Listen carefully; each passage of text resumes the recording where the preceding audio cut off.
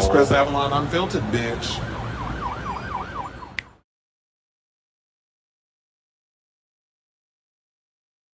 Hey y'all, welcome to Happy Sunday. It's your boy Chris Avalon, and welcome to a brand new episode of Chris Avalon Unfiltered. A show we basically talk about all things going on in celebrity news, pop culture, hot topics, all that good stuff. So it's a show for you. Definitely stick around because we have a lot of tea to spill today, including we got to talk about box office. Lee Cronin's The Mummy. I went to go see it. I'm gonna give my overall thoughts, but it went up against Super Mario Brothers and Project Hail Mary, so we're gonna see how it fared up against these two titans because they've been holding down box office for a minute. Plus, we got to talk about Madonna, who basically has been promoting heavily these new two singles actually, and she's got the upcoming Confessions 2 album coming out. We're going to talk about her appearing at Coachella. We're going to talk about her performance with Sabrina Carpenter. We're going to talk about the new single, the one that's been buzzing in the clubs, as well as her collaboration with Sabrina Carpenter, plus the ageist comments, which we knew was going to happen because she's 67, living her best life. I seen her getting down at the Anima DJ set over at Coachella because, he had to postpone the first week because of gusty winds, and then he performed the second week, and she out here living her best life, and you got hoes online mad because all y'all do is sit up in y'all damn phone living vicariously through technology instead of just actually being in the moment with shit. So we're going to get into that. Plus, there's a story that's coming out from a former bandmate of Prince's who said that he banned people like Bruce Springsteen and Madonna from being in his dressing room. So I talk about that. Plus, we got to talk about Charli XCX. She's getting backlash over this, over a comment she made about dance music being dead, in addition to announcing that her next album is going to be more rock leaning. So we'll break down that story. And people thought that she was throwing shade at Madonna, and I got my thoughts on that. So especially since Madonna's about to revive the dance floor since it's dead. So we'll get into that. Plus, more fallout for Koonye in regards of his anti-Semitism.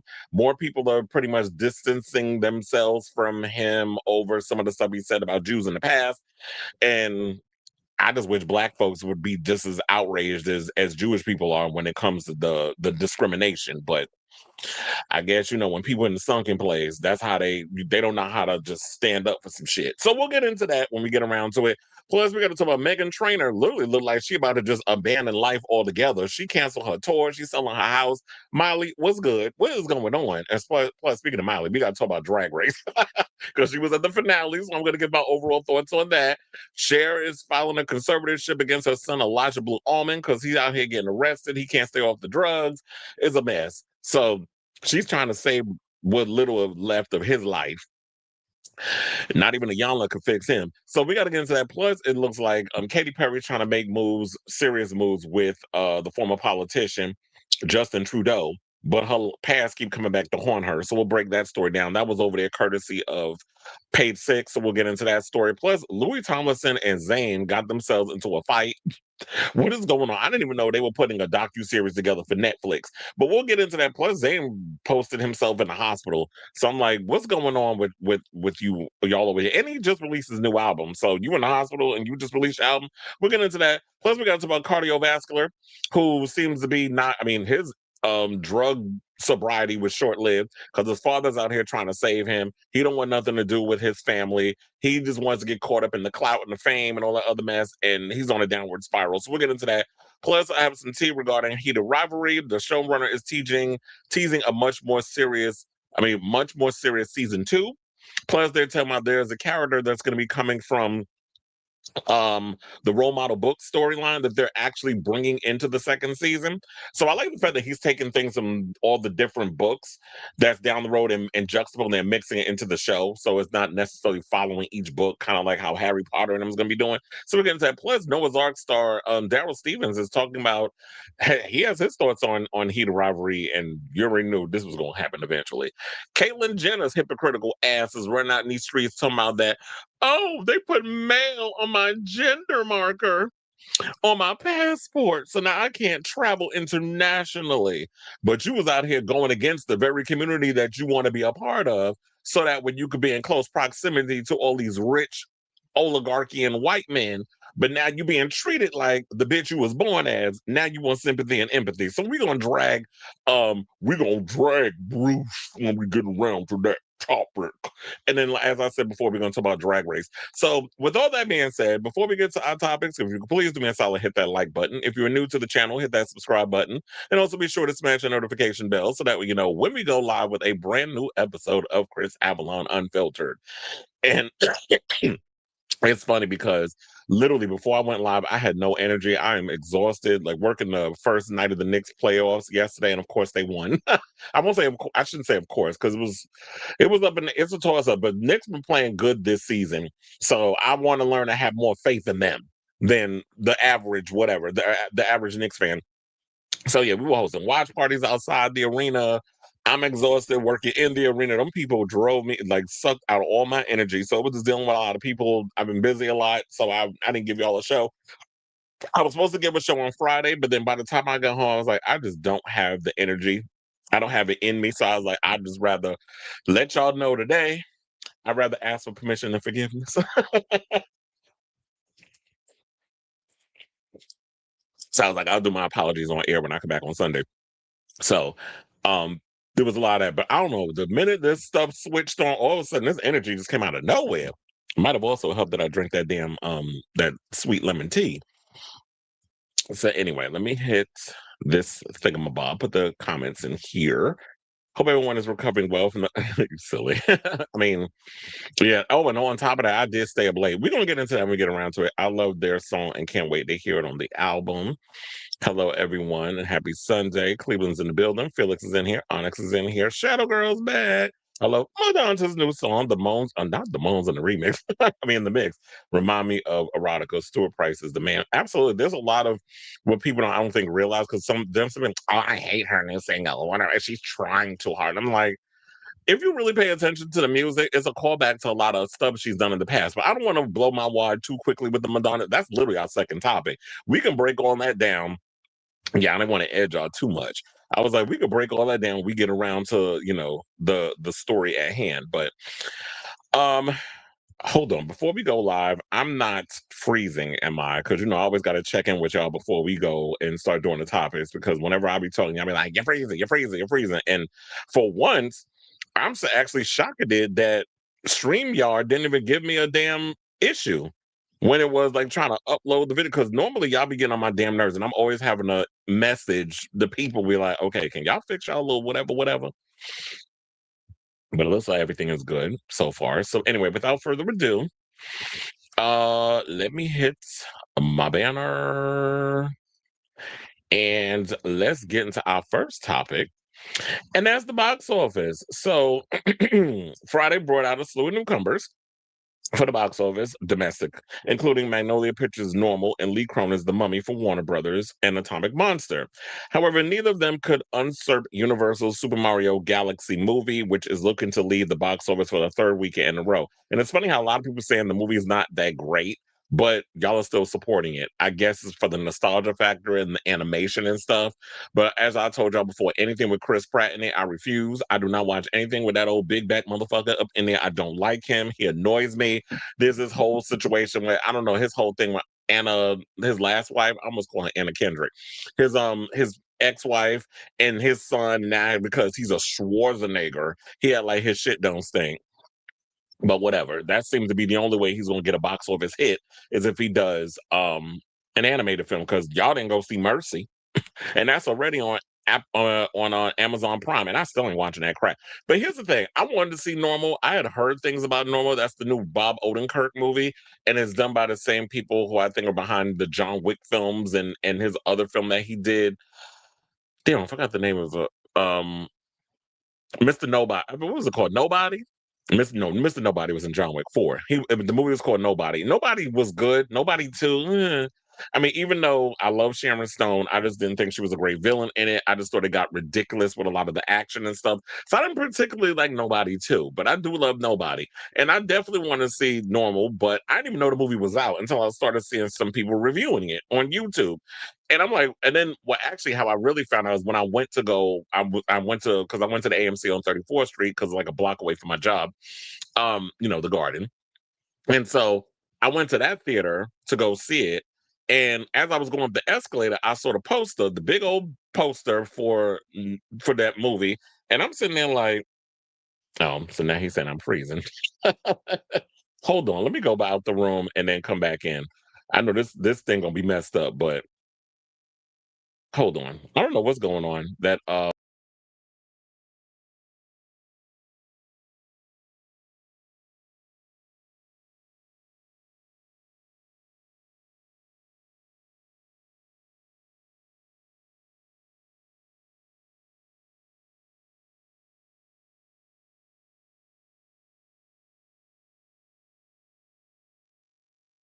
right, she's back. I don't know why. It also looks like when I'm looking at myself, like it's on a delay or something. I don't know what's going on with that. Um, Apollonia wrote something. I mean, I don't know. What's that? What's that? A white blanket thingamabob?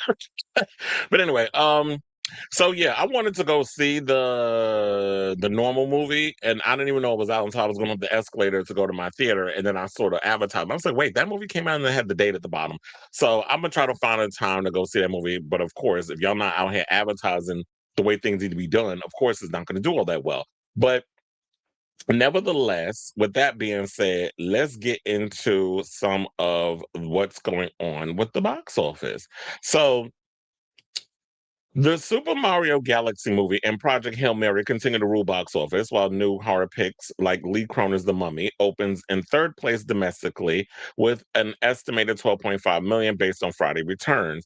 For Universal to Illumination, they said Super Mario, which will cross the 350 million mark sometime on Sunday, that's today, will top the chart in its first weekend with an estimated haul of 30 million. While the sequel is running about 60 million behind the first Super Mario, it is already the top grossing Hollywood film of the year so far and is on the verge of jumping to 700 million to be exact in worldwide ticket sales. The landscape will change dramatically next weekend when, of course, we have Michael Jackson biopic called Michael coming out, and then a week later, which I didn't even know this because Sailor Mermaid been bugging me about this goddamn movie.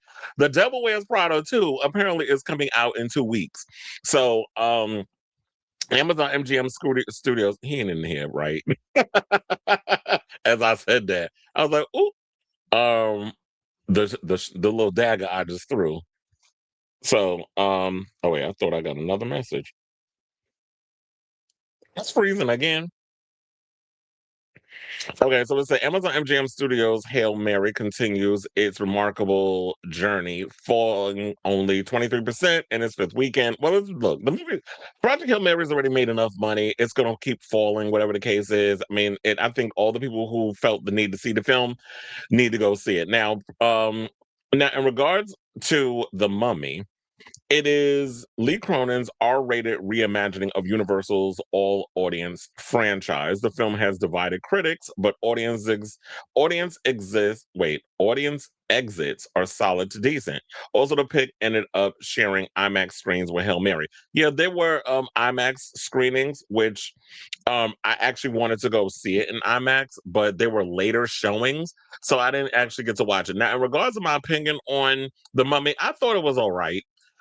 Um, yeah, it was called The Mummy, but it was no mummy shit up in there. I mean, yeah, y'all mummified the body and all that other stuff, and you had the sarcophagus, the old Egyptian sarcophagus, and it took place in Cairo, Egypt, in the beginning of the movie, where basically Jack Rayner, who plays a reporter, his wife, who I believe is I don't know what her which any of the actors names or whatever, but I just know Jack Rayner, he was like the lead in the film, and his wife and him and the kids, they live in Cairo. I believe he's a reporter and stuff out there. She's a nurse, so he's at home and he gets a call that he's gonna go, and he was given a promotion at to move to New York and become like this big time reporter, whatever the case is.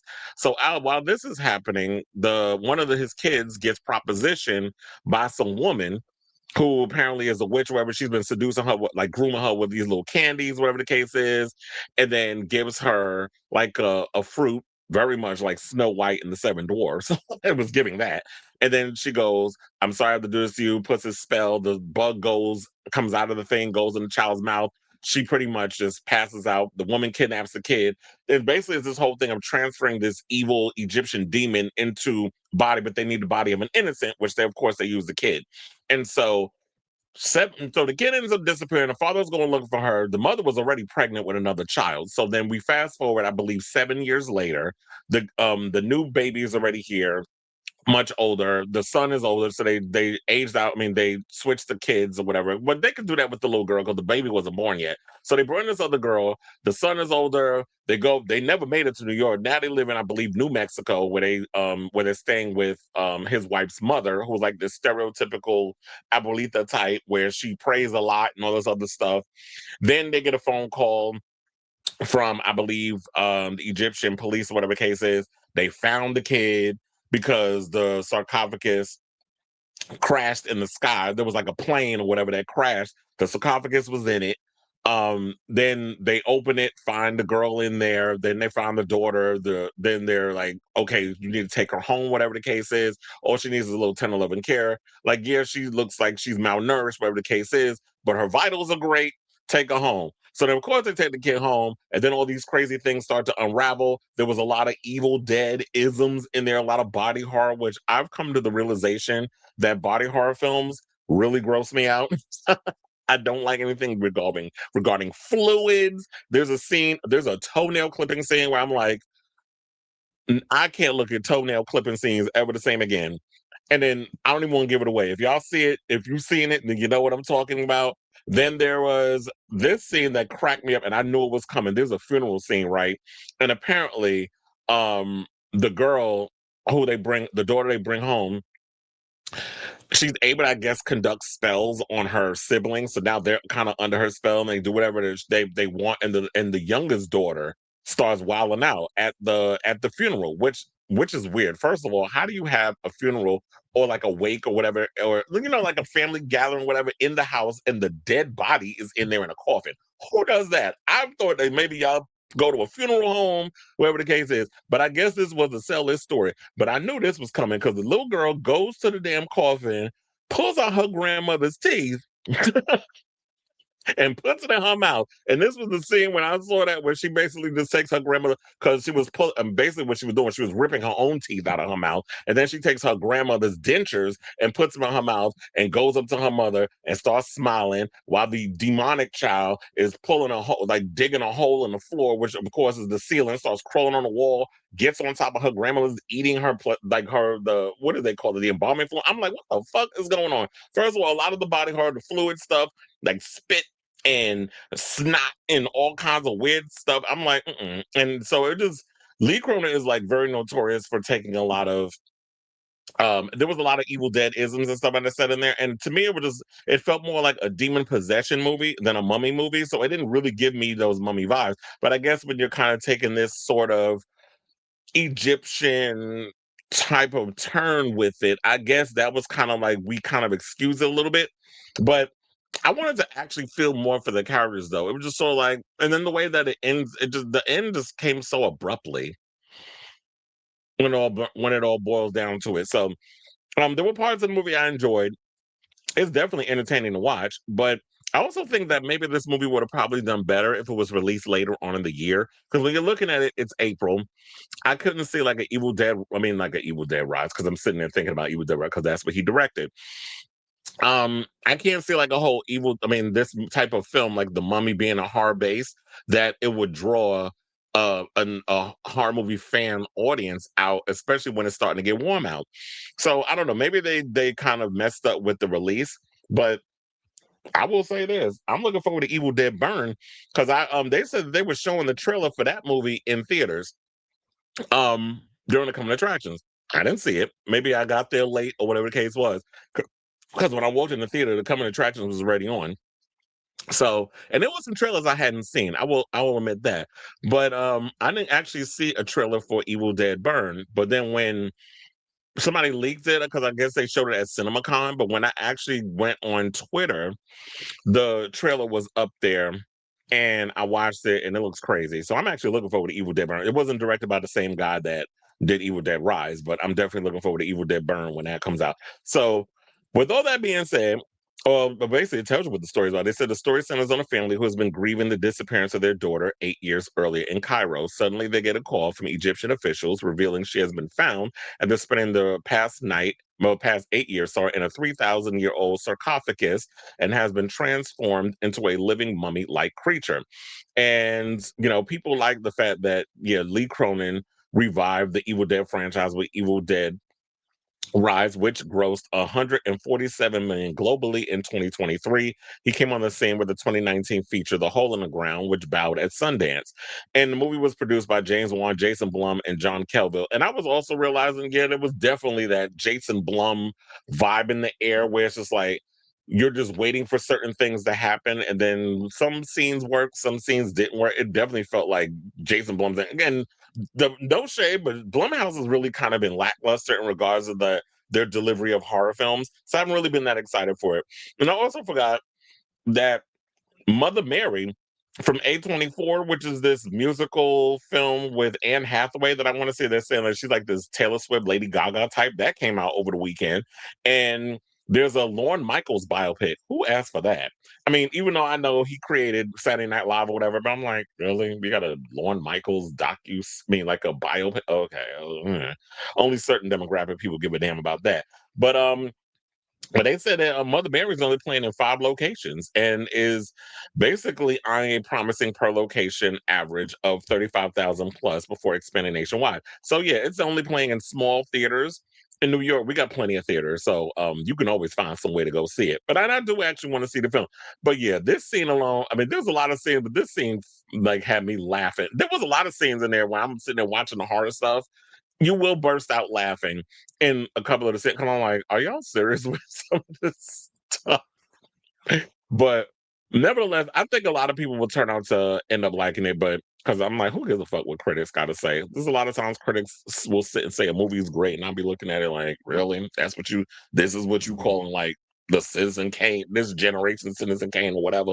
So I say all this to say, when you guys think of this story, have you checked out any of the movies at the box office this weekend, such as have you seen The Mummy and all the other films that I have mentioned? If you have or if you haven't, let me know in the comments down below.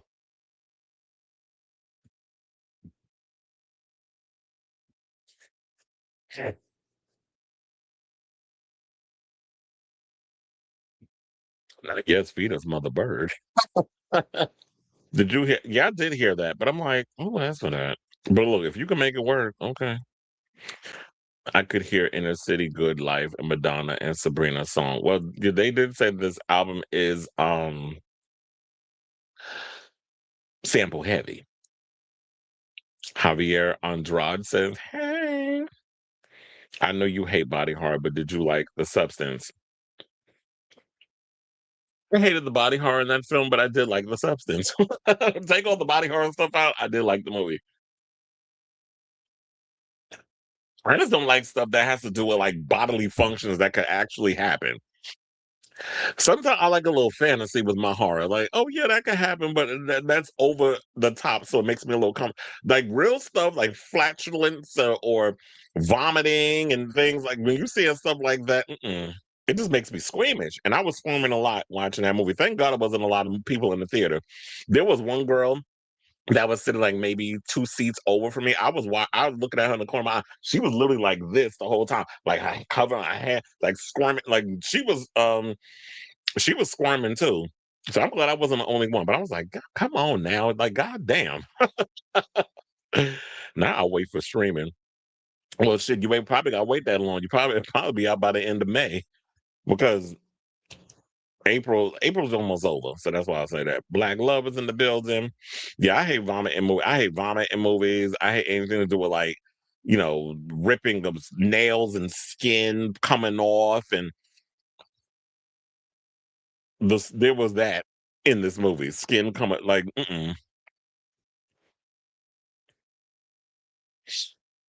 All right, y'all.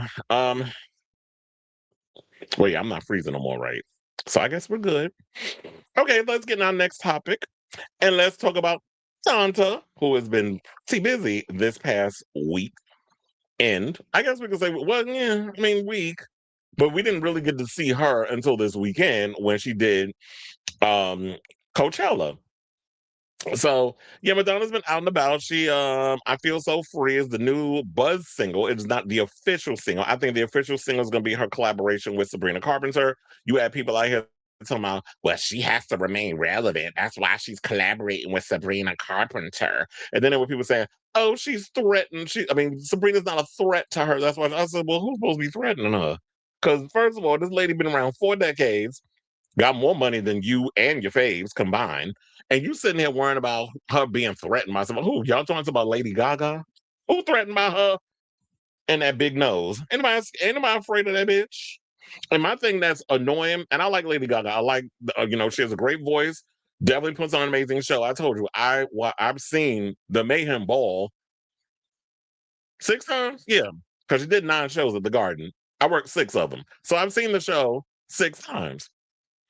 Lady Gaga is a phenomenal performer. So I don't understand why people want these two to just go back and forth. It's like anytime Madonna comes out with something, they start with the ageism stuff. She's too old. She needs to hang it up. Grandma this, grandma. You wish your grandmother looked the way she looked. You wish your grandmother could be at an anima show at Anima, Anima, Potato.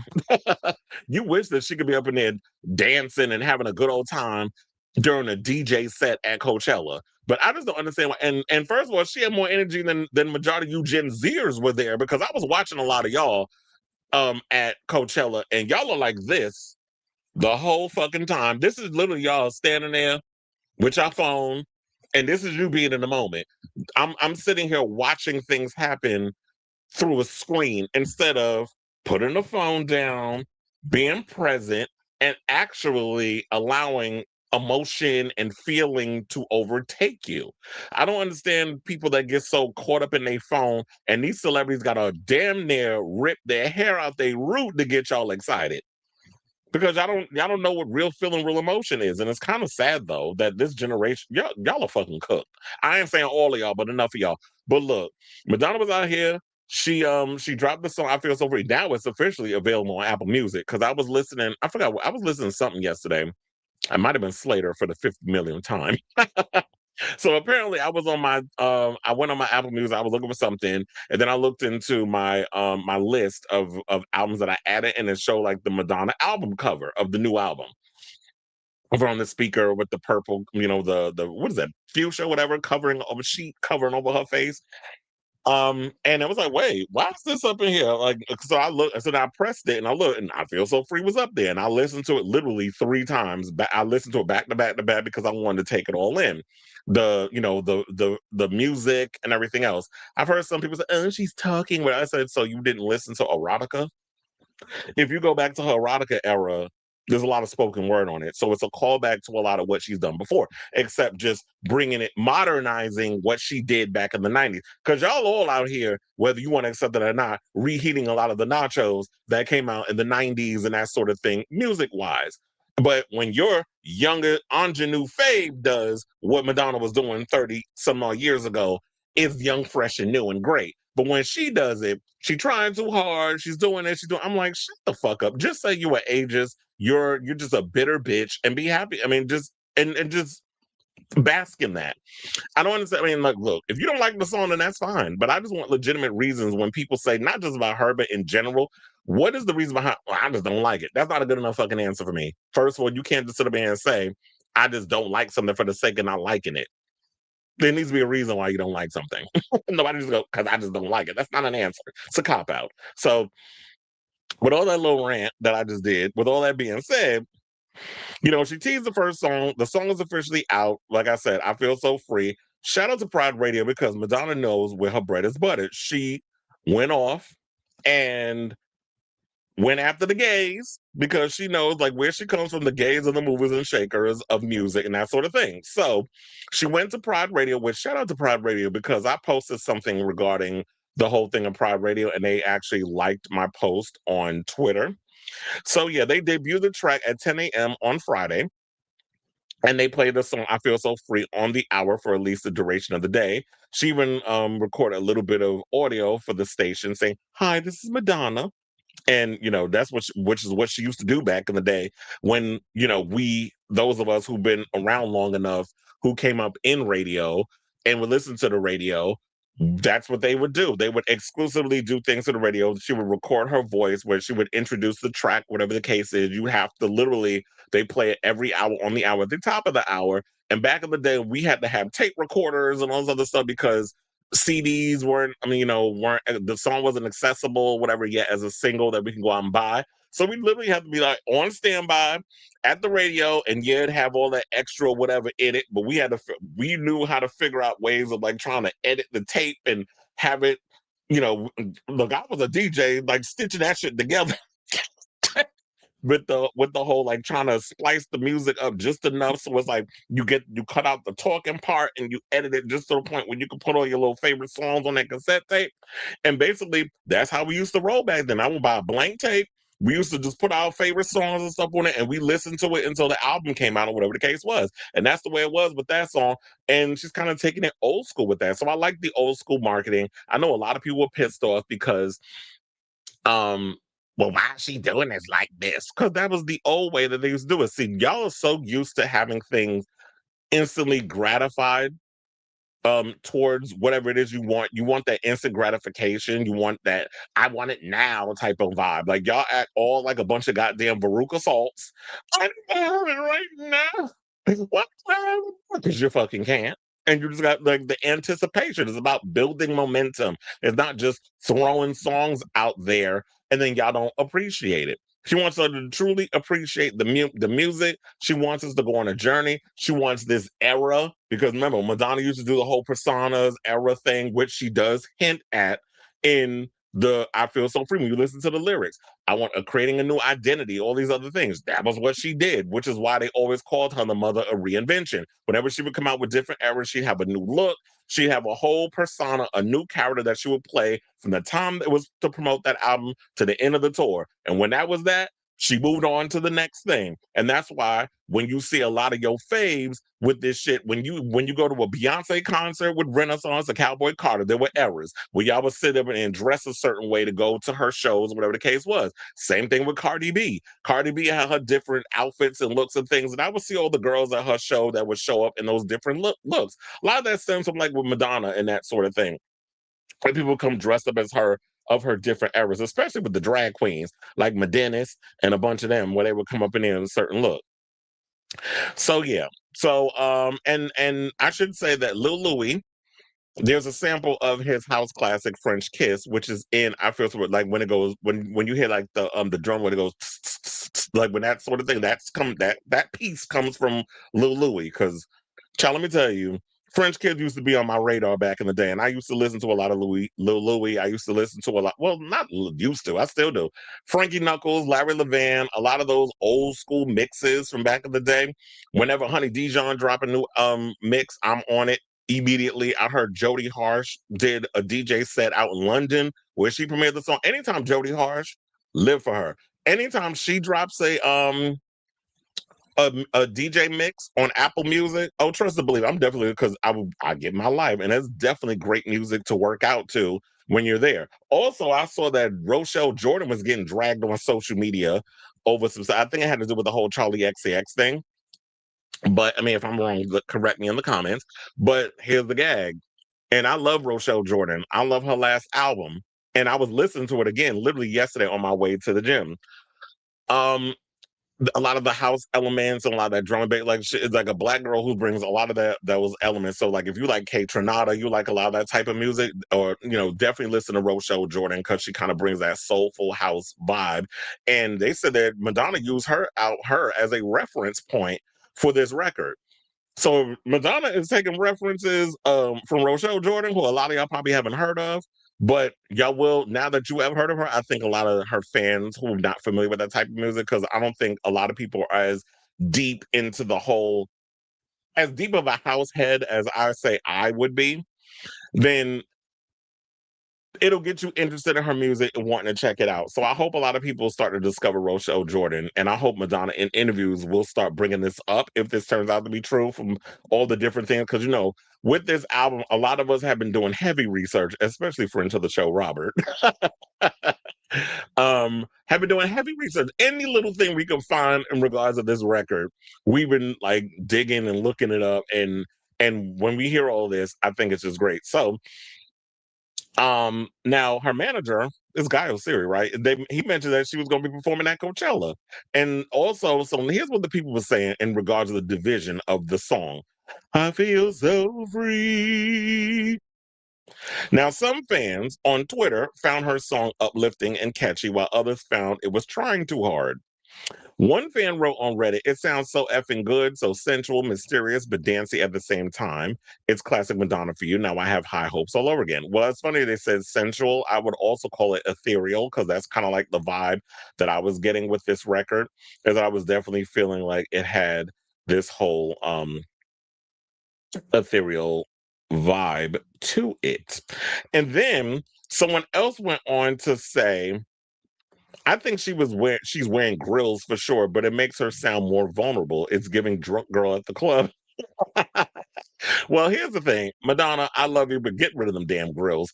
I don't like the fact that you got them grills around. You sound stupid. First of all, it's hard to even enunciate your words when you have them in your mouth. I understand you trying to play it cute with the young people, and I think that's the part that comes across as cringe, which give validation to a lot of the ageist on social media who make these comments. If you want to go up and live your best life at the club and dance around like you 25 years old in a 67-year-old body, especially when you almost died, you go ahead and do that. But when you start incorporating certain things, where it's like, sis, you look dumb with that. She looks stupid with the grills in her mouth. So take them out. And I don't care how many black people you hang around. So um, then it was about how she gets personal in the lyrics, saying, "It's really hard for me to trust people. Can you blame me? Safety in numbers is dangerous with just one person. That's not a nice feeling. But out here on the dance floor, I feel so free," which is like literally which is the lyrics and stuff of the song, which is definitely true. And now I know a lot of people like, "Well, I don't like the song," but like I said, this song is very much about setting the mood. It's an underground dance track. It's something that is going to be played in the clubs. And I have to say, you know what when my mind immediately, because I'm a visual person, I was imagining like the video, like giving very much. Remember at the end of Justify My Love when Madonna's walking down the hallway covering her boobs and she's doing a little running and doing all this stuff. Like that's what I was feeling like when I was listening to that. Like I'm covering my fake breasts with a robe and my blonde, wig on, the same tight ass dry one that RuPaul been wearing this whole goddamn season on Drag Race, and then just running down the hallway, just living my life. That's what it's giving, like going down the hallway of like the corridor of a club, like a dark hallway, and then it's like one little dim red light, and you about to head to the door, very much like Blade. Scares, whatever the fuck she said. And then they open the door and you go into the club and it's like the people are dancing and it's sweaty and they're all sexual and euphoric. Like that's the vibe that it gave me with this song. So I'm living for it. Now, in regards to the whole, wait, what else did they say in here? So oh yeah, so also a guy Osir, because I did repost his video of him talking about Madonna and Coachella 20 years ago, which she did talk about with Sabrina.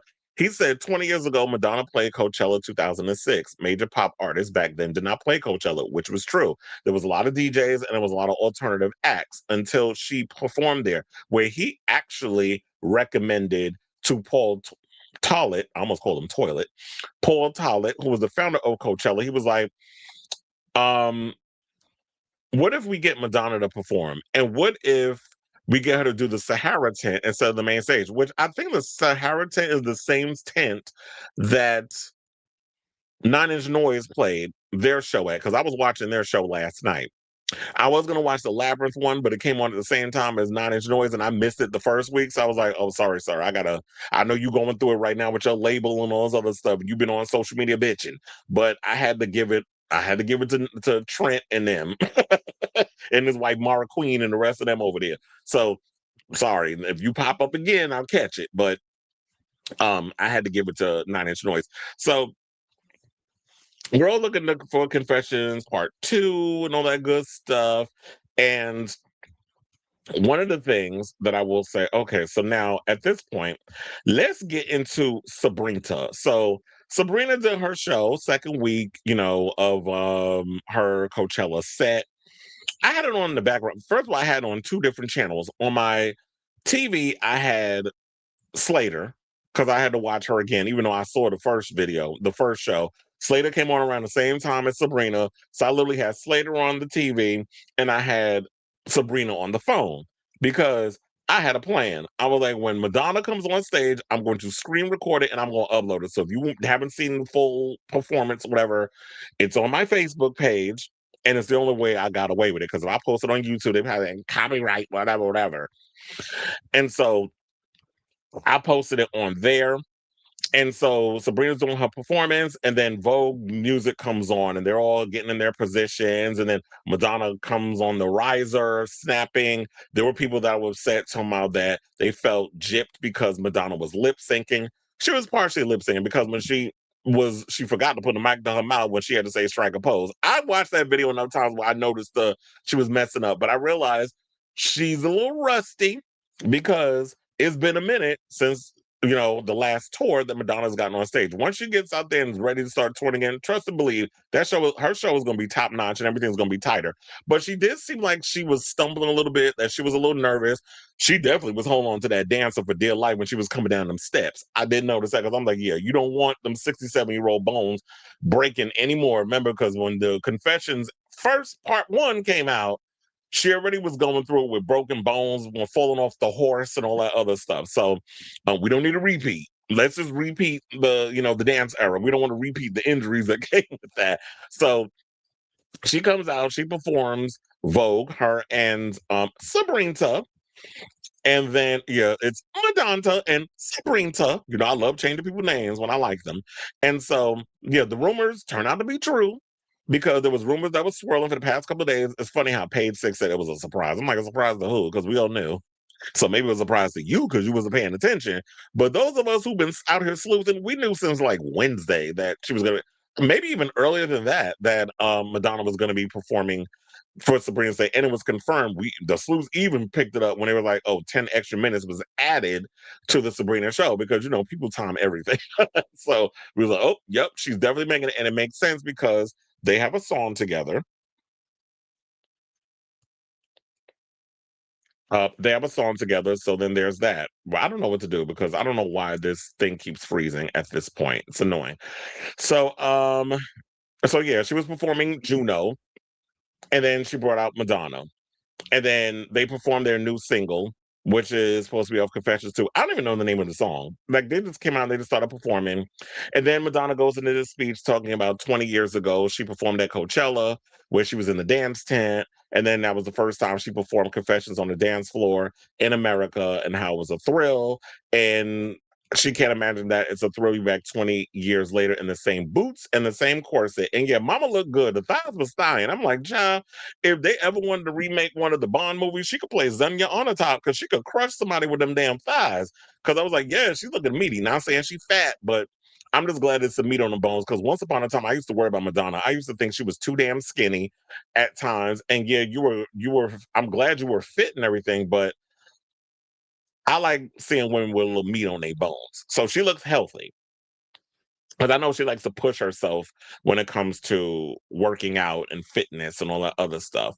And so if you go online, you can see all the clips and things. I don't even know if I hope they actually post the full performance of her and Sabrina, that whole segment. I hope they post it on YouTube. I mean, I think Coachella, you'd be a fool not to. Just like y'all need to put Yes God up on of Slater's online because even down with that new metal growl that she does, because I was like, that clip needs to be released because that was definitely a good performance. But so the new album, I think we talked about this. It's coming out on July 3rd on Warner Brothers. According to Apple Music, it says 17 tracks. It's technically 16. I think the 17 track is the little video that they have of like her in the like this it's basically this visualizer. Let me go back to it. Yeah, this visualizer is like literally this, and you see like a little visualizer. And that's basically it. So that's basically the 17th track, but it's 16 tracks. Oh, I didn't even tell y'all. I went on Madonna.com, and y'all know I don't normally buy physical media, but the other day I went on Madonna.com, and that shit was $35, but I ain't care. I did buy the 16 track CD. So that should be coming out around the time of the album. I should be getting it in the mail. I'm excited for that. So I'll definitely be able to get that when it comes out. Also, they said that Y'all know Carpenter Sabrina dropped a new single for what was it, the video for her house tour, which is off her Man's Best Friend record with Margaret Qualley and Madeline Klein. Okay. I mean, no shade. I like Sabrina, but I mean, as you know, I like that she's out here doing her thing. She performs, she performs the house down, all the stuff. Her music I just can't get into. It's just too sugary sweet for me. It's a little too girly. I like a little edge with my women. I like when the girls be out here with a little, I need a little grit from them. And who knows, maybe, what this era of what Madonna's going through, maybe hopefully it rubs off on Sabrina. But overall, I don't think I have anything else to pretty much add to the story except the fact that I enjoyed seeing Madonna out there. I'm glad that she's out here having a good time, living her best life. She was out here enjoying DJ sets because I already said at the end of the day, people want to talk about, oh, she's trying too hard to remain relevant in the clubs. And this, that. I said, Madonna is from the clubs. If you want to take it back to the days of Danceteria and the Roxy and a lot of those nightclubs in the 80s, do y'all fucking research before y'all run around here talking about somebody's trying too damn hard. Now, if she was trying too hard, what she could have did was just, what's the latest trend that everybody's jumping on? Madonna could have did a fucking hyperpop album or whatever the case was and be done with it. But y'all would have called her, she trying too hard. But even though she's dabbled a bit in hyperpop because she has worked with Sophie in the past, but she's out here being like, you know what? I want to do a house break. And she told us she was going to do that when she did that. What was that for? Was it Vanity Fair? One of those things where it was the 50 question thing. And it was like, what's the next genre of music you would like to revisit, whatever the case is or something. And she said house music. And so she kept her word. That's what she was going to do. And I'm glad that that's what she stuck with because as a house head, that's what we want right now. I just feel like in this day and time which we're going through. And I did love, even though a lot of people turned off from it, I did like her little astrology bit that she went in on because I am a fan of astrology. I like all that stuff. So I wasn't upset by some of the stuff she was saying regarding astrology because I'm always into that, especially being a Virgo when I always bring up little astrology isms when I'm on the show. So I wasn't bothered by what she said. But I'm definitely going to hear the rest of this album. I'm looking forward to what else she's got to bring from it. Music videos. Hopefully, we'll be getting that this week coming up because we should have gotten the music video by now. But from word on the street is that she wasn't happy with the video, so reshoots are imminent. And maybe she wants to add a couple little extra things in it. And if Warner Brothers is footing the bill, okay. I mean, shit, if they were like, nah, we're not putting no more money behind it, then Madonna, you better dig into your war chest and do it. I mean, there's been many artists that do that when he was there on Coin. So yeah, I'll definitely, as this era progresses, we definitely gonna be continuously talking about it. And like I said before, I might even do like a listening party for the album when as soon as it approaches July 3rd, which is when the album comes out. So I say all this to say, what do you guys think of this story regarding Madonna and her recent stint at Coachella? Did you enjoy what you saw? Was she coming across as a tryhard? Does her old ass need to hang it up? Funny how y'all would never say that to people like Bruce Springsteen and Rolling Stones and so many others who are still out here rocking it and performing um at their concerts, and they still pulling in people of a certain age. Like Billy Joel, they're still pulling people. Like we got Fish, we got Rush, we got all these older artists. I mean, these older bands that are still out here that's still performing, and y'all don't say that. But the minute a woman gets out here and performs and likes to look sexy and provocative, because pop stars are not allowed to, age or whatever the case is, even though we're all going to age one day if we actually get to live long enough, then y'all still be out here with a whole attitude. So continue to be bitter because Miss Mamas is not ever going to stop. And like she said, the most controversial thing she's ever had to do was stick around, and it's literally of bothering y'all. So let me know what you guys think of this story in the comments down below. All right, one more time. I'm gonna try going out and refresh, and because I don't know why this thing is freezing today. But hold on.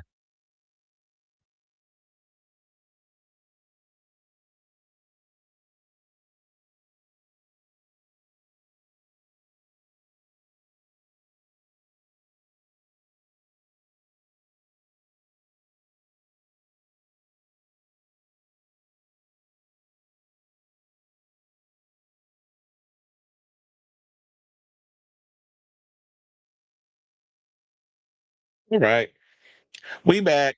Is this better? Is bitch better? I had to go channel my Teresa Judice. Are we still freezing? Is things better up in here? We moving a little better? It looks like we are. All right, hold on. So I know we had a lot of comments because I saw it was in here. It was like what, 20? Like we had about almost 30 comments.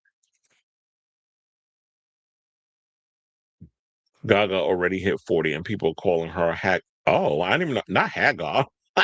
So much ageism in the industry and the fan bases. Exactly. It's so annoying. Yeah, exactly. I can tell you, like, I watched quite a few videos where there were people who were being authentically real that were talking about how like these influencer events were the influences there was annoying. The bum rushing of the stage, the sitting on the ground while people are trying to walk back and forth to get, I guess, from point A to point B, and they're getting upset. I'm like, bitch, this ain't your house. Get your flat, funky ass up off the floor and stand up like every fucking body else. And then they're running around like just there to take the pictures and stuff just to show that they're there, but they don't really care about the artist. Because I remember one person said, oh, these same ones that was running around trying to act like they lived for Bad Bunny or whatever, when Carol G came out and started performing, they act like they couldn't be bothered.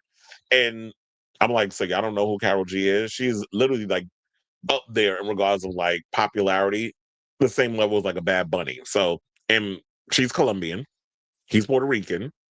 So she's a big superstar, and I would just never go to something like Coachella. I just feel like the people there are just so fake. They're so performative. I don't even like festivals. Like the festival energy is not like what it was when I used to go to them 20 some odd years ago. So it's just like I wouldn't even go to those. Like I'd be irritated. I just rather go to DJ, like watch DJs spin, or if I was a DJ and I was up there and I had to work, that'd be the only reason why I'd be going to these events. If I was working, or if I was coming to see friends of mine who are in the industry and hanging out with them, I would not want to be just going as a regular person because I'd be annoyed. I'd probably be in jail for fighting. That's really what it would be. Because I can't stand that energy of people acting like they shit don't stink or that they have this sense of entitlement. So that would just bother me. There was even complaints similar to what was going on at Coachella with these influencers. Same complaints at CinemaCon because there was a lot of stuff going on this weekend. We had CinemaCon in Vegas. You had Coachella in, I was going to say Vegas. No, that's California. Um, so they were talking about the influence was acting cutting up too, like trying to push past people with their little entourage of hangers on because they ain't real friends. And then there was a lot of drama and stuff going with all of that. So it's just like a lot of these influences, like I understand, look, there's a certain responsibility that comes with like these moments of influence and you being a personality, whatever the case is. It just seems like this new generation, all y'all care about is how many people you got watching your videos, how much clout you can gather from that. And I'm like, that's cute or whatever. You keep chasing that, your career in this situation will be short lived. It's all about how you continue to evolve as the times and everything change. If you out here just chasing numbers and attention and stuff, you're gonna end up like clavicular, or as I like to call him, cardiovascular. You're gonna end up like that, just a deep hole of emptiness inside of you, and you're constantly trying to chase that thing that you're never going to be able to catch. So you got to figure out who the hell you are in this business and stick with it. These numbers and shit. I mean, it's cute or whatever. That's not my end all be all to my existence. Broke bitch freestyle is so good. I remember a snippet leaked a year ago. We were begging for her to release it. I know, and that's why I was like, finally she did release it, and and I was like, and we got a video for it. I don't know why people enjoy talking so much shit. If you don't like something, ignore it. That's what I'll say. If I don't like something, I scroll on by. I mean, I do be tempted to go in and say some mess, but but then I'm like, what purpose is it going to give me? Like, I had somebody in my comments trying to come for me on my clavicular video. And to my, well, Clavicular sounds like a better name than Chris. I'm like, really? First of all, Clavicular is not even his real fucking name. Like, are you dumb? And then going to sit up here and try to read me on the amount of, they're talking about I have a failed page. And then, so I went over, and my first day, okay, you're going to try to read me on how many people I got that follow me and watch all this other stuff? Let me go over to his page. Motherfucker got less people subscribe to him than I do. Now, I got almost 4,000, which I'm proud of myself because I built this brick by brick. I didn't have to buy followers. I didn't have to do all those little fake shenanigans shit that everybody else does. Is my personality is enough for y'all to come in and subscribe and like whatever it is that I do. And I'm looking on your page. I'm like, sir, you got less than me, and you trying to read me? Like, make that make sense. So literally, I always say every confession is a projection, or every projection is a confession. So you point that finger at me, the other four is pointing at you. So you really, this is really about you and the envy that comes with the fact that I've gathered more people that are interested in what I gotta say. And this is how you know you're on the right track. When people come in and start hating on your shit, that means you gotta know to keep going. You gotta have that thick skin because you're always gonna have people in your comments that try you. So I did write a whole citation, cussing his ass out. Then I got the little message from YouTube, the whole thing about saying bullying and all the mess. So I was like, fuck it. I'll just block him. So I'm like, you ain't ever got to worry about my channel because you ain't never gonna see shit over here unless you go and create a whole new page, which I think would be kind of pathetic. That you go to create a whole page just to come and just troll someone else. But like, who does that? Record store day was fun, according to Robert. Yes, get it, Madonna. Madonna should open the Confessions 2 tour where I feel so free with the boombox with her legs. Well, she should come out of a giant boombox. I think that should be the next thing. But also, I feel so free. It does sound like a sibling to Future Lovers and Erotica. Like it gives that whole vibe. Because I was thinking of like you hear elements of like the sample that he uses with Future Lovers, which is I Feel Love and that sort of thing. So it's kind of like they feel kind of like and also another song, I Don't Search, I Find. It kind of has that vibe too. So with I Don't Search, I Find, which I was like hoping we get a lot more of that from the Madam X era, but we didn't. I was like, you should lean more into that. And I'm like, if she's using celebrities to stay relevant, then why didn't it help Madam X? Because she had tight ass Maluma on there, and that didn't help elevate her music. She does look silly with those girls. Absolutely. And first of all, anybody of a certain age, if Flavor Flav was, well, he probably is 60 something with girls. He looks stupid too. And you said the girls are there because she hates her teeth. Well, look, you have the money, fix them. But then again, she doesn't have bad teeth. We like the gap. The gap is what made her stand out. I mean, meanwhile, you had Tyra Banks over there putting gaps in people's mouth or covering them up. She got a natural thing, and she's about she hates her teeth. Take all the teeth out and get dentures or the teeth implants, and that's the issue. I just feel like, look, your teeth is your teeth. Leave them. I like the vocal manipulation during the talking parts. Some parts of the melody, yeah, definitely. I do agree with. Well, I know who Goldfrapp is. Allison Goldfrapp and Will Gregory. Give me a harder one. Of course, you know what it reminded me of? It kind of went, especially we want to talk about the Supernature era. Like it kind of had that whole vibe, even though they were trying to say that Madonna was trying to bite off Goldfrapp during the first Confessions album. I didn't get that, but yeah, there's those elements, and I do like Goldfrapp when they were more electronic with their stuff. But Allison's like solo now. She does music on her own. She's not doing the whole duo thing at the moment. She hates the body she was born. It's saying God punished her with an ugly. Not an ugly. Madonna's not unattractive. She needs to stop. That's life stuff. Well, damn. Shout out to Mindy Cohn. We like Mindy Cohn. Well, I like the facts of life. I love that she got Susan Sarandon and Gina Davis. So it's giving very much Thelma and Louise. I had Sabrina Wood playing on my TV, but best believe I was not paying attention to it when I already watched the thing. Terry Crews was funny, and I never expected the cameo to be during Juno. Yeah, I don't think a lot of us did. Not so is Sabrina finally Chris Avalon approved after she got the Madonna. No, still not. That's why I said I applaud Sabrina for what she does. And you know me, I'm not just gonna follow something because Madonna is whatever. Well, it's like I just said her music is still a little too sugary sweet for me. I mean, it's cute that they're doing a collaboration, but that's still not gonna like get me to like her music. I mean, she has a couple of nice songs. I do like Man Child. I was up in there singing it when it came on. The interaction with Madonna and Sabrina was cute. Sabrina has been a Madonna fan since she was a little girl, so she lived out a like dream performing with Madonna.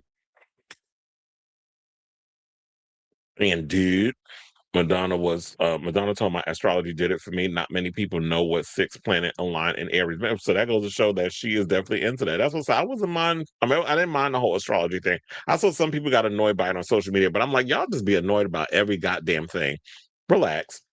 Yeah, during the Sticky and Sweet tour, she looked too skinny, but I guess part of that was because of the divorce. So yeah, it could have been that she was depressed, dealing with that no good ass bum husband of hers.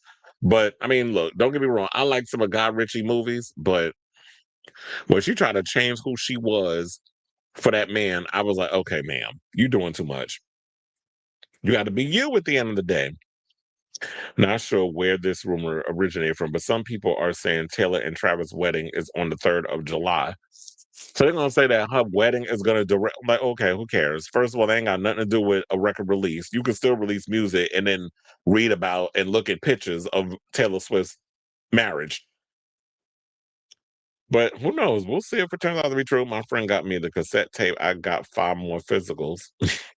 Let's get physical. By dirty, you mean see you next Tuesday. Sabrina doesn't give that.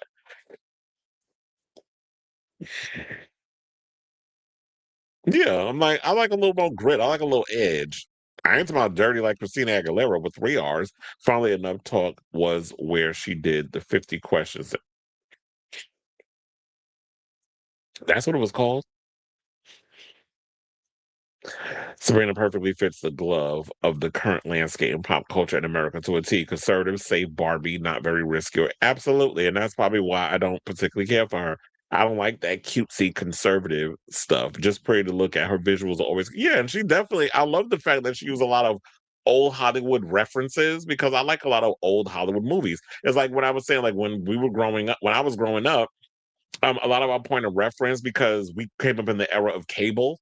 I wasn't really big on like old black and white movies and stuff, but we were indoctrinated with it because when you turn on cable and they needed something to fill those slots, a lot of old classic movies would play on the cable box.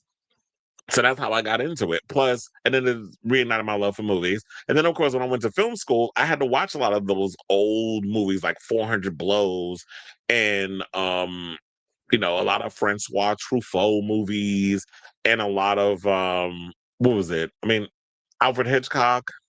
We had to watch that. We also had to watch Citizen Kane, which was so boring, but we had to watch it. I was bored to death watching that movie. But everybody told me it's such a great movie. It's the pinnacle, whatever. All this foo stuff that you learn in film school. I was like, yeah, I sat and watched it. I didn't see the big deal. But it's a classic. So those are the only things we had to watch. So it's that her cameo was cute, and there's a resurgence with like a prayer getting popularity with a younger crowd. My daughter has been listening to some of her music lately. Well, that's awesome that you got the younger generation getting to Madonna. Even Dolly Parton. People don't say that about her. It's because, well, and Dolly Parton plays up the tacky to a T. But you're right. They really don't go in on her. Because I feel like with Dolly Parton, she's sacred ground, or is because she's always walked around in her little skinny outfits and big boobs. And because she comes from country music, people know not to say all that. But because Madonna's a pop star and she dares to have fun, now you want to come in with the ageist comments. I think it's jealousy. Madonna has been a trailblazer for the past 40 years. They can't handle a woman who is supposed to be, who has surpassed the legends. Well, can I frame this? I might have to screenshot this and post this on social media because somebody had the unlitigated gall to sit up there and say, Michael Jackson is way more popular than Madonna. I said, first of all, Michael is dead. He's been dead almost 20 fucking years. And because he got a little movie coming out this week, don't necessarily mean that he still has. I mean, yes, he has an impact in some sort of ways. People still love him. Europeans appreciate, and I feel that your people in Europe appreciate his music more than Americans. But I think that's to be said for most artists that y'all really don't appreciate a lot of them unless you're like a hardcore music purist. I feel like the general public, y'all really don't appreciate things that's in front of you. You like what's cute of the moment. You like what's popular, whatever the case is. But I don't think a lot of people really really value the legends and the icons. I know in Europe they appreciate it more, probably because they don't. we pretty much create art and pop and music and all this stuff. So we branch that out into the world. And so they don't get it as often as we do. And I think we're so spoiled with the amount of product that we get because we churn out so much with music and movies and any kind of art, where I think like in other countries they appreciate it more than us. But she has surpassed Michael and Whitney and all these other people, and is still out here being relevant. We're not holding on to nostalgia. We're not holding on to what was. Meaning Michael Jackson, who'd been dead for almost 2 decades, and Whitney, who'd been dead for probably what 10 years. So, because she died, her and Prince, didn't they die around the same time? And look, Prince been dead almost 10 years too. So Coachella is low energy, no matter who's performing. It's probably because all that damn heat and dust, and then because it's the desert.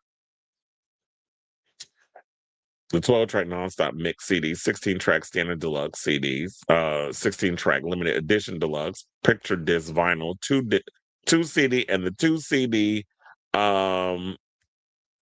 direct to consumer. Jesus Christ, she's coming out with so many. Look, if Taylor Swift can come out here with all them damn variants, why she can't, right?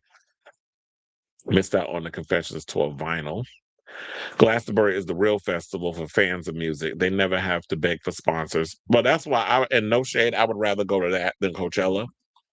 So when I have enough coin to put together and I know the right people, I may take a trip over to Glastonbury because it's like the Brits, they really appreciate music. It's just too much pretentious bullshit out here in New York, in LA. And I'm one of those same fake ass influencers that was all up in Coachella would actually take their behind and book a flight to go over there to Glastonbury. Because if they try that mess over there that they do over here, they probably end up beat the fuck up, broke. Somebody gonna steal their phone and everything, max out their cards, just to be petty. Not because they need to, just fuck with them. And do that. Not cough, Tate McRae, Addison Rae, Gracie Abraham, Lincoln. Not Gracie Abraham Lincoln. Oh, because of what that little shady exactly. Madonna is back. Can't wait to hear the full album. It's like everybody knows that is her name. She's no longer Madonna. She's Madonna. Maluma is hot though. Well, I won't look. I ain't say I would kick him out of bed. Now trust and believe. I would throw them legs up and into them knees directly into his chest, and I would go to town on that hole. But outside of that, the music is meh. And I didn't like his collaborations with Madonna. I didn't say I would kick him out of bed now. As I saw someone compare I Feel So Free to Impressive Instant when the snippet was first released. I never listened to the snippet, but upon hearing a full song, that's what I said. There's more Future Lovers than Impressive Instant. I don't know where somebody got that, but it definitely gives Future Lovers vibe. But I definitely would wonder what song would she open with. Lady Sparkles in the room. I said mods, chats, members. I have music for the Hilary Duff concert to do the 2-hour drive to Phoenix with Madonna and Hilary's album. Funny enough, I still haven't listened to the Hilary Duff album. I keep forgetting about it. I also didn't listen to Zayn's new album. I need to get around to that. I didn't even get around to listen to Jessie Ware's album. I got to get around to that. I don't know what was I listening to? Oh, 9 Inch Noise. I had that on repeat the entire week. It's literally their entire Coachella set. Is the album, like each track that they did was the Coachella set. So I was listening to that, and then Slater again, and then I was listening to Rochelle Jordan, and then a couple of DJ mixes because I was at the gym. So I always got to listen to like DJ sets when I'm working out. And yeah, that was basically it. And child, I had the other day, it was Friday, I had my crop top on. Let me tell you, the amount of boys that was looking and I caught a couple of sneaking glances. I was like, look. I said, I'm living my best life. It's gonna be hot out here. I'm been wearing my crop tops. I ain't been going to the gym this whole time to be out here looking a mess. This body got to be snatched. Kind of like this recent video I saw of T.S. Madison. I don't know if y'all seen her. She came down the stairs with with her t-shirt and her panties on. She came down the steps and Chi was filming her. I'm like, okay, the body is snatched, them titties is too damn big because they about to hit your knees. You need some support on them. And then of course she still got the tranny booty. You know, when the girls be injecting all that cement in the back. So the body is, bodying, but see, she lost a lot of weight. I don't know if it has to do with. I remember she did say at one point, I think she was using enhancement, like the I don't know which one, but like something Ozempic-esque. But girl, don't end up out here looking like LaToya Jackson, because LaToya Jackson out here looking skeletal, and people was out here saying, is AI, whatever. I said, no, we've been seeing some pictures of LaToya out here, and it is not no fucking artificial intelligence. Y'all think every goddamn thing is AI. When Google is free, you can just look it up. Not you sure that's Sabrina. It's definitely her. Word is only two duets, Sabrina and Kylie Minogue. But if that track list that leaked is confirmed slow motion fire at such a Madonna and Kylie Minogue coded, I hope it is a song with them, because here's the thing. I feel like if anything, people have wanted a Kylie Madonna duet for like, how long can we go far back? Can we go back as far back to the music era when Madonna came out with, like, she had just had Rocco and she had on the Kylie top? Can we go back at that far, maybe further? But I think that was around the time when people really wanted a Madonna Kylie duet, and we definitely need that. And you know how you can keep it a secret? I was thinking this the other day because there was rumors going around that Kylie was going to Coachella because she had her little outfit on, which looked like she was ready for the desert. Which I don't know if she was there. Y'all let me know. But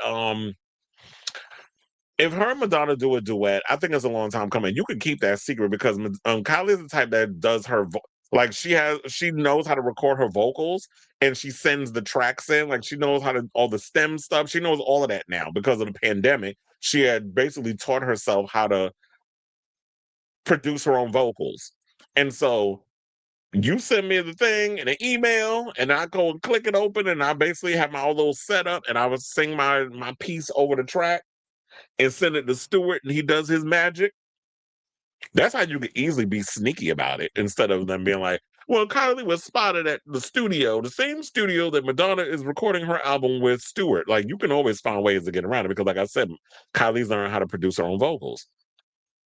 People give Madonna shit because she's still sexual and political at her age. First of all, like I said, if I'm 67 and dancing at a DJ during, going crazy with at a DJ set, and people say, oh, she wanted the attention because they said they're filming. I said, yeah, they're filming her while she's there having a good time without holding her phone in her hand, recording. She's in the moment. She's having a good time. She's enjoying the show and stuff that's going on. But y'all sitting there like this, recording just so y'all can sit and say, well, I was there and Madonna was in my peripheral view, and that's what y'all going on. I said, well, why aren't you into his set and dancing and having a good time? You sitting there recording somebody else having a good time and being mad about it. And like I said, when I'm that age and I got me a 20-some-year-old boy that I'm busting down, because I'll be on my ED pills and my testosterone. Yeah, I can make older man jokes because I'm making them before y'all try it. Um, I'll be out here living my best life. And why not? Because I can. They want you to roll over and die when you're like 40. Fuck said that. I'm surprised you haven't discussed The Guardian in the article. Oh, I'm gonna get around to that. Cause well, I was gonna equate that with the whole Charli XCX situation. Cher doesn't get criticized as much. No, she doesn't. And she be wearing less clothes than Madonna. Hello, y'all forgot about that turn back time outfit? And she 80 years old still wearing that shit.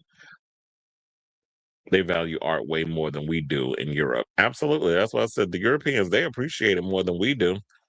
I saw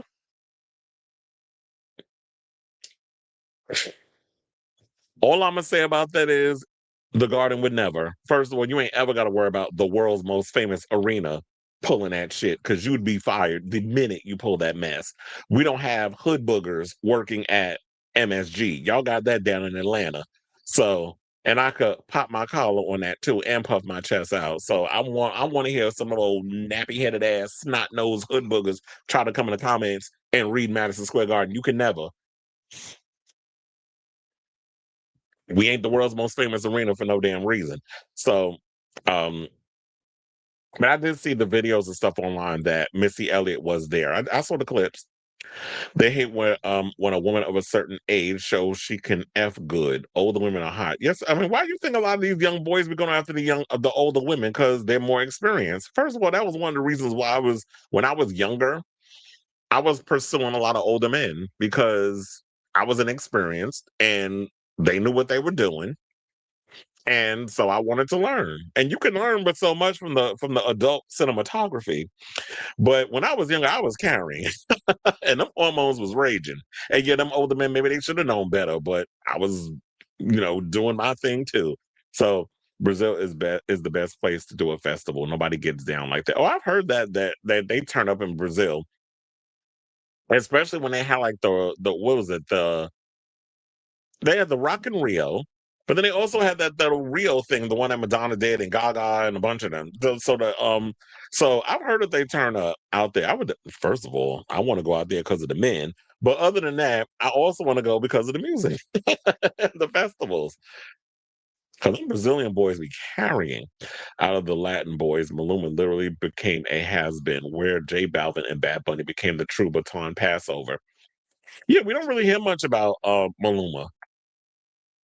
But and I think it's probably because Maluma, no shade, but Maluma, and I was a Maluma music listener. He basically kept releasing the same type of music. Even Ozuna does better music than Maluma. And yeah, it just felt like the same old music over and over and over. No kind of evolution career wise. But now that he got a baby, I think you should just focus on being a dad. I Feel So Free will be my most streamed track this month. Word is the real lead single is expected to drop this Friday. I Feel So Free was a gift. That's what I said. It was a buzz track. And people, y'all forgot, y'all forgot that about buzz tracks. We used to do that to test the waters before you release the first single. Yes. Yes, as in no, it is not the lead single. I Feel So Free is a buzz track. I believe the first single will be the song with her and Sabrina. But if the song doesn't hit, then I think they'll probably move on to the next song.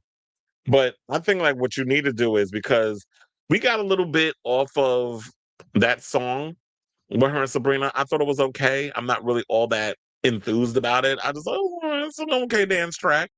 I need more. I need to hear the studio version. Like when I listened, I Feel So Free in my headphones yesterday on repeat. I needed to feel the song the way it was originally produced and not just these little radio versions of whatever these little clips that people was posting, these low res versions they were posting online. I need to actually hear the song. And so when they put it on Apple Music, I was like, well, I gotta listen, honey. Nope. One Step Closer is actually the first single and yes, it is. I was wearing one on Friday. I feel like most artists now make music at their home. Well, look, it's cheaper. Shit, who got time to be going to a studio and paying for studio time?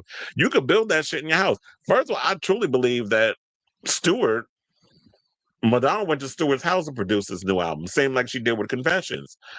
But he got a little more money now, so it's not gonna be like it's some old J. And look, when you listen to Slater, she told about how when she first started out making music, she was recording her songs in her mother's closet. So there's a lot of people that produce at home. You don't even need to go to a studio.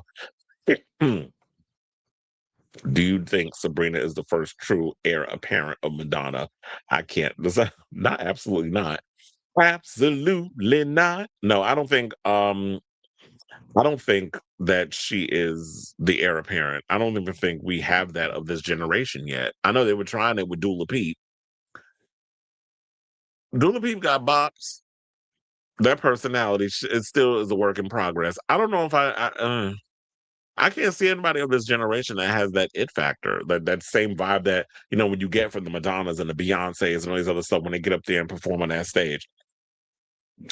Who was your favorite artist you worked a concert for MSG? Um, I would say I liked Gaga's show, although some of her fans got on my nerves. Um, who else? The FKA Twigs concert was good. I actually like working that one. Uh, who else? Damn, there's been so many shows. I'm actually looking forward to working the Demi Lovato show that's coming up this week and the Florence and the Machine show that I think I'm working Wednesday. Um, a lot of the least ones, I don't like working a lot of the hip hop shows because some of them people I be wanting to, you know. but I ain't gonna say it because I don't want to. I don't want to get in trouble. But them Cardi B fans was trying me, even though one of my friends was actually one of my former coworkers at Shake Shack was in my section, which was hilarious because it is funny how I run into people that I used to work with that tend to end up in the same section that I'm working. One of my old managers I was friends with ended up on the floor in the same section as me when I worked the Megan Thee Stallion concert, which I actually like working that one too. Um, yeah, so I'm always running into people that I know. They be like, "You work here? I didn't know that."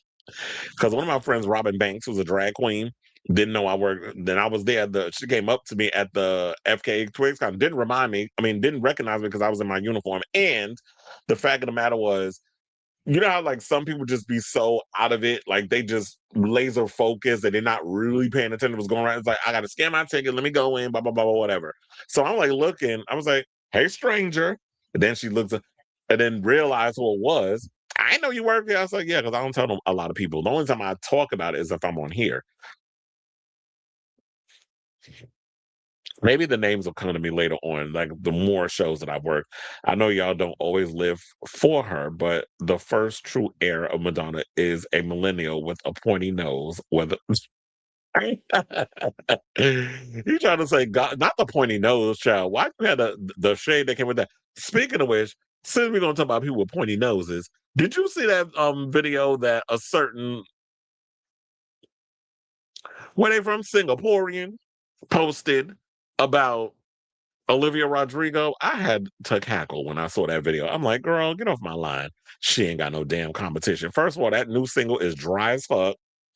Dan Nigro needs to be put to the side. I think Olivia needs a new producer. She needs to work with new people because this new era ain't it.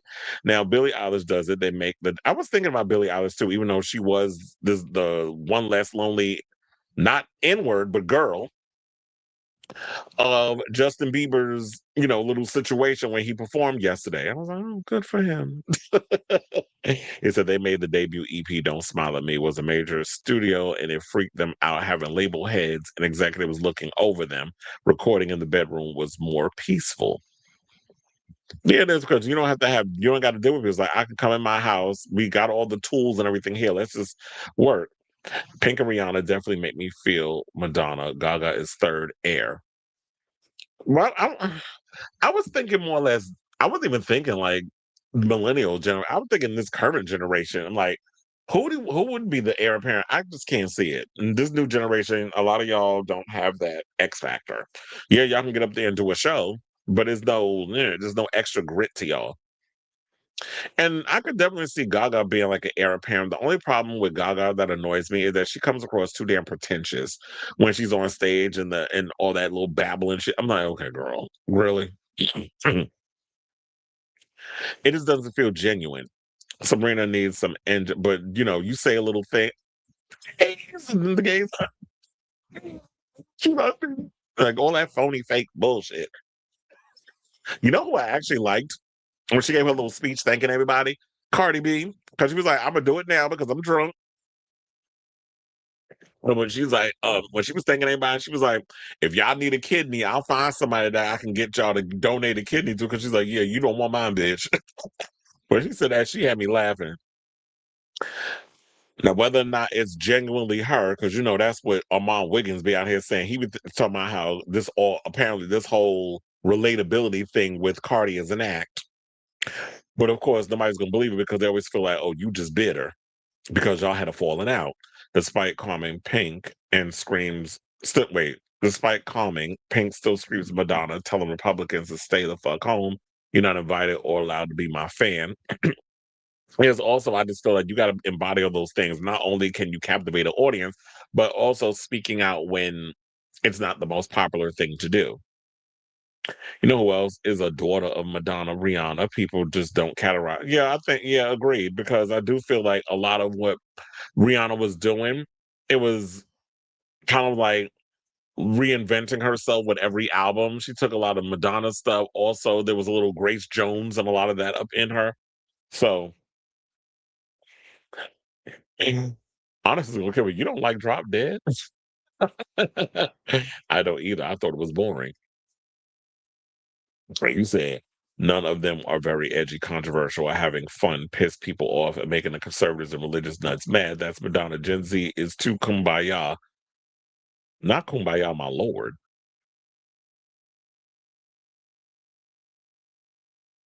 Yeah, I definitely agree with that. There's nothing boundary breaking about her music. Because I was sitting there like, here's a perfect example of like what Mayhem should have sounded like.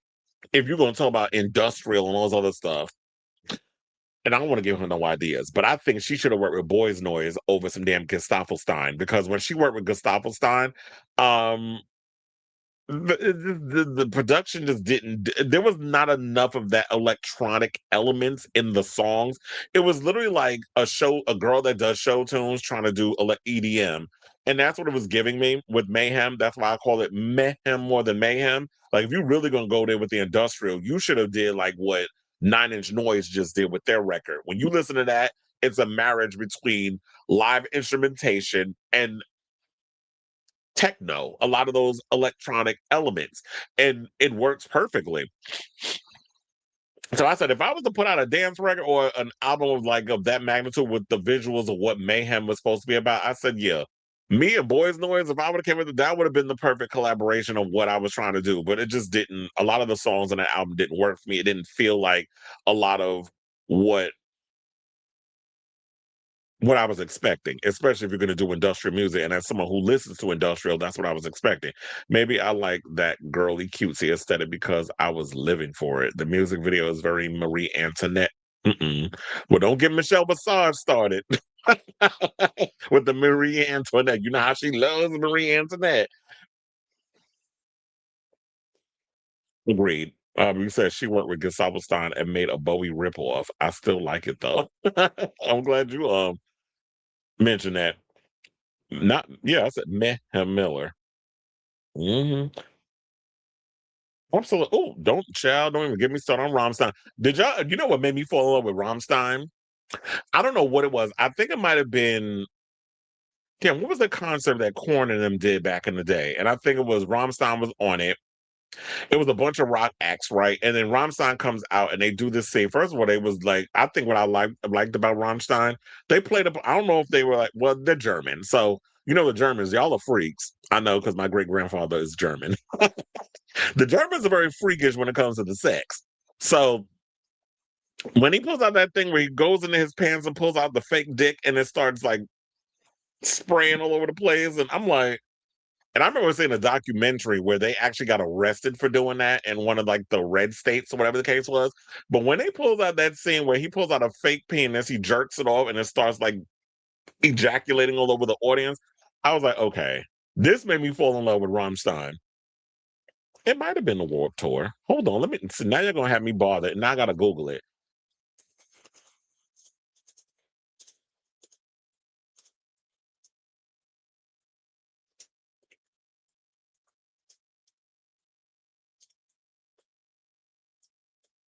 We're taking a long time before we get to the show.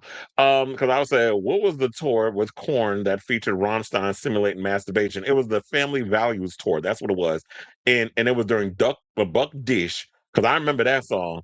Because I used to sing it all the Buck Dish.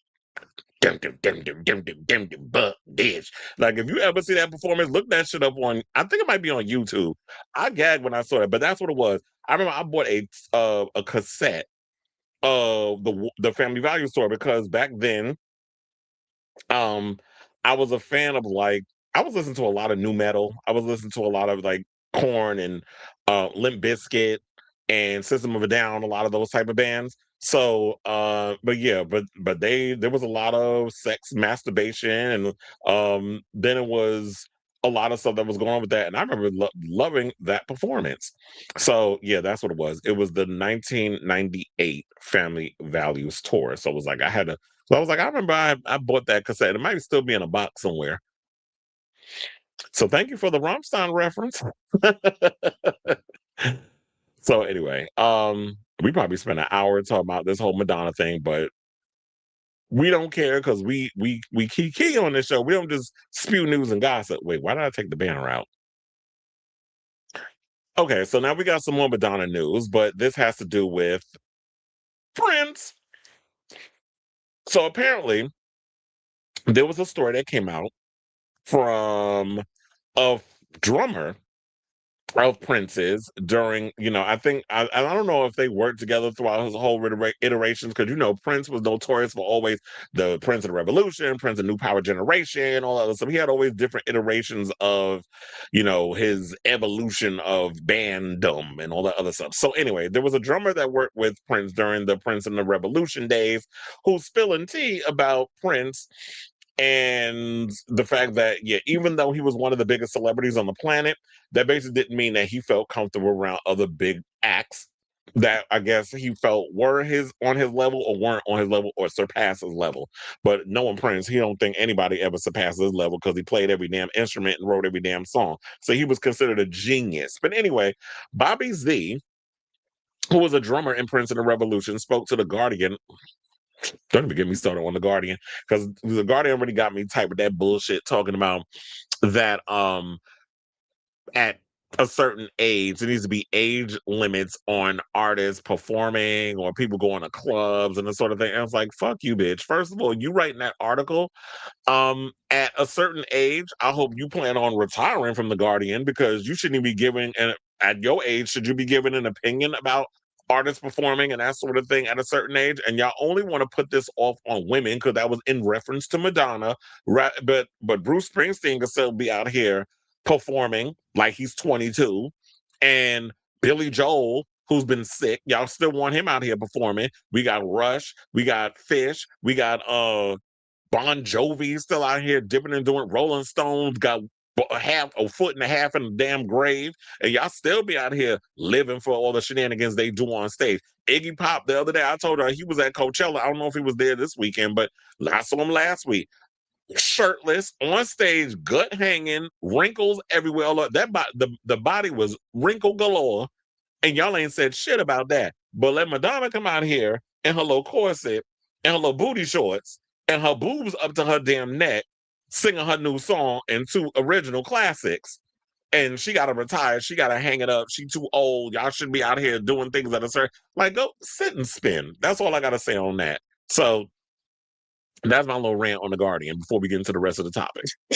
Because I was like, let me get it out before I forget. So that's my little bone I got to pick with them on that. So yeah, they said he died nearly 10 years ago, on April 21st, 2016. Because I was trying to remember that, yeah, hasn't it been over a decade that Prince died? But no.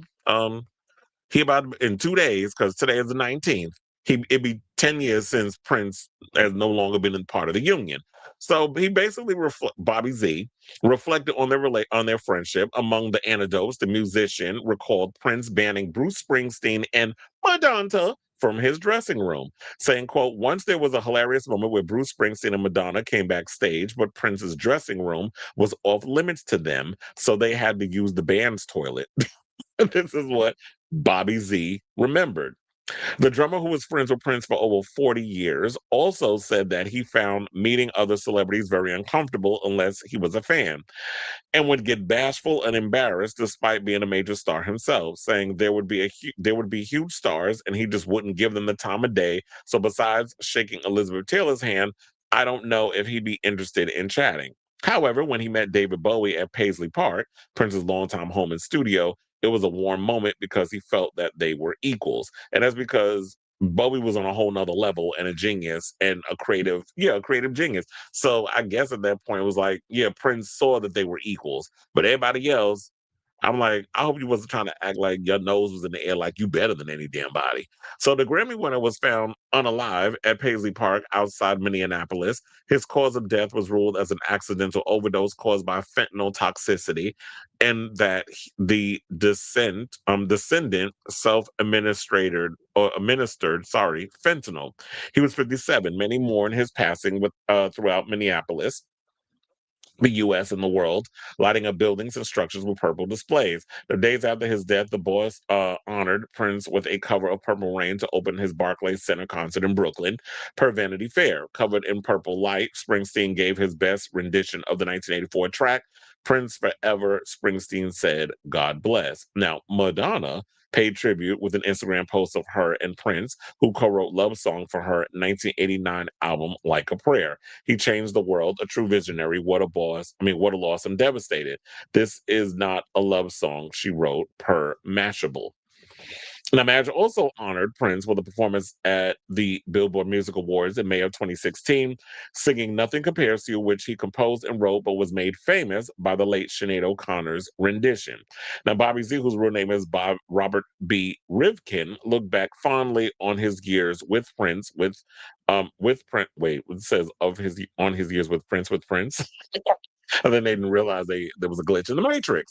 So they said playing with Prince was like being in the Purple Marines. He might toughen you up or break you down, but he'd bring you to a place you didn't think you had.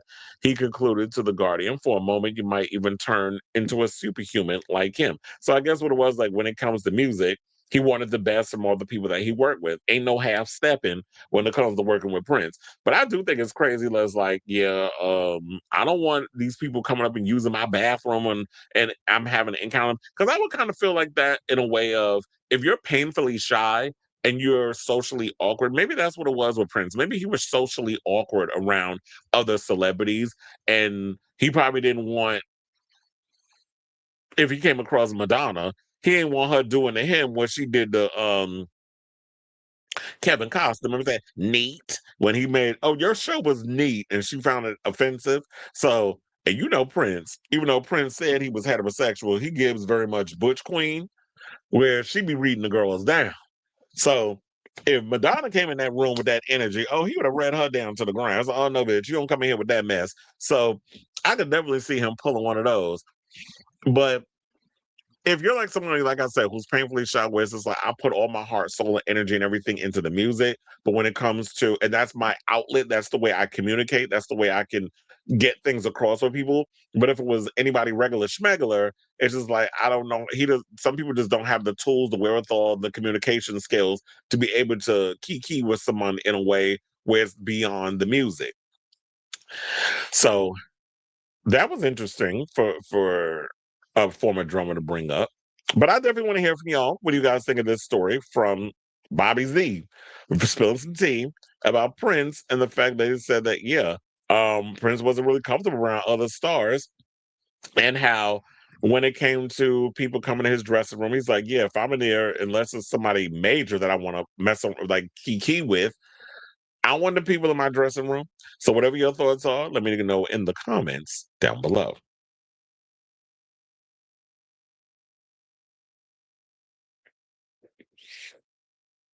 I heard somewhere that Prince was verbally abusive to Sinead O'Connor. I don't know if it's true.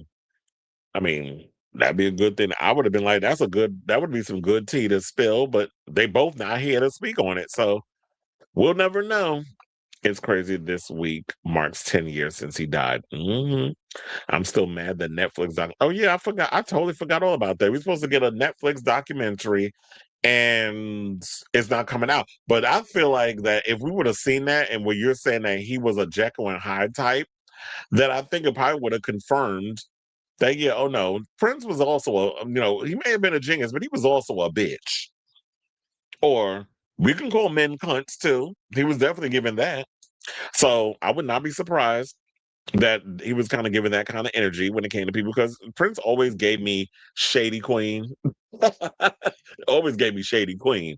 When especially when people would cover his songs in front of him. I mean, why don't you get your little skinny 4'9" ass up there and do it then? Since you mad. Anyway. Let's move on, because I'm about to read this bitch down to the floor. Let's talk about Charli XCX, because she out here showing her entire ass now that she's trying to turn herself into Gen. No, she's not Gen Z. A millennial equivalent of Meryl Streep, because now that she an actress, she let her shirt don't stink. So she came out here recently to announce that the follow-up to Brat is going to be rock inspired, which is fine. If you want to go and dabble in different genres, which is what pop stars do, because we don't want, I mean, even though I know most of her fans do, but we don't want a retread of what you did with Brat.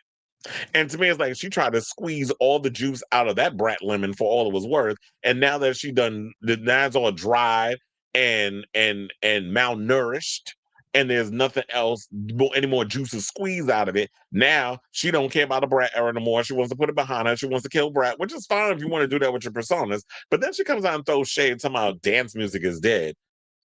Excuse you, colonizer, but dance music will never die. Dance music has been around long before you were born, and it will be around long after you are no longer in the union. So, in a new cover story with British Vogue, the pop singer revealed that she's ditching the dance beats and auto tune, heavy on auto tune, that made her last album, Brat, a lime green phenomenon. Instead, it's a feminine phenomenon.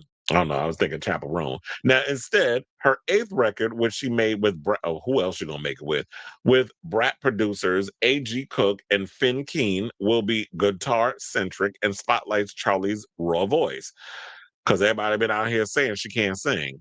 So now she got to prove to y'all she can sing. Didn't they say the same thing about Slater? But then we seen her at Coachella, and Miss Mama sings down. So I don't know if she got vocal lessons with her case, but Slater been dipping and doing it. And my thing is this: if you want to do rock or whatever, if is she trying to go into like the same direction like what Slater did with Worst Girl in America, where she takes a lot of the electronic music but also marries it with like real live guitars, the instrumentation, and that metal type of vibe, but also like with the dance beats. So I wonder if she's kind of going in that direction, or is this going to be a straight up rock record? Which I did see somebody dragged her in the comments and was talking about.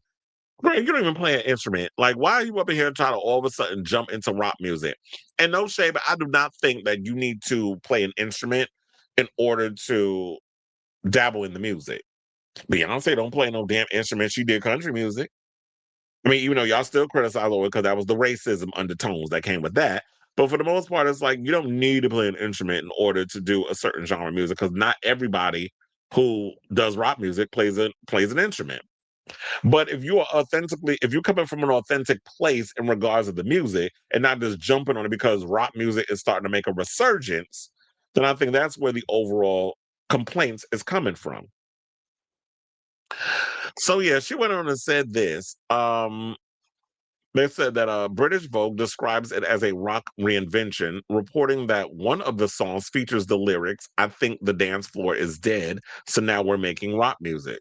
Girl, if that's the lyric, you need to change it because it don't even rhyme. Now, she said, for me, it's fun little flip the form. This is what she said of pivoting to rock. We know there's going to be people who are bothered by it, but that's fine. And then hence where that complaint came from. Now, though the new album still doesn't have a title or release date, Charli wiped her Instagram over the past few days and changed her profile picture to a grayish black color. So we're going from green to grayish black, indicating a new era after the global success of Brat, which lasted well over 2 years and seems to have finally come to a close with the release of her mockumentary, The Moment, in January. And then also some people said that this pivot is coming because she got caught out there using, not only reheating, but also using Sky Ferreira's demos for the Wuthering Heights soundtrack. And the Wuthering Heights soundtrack is good. And if you listen to Sky Ferreira, you definitely get a lot of those Sky-ish isms in a lot of the vocal delivery, the lyrics, all that other stuff. So I would not be surprised if her people's out here using somebody else's demos. And trust and believe, it happens a lot more than you realize because when a label owns the rights to past artists' work, they can pass off the songs and shelve the artist and pass off the music to whoever they want. We've seen it happen to Fifi Dobson, where she came out and talked about that, and her music ended up being sang for Selena Gomez. It's like song that's supposed to be for my album. I'm hearing Selena Gomez singing my song. I'm hearing Miley Cyrus sing my stuff and use it on her album. As long as I got paid for my pain, y'all be mad. But as long as that check clears, I'll keep quiet. Even though deep down inside I'm pissed. But then again, if you might rock the boat too much where your label won't even let you go and continue to keep you shelved. So she said, if I made another album that felt more dance leaning, it would have felt really hard, really sad. This is what she told British Vogue. Then adding later on, we were doing our version of Analog, which is so silly and funny, but putting it through our lens and making sure that nothing felt too macho was important. Now, Charli also says she isn't sure she'll go back to performing in arenas after Brat led to nearly nonstop touring and festival appearances. I actually think that she's better off not going back to arenas because when she was doing arenas for the Sweat Tour, it was not working. I was like, you up there by yourself with that, with all that expansiveness, you doing dance music as just you up there, it wasn't working. Like you had no like for Slater, it works because she at least has a band on stage and it's her and she's moving around the stage and she's performing. The hair's flying all over the place. She got the Beyonce diva fan on. Like it's all a full situation. It was just her up there with these big giant screens, a long ass runway, and it's like I need a little spectacle, especially after you watching Troy Sivan with costumes and dancers and giving you the full gay man Madonna-esque experience. And then you get to Charli and it's just her. And I'm like, this show was a chop. But anyway, so I feel like she needs to go back to smaller venues that might be cute for her. Not everybody is built for an arena.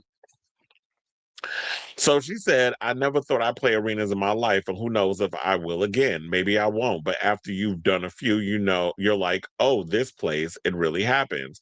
Charli also has a flourishing acting career, as you know, where she's now that the Brat has died down. And she also said that one song on the album is about acting and how it allows her to feel something new and undiscovered and something kind of violent. Saying you're not thinking one step ahead, or at least I'm not. It's very impulsive state to be in. That can be terrifying, but it could also unlock this instinct in you. And it's scary, but it's kind of nice. Like, fuck it. And maybe I'll fall on my face and humiliate myself, but maybe I'll do something really powerful. And if you don't try, you never know. Well, that's about acting. Acting is always about being free and letting go and not worrying about humiliating yourself because you're playing a persona, you're playing a character. But I didn't like the idea of like, yeah, if you want to pivot to a different type of genre of music, you don't have to throw dance music under the bus because you pretty much squeezed everything that you could out of that whole genre of music. Because anybody who's a real househead and a real fan of the genre is not gonna do what she did. And some people felt like, oh, it was a swipe at Madonna. And they were like, well, how would she even know that Madonna was releasing First of all, everybody knew Madonna was releasing a dance album. She's been saying it for the past couple of years that that's what she was working on. And trust and believe, if you think that people in the industry don't know what everybody's doing, you're a lot more naive than you present yourself as because everybody knows what everybody's doing, especially when how small the circle of this industry is. Because everybody knows what everybody's working on or what type of sound they're doing, those other mess. So let's not try to act obtuse.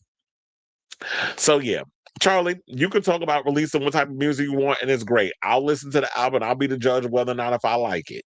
Not saying I'm gonna be the judge for everybody else. If you like it, I love it. But for me, I need to listen to it before I can come to any kind of conclusion. But like I said, I don't like when people go and try to throw different genres of music under the bus just because they want to move on to the next thing and they feel like this is my way of my fans not getting upset because the next album they're not getting uh Brat Part 2. So that's basically what it was giving. And maybe that's her sense of humor or whatever, but that shit don't translate well in a lot of other places who don't understand British humor. But I don't think that's what it was. I just think Charli was just being flippant and she was just being disrespectful, especially to a genre that pretty much the only genre that blew her career up finally. Especially after that Crash album was a big old flop. So I say all this to say, what do you guys think of this story regarding what Charli XCX said? Do you think that what she said was much ado about nothing, or am I reading too much into it? Whatever your thoughts are, let me know in the comments down below.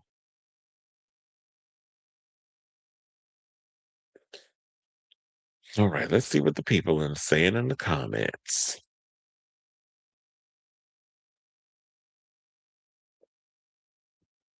I mean, she's like my height.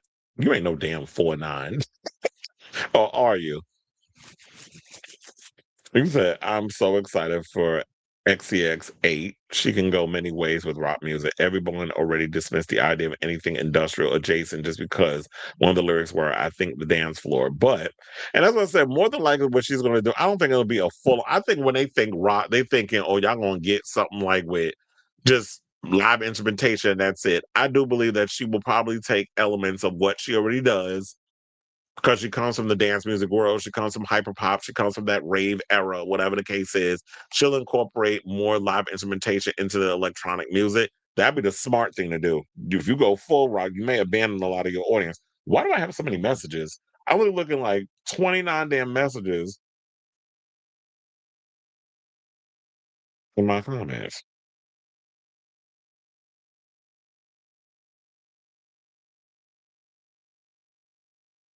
Oh, this is work stuff. Well, and I'll check all this later. All right. Yeah, because I'm getting sidetracked. Excuse me. You never know. She could always throw a wild card at her fans. Is that she thinks she too big for the dance floor now. A.G. Cook is a shitty producer, and I found Brat underwhelming. I miss her true man. I definitely love the mixtape and the true romance stuff. That's like when she was really, I feel like pushing the boundaries and edgy. But I'm wondering if that also is because Sophie's not around anymore. And Sophie was like the cheerleader in her corner and like the person that was encouraging her to really push herself creatively. She's an entitled Leo, and I say this as a fan. Come on, entitled Leo. Slater said in an interview she never had vocal training. So, bitch. Well, I actually want her to get vocal training because if you're gonna go on this tour, and I've noticed like with a lot of the songs are fairly aggressive, and especially performing Yes God, I spend more time worrying about her vocals. I'm literally like an old daddy figure when it comes to singing. Because I'm like, I don't want you to blow out your voice and then you end up like with polyps and you got to get surgery or coming up with 8 million excuses like Miley Cyrus does why she don't want to perform live no damn more. But I'm like, no, for this tour, I think you definitely need to take voice lessons so that way you can preserve your voice and not fuck it up when you on this tour. Especially when you have to, when you, there's uncertain songs, it requires a lot of screaming. Especially like I said, when she performs Yes God live, you definitely need to get the training. First of all, I gotta watch I think she did an interview with Zane Lowe. I gotta watch that one. She's been doing a lot of interviews. She also did one with what's that gay one? That queen name, the one was hello, my lovely humans. When she did that, she did an interview with him. I didn't watch that one yet. Zach sang. Yeah, he always be saying that. Charli needs to shut her ass up. Brat sounded like a bunch of mess. 360 was the best song. Yeah, she did have some bops on that album, but as a whole, I don't listen to the whole thing. I like 360. Von Dutch is a good one. Um, he does a couple of good songs. I like the guest remix with her and Billie Eilish, Remover. He said he don't know if his music wasn't even her. She took the demos from, well, quiet as it's kept. Or is it really that quiet? Quiet as it's kept. Now, speaking of quiet as it's kept, Rihanna copied the shit out of Fifi Dobson. Oh, yeah, we already know. That tea was spilled. It was a single black female, no shade. I love how she wants to reject the idea of becoming a mainstream pop act after trying so hard to achieve it with Crash and entering the Kaya system with a rock album. I'll probably really like. Well, you said and you ain't said no other word because I was thinking that too. Was like, girl, now you trying to reject the whole mainstream thing, but you was clamoring for that for the whole Brat era. Like, stop it. And the rock artists are dragging after this story. As I hear this girl come trying to poach our territory after she done colonized all of the dance music scene. Now you want to come over here to the rock side? Who knows? Maybe she'll release Brat Part Two in okay, Madonna. Yeah, when she get to be a certain age, it's like, what else can I do? Oh, let's do Brat Part Two. But would that work for? Well, by the time she do Brat Part Two, if you said in 20 years, she'll be in her 50s. She wouldn't be like Madonna because Madonna was 47 when she released Confessions. She's 67 now. He said, I think it's different when an artist said they don't like their past work, but to trash the whole genre is a whole level of rude. Absolutely. All right, little Kim, you talking about you 4'9". How many did y'all get? I feel so free as number 12 on Instagram Reels. Bjork got vocal surgery like 17 years ago. I think that's why she doesn't do a lot of yeah, because that shit'll kill you. And why you think Mariah sound a mess now? Mariah voice is not what it used to be. And I forgot, somebody also said, oh, if I would have known 20 years later that I'd be singing these same songs, I wouldn't have wrote them in the keys in which I wrote them. I was like, yeah, y'all got to think about that. Same thing I said about Benson Boone, sitting out here trying to do all these vocal masturbatory notes and shit. I'm like, yeah, okay, you 23 right now, but when you hit 43 or 53, you're going to be rethinking how you sing them songs, because as you get older, you have to really think about how you have to train your vocals to sing these songs at the age you're at. When you're younger, you can hit them notes. When you're older, you can't be out here blowing like that. Vocals ain't as strong as they used to be. Why you think Alicia Keys sound a mess? Unless she was cursed because she couldn't keep her legs closed to a married man. Because Alicia's voice ain't been the same since she went out there sleeping with Swizzy. Now, speaking of people who ain't been the same since they was out here being foolish, let's talk about Koonye. So it looks like there's still more fallout from Koonye. You know, the whole situation that went hoping happened in the UK. Then they were threatening that Paris don't want to mess with him and have any shows out there. Well, now there's this concert that he was also supposed to be doing, where they're pretty much saying, "Oh no, we ain't fucking with him because of his anti-Semitic comments." So representatives for FC Basel told Reuters that they received the request for the concert and ultimately decided not to proceed with it, saying, quote, FCB received an inquiry and considered it, said the rep. However, after thorough review, we have decided not to proceed with the project as we cannot, in accordance with our values, provide a platform for the artist in question with this context. FC Basel, which stages concerts and events in St. Jacob Park, is the latest in a growing line of Yay concerts that have either been postponed or canceled. Now, on Friday, Koonye's concert in Slavsky Stadium in Chorzo, Poland, was canceled due to formal and legal reasons. That's what y'all calling it. According to stadium director Adam Strzezuski, I think is how you say his name. Now, Poland's culture minister Marta Czenkowska, I think is how you say their name, has spoken out against the show, deeming it unacceptable, saying the decision to organize a Kanye West concert in Poland is unacceptable, she wrote on Twitter. We are talking about an artist who has publicly made anti-Semitic views, downplayed crimes, and profited from selling swastika t-shirts. These are not controversies. This is a deliberate crossing of boundaries and the normalization of hatred. Now, early this month, Koonye postponed his Marseille concert after France considered banning him. After much thought and consideration, it is my sole decision to postpone my show in Marseille, France until further notice, which means they ain't forgiving your ass. There's a lot of Jews that live out there. There's a lot of, they don't care about the Muslims and all other stuff, but there's a lot of Jewish people apparently that lives in France, and they're not messing with you. Now, I know it takes time to understand the sincerity of my commitment to make amends. I take responsibility fully for what's mine, but I don't want to put my fans in the middle of it. My fans are everything to me. Looking forward to the next shows. See you at the top of the globe. And he did do 2 concerts at SoFi Stadium in Los Angeles. Maybe the only way you can get a check now, since Lo-Fi don't give a fuck. They'll book any goddamn body. I mean, if Kid Rock could sell out a stadium, they probably will book his ass there too. But he can't. So they'll settle with Koonye. So I guess, in America, they don't give a damn. People got no kind of, if you stand, the old phrase, if you stand for something, you'll fall for anything. The rules apparently don't apply here because y'all really don't stand for shit for the most part. I ain't saying everybody, but most people. So, um, in other countries, and like I said, Koonye ain't really been doing the work where it is you sit down with all these people and really, I ain't talking about taking out no page in the Wall Street Journal or the New York Times or whatever the case is. Like literally taking the time to really meet up with people and show that you're making amends in regards of what you said. I was red pilled, or you could have came up with some bullshit ass excuse like these influencers do all the time. I was red pilled. I was caught up in a cult or whatever the case is. And that's why I was believing all this mess. This is the same idiot. I was going to say moron, but then I switched to idiot.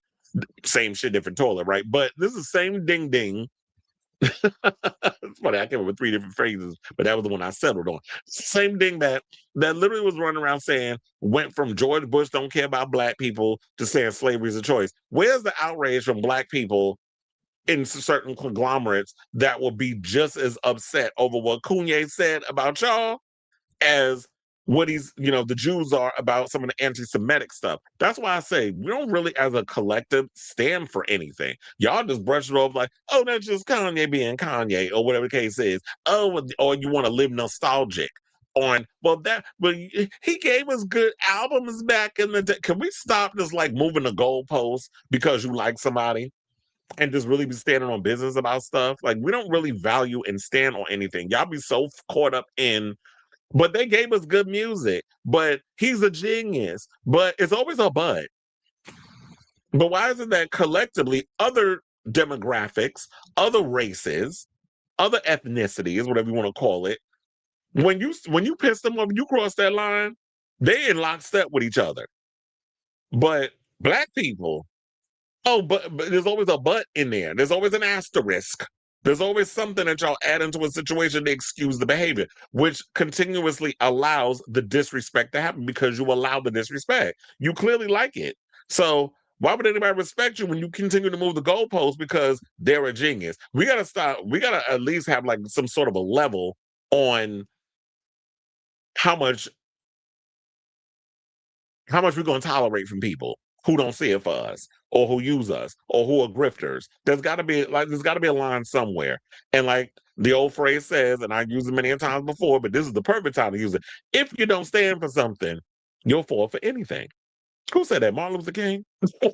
Somebody said it. Some civil rights leader said it back in the day. But anyway, I say all this to say, what do you guys think of this story regarding yet another Koonye cancellation? Anybody surprised? It's like, regardless of how he came out and started saying that I'm a changed man, it's like these people are showing like, yeah, you may have done that, but our money, our pockets, our influence goes a lot further than you thought. And you Negroes that want to be in close proximity to these white folks in power, this is the repercussions of that. At the end of the day, they're still gonna remind you, you ain't nobody no go.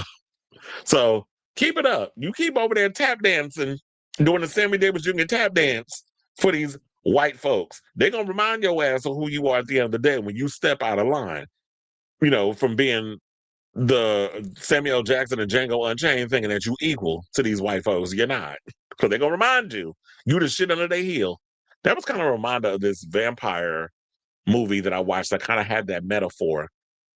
Night Patrol, which is on Shudder, if you have not seen that. The amount of metaphors against white supremacy and the police force and vampirism going against people in the hood and that sort of thing. It was like perfect juxtaposition in regards to that. And I got the political metaphors in that film. So definitely check that film out because it reminded me of that for some reason, of this whole situation with Koonye. But anyway, let me know what you guys think of this mess in the comments down below. Hold on, I need some water. Jesus Christ. It's like I have to like pick it up with my left hand because on my right, I think when I was working out in the gym yesterday, I injured my rotator cuff. Like my rotator cuff is killing me. It's like it's so much pain. So I gotta give it a break because I was doing heavy lifting at the gym yesterday with weights. And I've had this injury with my rotator cuff for a long time, but I think it happens like when you get older. Yes, it is. He said, "Is that the one with Justin Long?" Yes, that was, I finally got around to seeing it. I wanted to watch it in the movies, could never find a time to watch it. Then I was like, "Oh, it's gonna be on Shudder soon." So, they dropped it on Friday. So literally it was like, what did I watch? I don't know, for some reason I got into a mood. I watched the Texas Chainsaw Massacre remake with Jessica Biel. Because I was so exhausted. I was like, let me throw a movie on. So I watched the Texas Chainsaw Massacre remake with Jessica Biel. Then I put on Night Patrol. Then I watched Drag Race. Then I watched Sabrina Carpenter. So it was like I had a busy Friday night because I was like, I was off.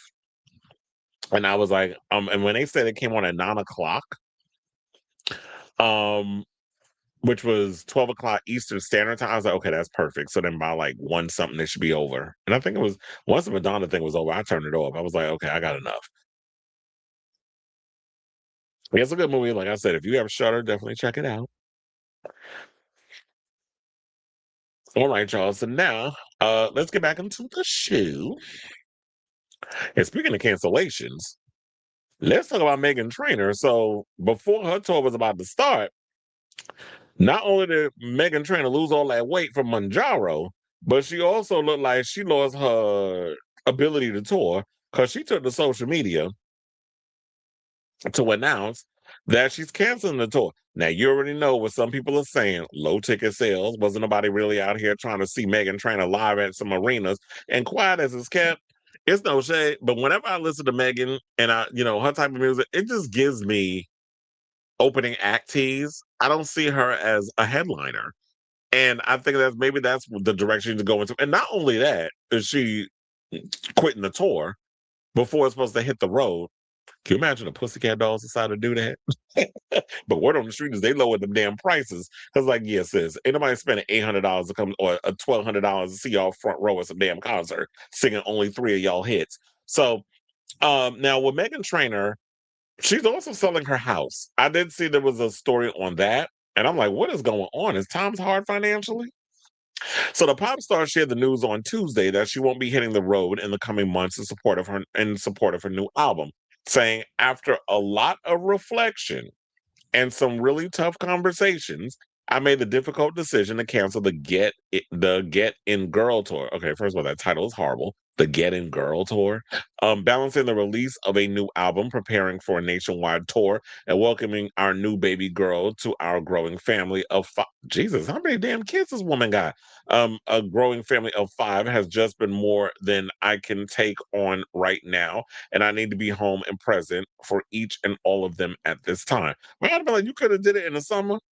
And she married to that dude from Spy Kids, Daryl Sabara, to play the Junie, I think was his name, the little brother.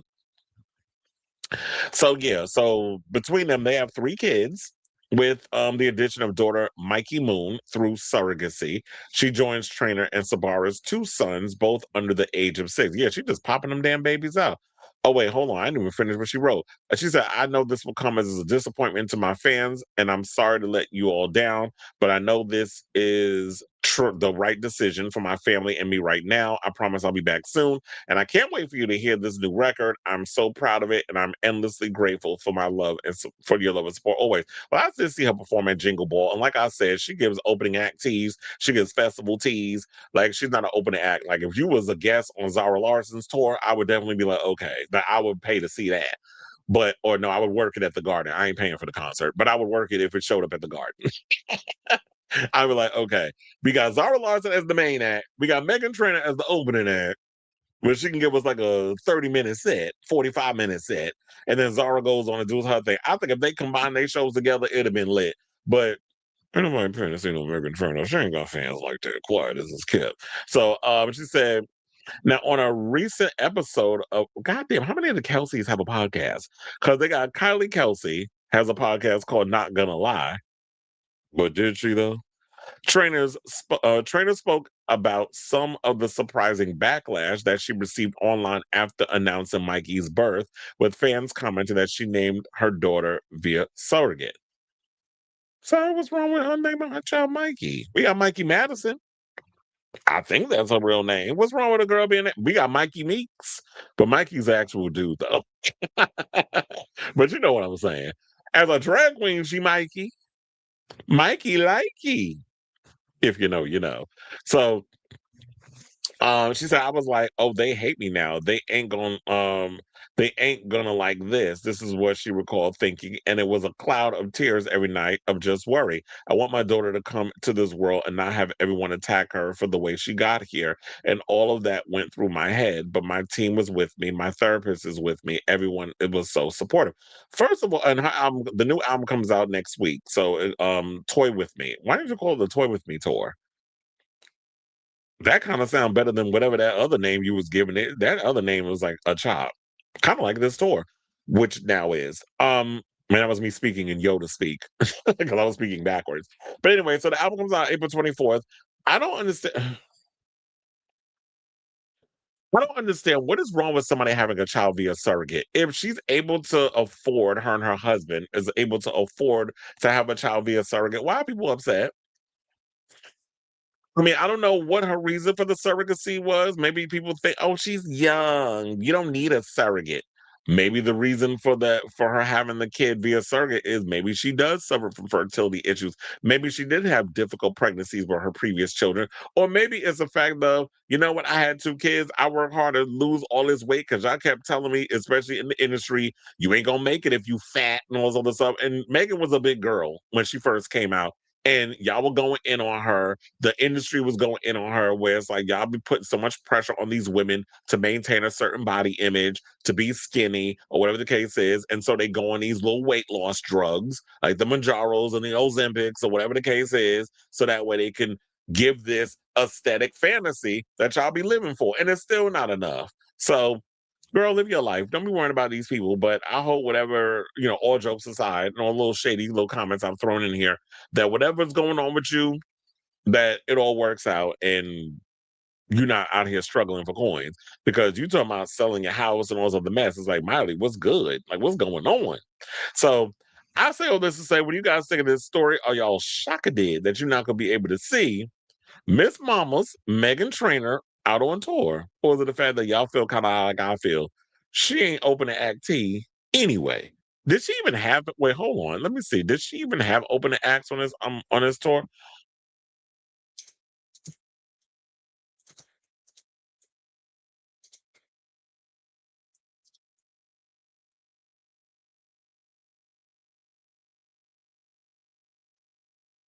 Just like, who was supposed to perform on the tour?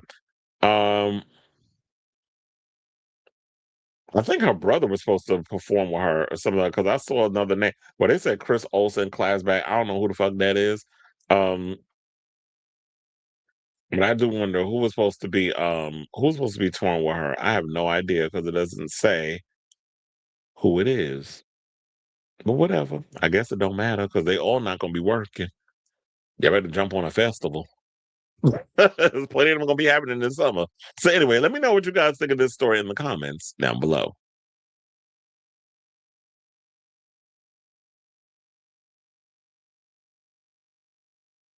I mean, did I lie?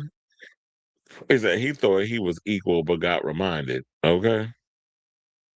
Speaking of Zara Larson, we got the Midnight Sun Girls Trip Deluxe coming out May 1st, same day as Melody C's Sweat album. I keep forgetting that they all got music coming out because I be feeling like, Mel, you had me upset because you had me waiting so damn long for this record. But then thinking about it, Sweat definitely deserves to come out when it comes out because it's just in time for the summer. It's getting warm. We need I need some good workout music. So and we'll see if the Zara Larson Midnight Suns Girls Trip Deluxe is going to be good. First of all, and I need Slater's Worst Girl in America Deluxe. We need that coming out too.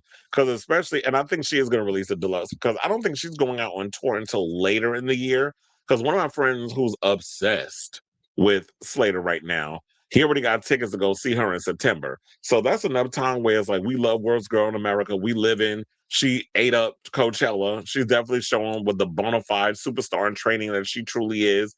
And so if she want to give us like maybe 6, 7, 8 more tracks of goodness that she can fully tour with, and then find a way to remix a lot of her earlier hits, especially from the Starfucker era, um, then I think this will be a good tour. Didn't she sing lead vocals? Yes, that is a Meghan Trainor song. We back to the fact that Jennifer out here reheating everybody's demos. Cause like, yeah, that was a Meghan Trainor track. And you still hear her vocals on there. Now that you bring it up. Okay, so we was talking about let's get into this mess. Okay, so let's talk about Cher. Because Cher is going through it right now. Her son is a mess. He got arrested. He's been getting arrested a lot. And so she has pulled Jamie Spears and has opted to she's fighting to put her son basically in a conservatorship. So Cher is once again seeking an emergency conservatorship over Elijah Blue Allman. After back-to-back arrests in New Hampshire landed the 49-year-old son with Greg Allman in a locked psychiatric hospital. This is according to court documents, saying Elijah's situation has become dire on multiple fronts. His mental health has severely deteriorated. His financial situation is terrible, and his drug dependency is at its worst. The new filings made this week in Los Angeles County Probate Court and obtained by Rolling Stone allege. Now, Cher claims her son's life has spiraled since she first sought conservatorship control over his finances in a December 2023 bid that ended with a private settlement. In her prior effort, Cher told the court that Allman urgently needed help managing his assets amid severe mental health and substance abuse issues. Cher was initially rebuffed, by the judge and ultimately resolved that matter privately in September of 2024, with Allman promising to hire a business manager. She says he never did. Well, yeah, you can't put him in, like, when you got somebody who's a heavy drug user and his mind beyond bad and deteriorated, where they said that, yeah, his drug dependency is like out of control, then I definitely feel like what needs to happen is that you can't trust a junkie. So if he's talking about he's gonna hire a business manager and his money is the way he handles money is bad, then I think that's not what should have happened. They should just grant Cher what she's been asking. Now, they said since that time, Allman has been living wildly beyond his means, bouncing between expensive hotels he cannot afford and short-term rental homes, allegedly costing more than 50 grand in damage to one Airbnb, and purportedly racking up an $18,000 bill with a drug dealer, the new filing state. I just love how white people could just rack up shit and don't have to pay nothing up front. Y'all just be letting them. Hell, you expand your drug dealer bill to $18,000. The drug dealers, I be knowing that you gotta have the coins in order to get high. Y'all just be taking people on their word. Okay. I guess because he's the son of Cher, that's what they were expecting. And they said he also has an unpaid tax bill topping $200,000. Cher claims and is facing a raft of criminal charges. Allman was first arrested on February 27th at St. Paul's School in Concord, New Hampshire, on suspicion of trespassing, criminal threats, and simple assault. A bail order obtained by Rolling Stone confirms. According to WMUR 9 News, Allman allegedly slipped into campus, claiming he was a prospective parent, turned belligerent, and poked a student with his cane. Allman was booked and released, then arrested again 2 days later on a burglary rap in Windham, New Hampshire, after a woman called police saying someone had broken into her home and she was hiding in a closet. I didn't know how the gays feel. According to police affidavit obtained by Rolling Stone, officers arrived to find a shattered glass door and Allman seated on the living room couch smoking a cigarette. Fuck you bringing somebody's house and just sitting there nonchalantly smoking a cigarette while the owner of the home is hiding, thinking their life is about to be over, and got all of they things they did in the past and the present flashing before their eyes. This motherfucker sitting up in the house smoking a cigarette like he goddamn Joan Crawford, like nothing done happened. What y'all up in here for? Like giving very that. So now they said since the proposed conservatee is currently in custody in a psychiatric hospital in New Hampshire, this application does not seek a conservatorship of the person. However, the facts underlying this petition are not only relevant to establish the purported conservatee's total inability to manage his finances, but the fact also established that he is gravely disabled. This is what Cher's conservatorship request states. It adds that more thorough conservatorship over Allman's personal life likely would be appropriate for him once he returns to California. Now, the new documents say Elijah still receives. Now, y'all are crazy. Well, but it's his father's coins. He gets $120,000 a month from a trust that his father, Greg, set up prior to the Allman Brothers band singer's death. That monthly payment is then immediately squandered without regard for his abilities or well-being. Child, you want to know something? If I was coming from if I was a nepo baby and I was getting $120,000 allowance, bitch, I'd be living life right now. And I'd be good with my money. First of all, I don't like drugs. I don't like all that stuff. As much as you're gonna get me to getting drunk or any kind of a high would be weed, one, and a beer. I don't even drink hard liquor like that. I drank hard liquor when I was younger, But I don't like I really don't like the taste of hard liquor as much as I used to. Now it's just like, give me a Corona and I'm good. But I'm just like, I don't know how you get $120,000 a month and just squander it on bullshit. They said there is a certain pattern in Elijah's behavior. This is, they said Cher alleged in the documents filed by the lawyer. After he receives his trust distribution, he checks into a hotel. Usually, what is so much? Why are people obsessed with the Chateau Marmont? Wasn't there just, didn't Kanye actually just fight somebody sucker punch? Not really a fight. Isn't he getting in a lawsuit for sucker punching somebody at the Chateau Marmont? So anyway, yeah, they said he checks into a hotel, usually the Chateau Marmont, buys and does drugs until he runs out of money, ends up in a hospital, or ODs. Based on the pattern, if Elijah were to receive his trust distribution, he would use it to buy drugs. Now, the conservative, and probably being around the wrong damn people, the conservatorship filings also detail other instances where Allman allegedly was a danger to himself or others, including an episode where he passed out in his car in the middle of traffic and ended up in a hospital where he was administered Narcan. There have been multiple occasions in which Elijah caused grease fires while cooking after zoning out and forgetting that food was on the stove.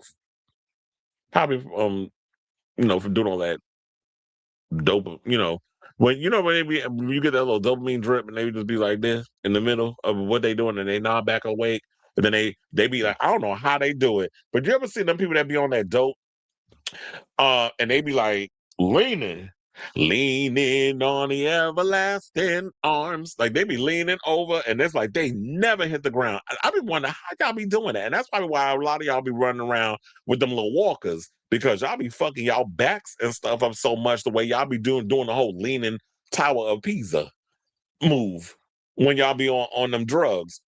Y'all knees and all, y'all be getting all kinds of osteoporosis, your arms, your legs, everything be. I was like, the orthopedics probably be gagging looking the way y'all be moving around or the way y'all be leaning and shit. But anyway, so they said Allman's sister, Devin Allman, submitted a declaration in support of the new conservatorship request. Say, it is my opinion that he is currently in danger to himself and unable to manage his life and any funds that will become available to him. My recent visit to check in on him brought me unfortunate and profound sadness that took weeks of my life to process. His condition, both physical and mental, was appealing and delusional, respectively. Now, Devin said she previously was compelled to negotiate with a heroin dealer for a 5-figure sum of drug debts because her brother was unable to pay. That was very difficult to navigate. I felt compelled to help for his safety, though. I strongly urge that Elijah be kept away from money until he has demonstrated a commitment to invest in his long-term physical and mental health. When Cher initially filed for the conservatorship back in 2023, she asked to be named her son's financial conservator. This time, she's asking the court to appoint Jason Rubin, a licensed private fiduciary. Well, I like the fact that she's like, you know what? I don't want to deal with all this stuff. And they're like, I'm 80 years old. I'm an octogenarian now. I'm too old to be dealing with all this mess. I'm running around here behind this young thing I got as a man and all this other stuff. I ain't got time to be dealing with all this. Now I know my son and I love him and this and the other, but yeah, hiring somebody who understands, finances and stuff, let them deal with that. But I'm gonna still be the liaison that you can come to where I'm like, we back and forth. I'm checking up on him, making sure everything is done the way it needs to be done. So and then she also was asking the court to grant Rubin the power to receive her son's trust distributions and use them to pay Allman's expenses at his discretion, pending the outcome of the proceeding. Elijah has an arraignment in his Concord prime criminal case set for Monday and a probable cause hearing for his Wyndham case set for next Wednesday. A court spokesperson or spokesman told Rolling Stone it's likely they will get contributed to later dates considering his hospitalization. Well, look, if she got to do whatever she got to do to save her son, let her do it. And at this point, look, y'all was so quick to get Britney Spears in the goddamn conservatorship. So why is it so easy for y'all to put women in conservatorships? But when other people got to jump through hoops when it comes to the men, you clearly see this boy as a mess. Well, this man is a mess because he's pushing 50 and he can't even handle. He just seems like a little brat that doesn't appreciate all the stuff that's gone to him. His father pretty much set him up for life where he ain't got to do nothing. And whatever deep-rooted childhood traumas and issues and stuff that he got going on, which is probably why he's taking these drugs in the first place, he needs to work on that and work on getting his life together. But if your life is out of control and you're getting this allowance every month, and I don't know how you go through $150,000 a month on drugs. But they said, of course, he's jumping into like these expensive hotels or Airbnbs and spending a lot of money. Now, who knows how long he's staying up in there? And if he's not able to control and handle his own life, then yes, I do think that someone needs to come in. And if his mother is the one that's being like, this is my last ditch effort to save my child, to let her do that. So hopefully she'll, everything that they're asking for with the assist of his sister, that it'll happen and he'll be saved. But if it doesn't, then who knows what's going to happen to this boy. I think that what's going to really have him cook, his wake up call, unfortunately, probably be him in a body bag if this boy don't get saved from himself. So I say all this to say, what do you guys think of this story regarding the latest on with Cher and her son Elijah Blue, who's going through it and can't seem to get his life together because he's got the drugs got a hold on him. So let me know what you guys think of this story in the comments down below.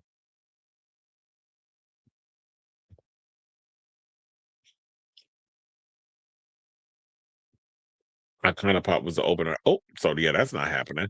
I kind of pop was the opener after Meghan's tour. Hilary Duff has LaRue opening for her. She couldn't even get Iconopop.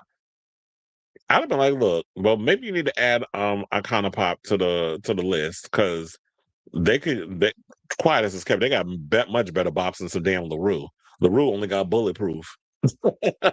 Like how many times they're gonna sing that damn song? Sailor Mermaids in the building. Well, I forgot Elijah. Greg was a drug addict. The Chateau Mama at this point is just your local. At this point, you said Brittany was there when she got into a fight. Oh yeah, that's another one too. Brittany fighting in there. Then you got Kanye sucker punching people, and then you got Elijah Blue doing drugs. Child, if the walls could talk, it could write a novel and spill all the tea on what was going on in Panera. So that's probably going to have to happen. All right, y'all. So now let's move on to our next topic. And let's talk about Katy Perry. So apparently, Katy Perry, she is in this serious relationship with the former politician, Justin Trudeau. And it seems like, well, yeah, while that relationship is getting serious, it looks like Katy's past is coming back to haunt her, especially, with all these revelations that's coming out regarding Ruby Rose. So Katy Perry has shifted away from her I Kissed a Girl and Pop Party Girl days to consorting with billionaires and socializing with some of the world's biggest power players. Maybe because she feels like that whole little girly pop stick is kind of deteriorating. So she's gotta kind of transition into something else. I mean, she can, I guess, if she ever gets the itch to want to go and do another residency or perform a lot of her music with those crazy outfits and stuff, she still can. But she's got to do things beyond that. So now it says she was left blindsided this week as Australian actress Ruby Rose, who's 40, publicly accused her of SA, her friends told Page Six. Rose alleges on Threads that the 41-year-old singer rubbed or exposed her crotch to Rose's face or on it during a boozy night at a Melbourne club in 2010. Police said in a statement that detectives are investigating a historical SA that occurred in Melbourne in 2010. And there's a picture of her where her and Justin are posing with Ted Sarandos, who I had no idea had a black wife. And I like Ted Sarandos over there at Netflix. He's the co-CEO. And, he's the one that you kind of seen his face a lot. But yeah, I had no idea he was married to a sister. I'm like, okay, Ted, I see you. So now Perry has vehemently denied the allegations. Rose, who has spoken about her battle with depression, previously said in a 2011 article about her night with Perry that nothing horrific happened. Social media users this week were quick to resurface a clip of Pitch Perfect actress, which I did show y'all in a previous video, Anna Kendrick on Conan O'Brien's talk show in 2014, saying the aggressive singer had once stuck her finger in her cleavage, though she added that the plunging neckline of her dress was kind of asking for it, and if nobody had done it, I would have been a little sad. I don't know if I believe her at that point. I think she was probably saying that because she didn't want to hear any, she wanted to clean up to make not have Katy look bad. But I definitely feel like she probably would have been uncomfortable. But yeah, I guess, would that be the equivalent of when Little Kim got on stage at the VMAs with her titty hanging out, one with the pastry and one was covered up, and Diana Ross came and flicked her boob? I mean, that was kind of funny, but if you look back on that now, if Diana Ross would have did that today, y'all would have accused her, we probably would have got that. We all laughed when it happened.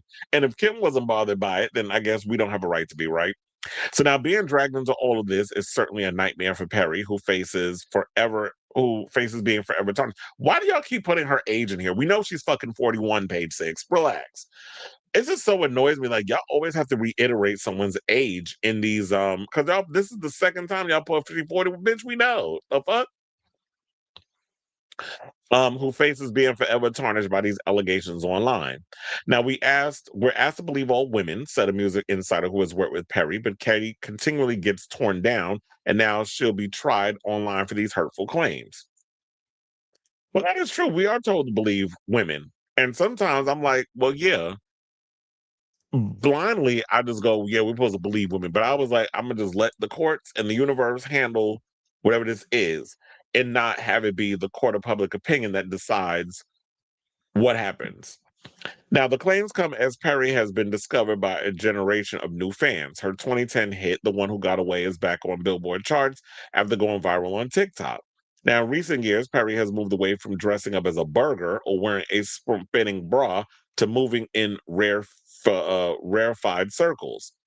The preacher's daughter, who was admitted to drinking, had become a problem in her early 20s, is worth an estimated $400 million, according to Forbes. Counts Jeff Bezos and Lauren Sanchez. Yeah, of course, she hangs out with oligarchs. And the Joker, aka Lauren Sanchez Bezos, among her best friends. She's even spotted soaking up the sun with on billionaire Barry Diller's $100 million yacht alongside his wife, designer Diane von Furstenberg, and performed for King Charles at his 2023 coronation. To top things off, she's been getting hot and heavy with former Canadian Prime Minister Justin Trudeau.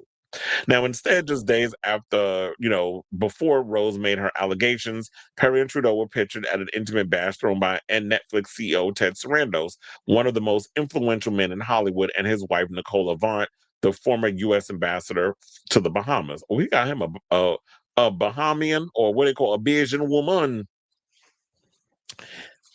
I wonder if she got an accent like Rihanna.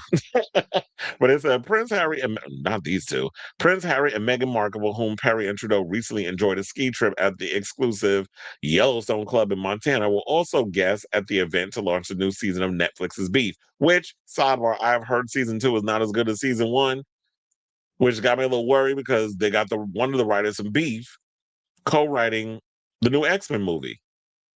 Please don't suck. So they said they've really been luxuriating in the relationship over the past few months, said a Canadian Society source of the high-profile couple, who were also seen hanging out at Coachella. Yeah, they was at Coachella. And here's a sidebar with that. The ageist comments again, because there were people that were upset that Justin Trudeau was at Coachella. First of all, Coachella was not built specifically for Gen Z. Coachella has existed before Gen Z was even a thought in your daddy balls. So stop with the trying to gatekeep who gets to go where. With the ageist stuff, talking about at a certain age, he 50 some odd years old, he should not be out here going to some damn Coachella. Who the fuck are you to determine? And the person that said that, I'm sure your ass was at home enjoying Coachella because your ass couldn't afford to go to Coachella. But you telling this person who can actually afford to go that he need to stay home? Like, shut the fuck up. Respectively.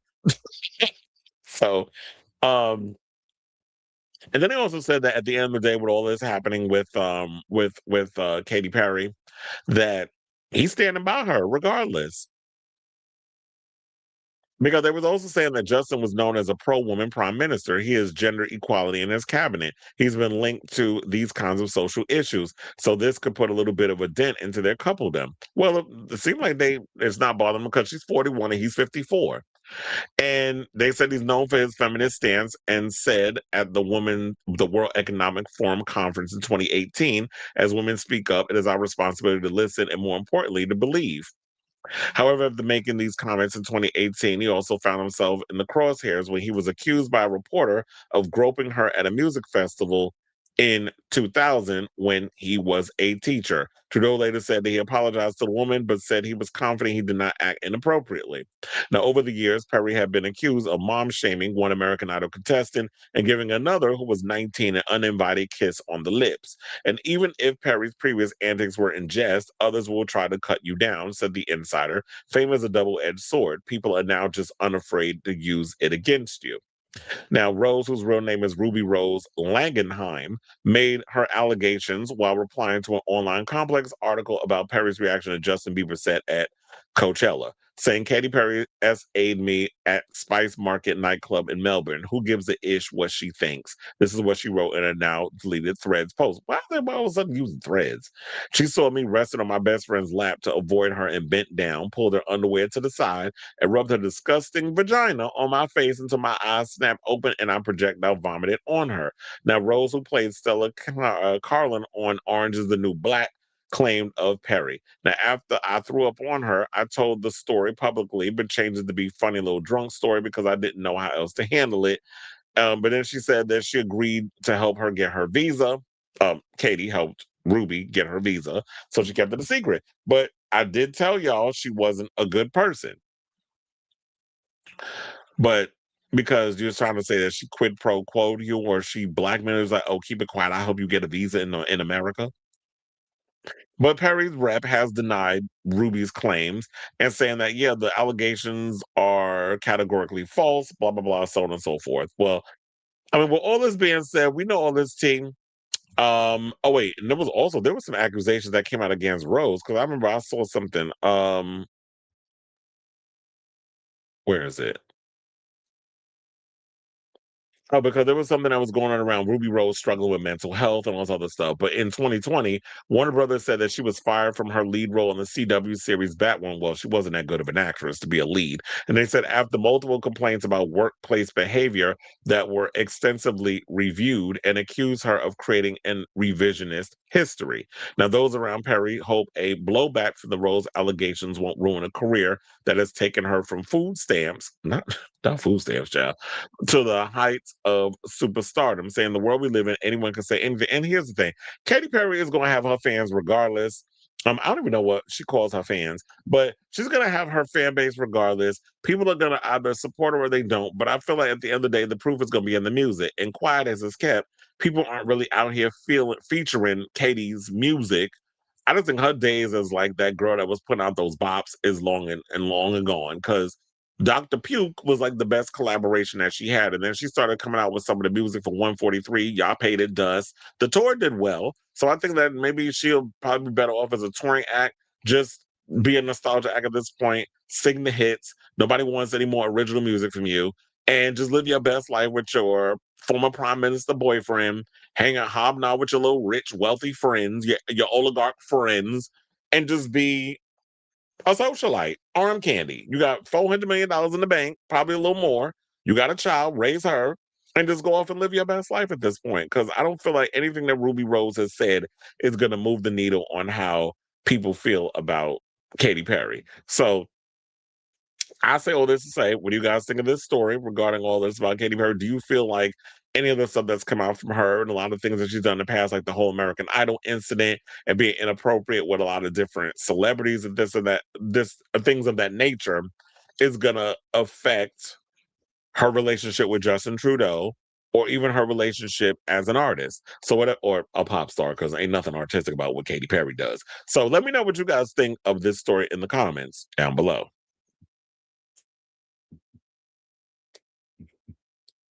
Ruby had abuse allegations with an ex-girlfriend, but I don't think she lying about it. Yeah, I was that was what I was looking for in that article because I did see something like that in passing. But yeah, there was a whole abuse allegation with an ex of hers. But I also don't think that she's not vagina. But I do think that there is some truth to what she said. That and two things can be true at the same time. You can be an abhorrent human being, but also somebody does something to you and you speak out on it. Dula Peep should also go the influencer route. If Sabrina's next album is a bore, then she should too. Well, it seems like that's what a lot of these girls gonna end up doing in the future anyway. And Dula Peep, and she about to marry a guy who allegedly might be our next James Bond. I'm sure I heard a lot of people's push it. Well, the rumor is they're trying to push for him to be the new Bond. But I don't know if that'll happen though. We'll see. All right, y'all. So now let's get into this team. Let's talk about Louis Tomlinson and Zayn Malik apparently coming to blows while they were putting together a Netflix docuseries, which here's the gag. I didn't even know they were working on a Netflix docuseries. But apparently that's the tea that came out. And they said that this happened, I think, about 6 months ago. Louis has unfollowed Zayn, but Zayn is still following him. So let's get into the story. So Page Six can confirm Tomlinson is no longer following Malik on Instagram, following claims that the Pillow Talk hitmaker punched Tomlinson in a bar fight that resulted in Tomlinson suffering a concussion.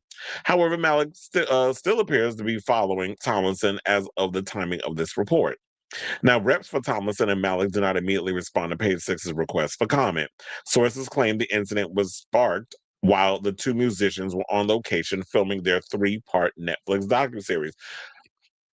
Malik allegedly made a negative remark about Tomlinson's late mother, Joanna Deacon, who died of leukemia in 2016.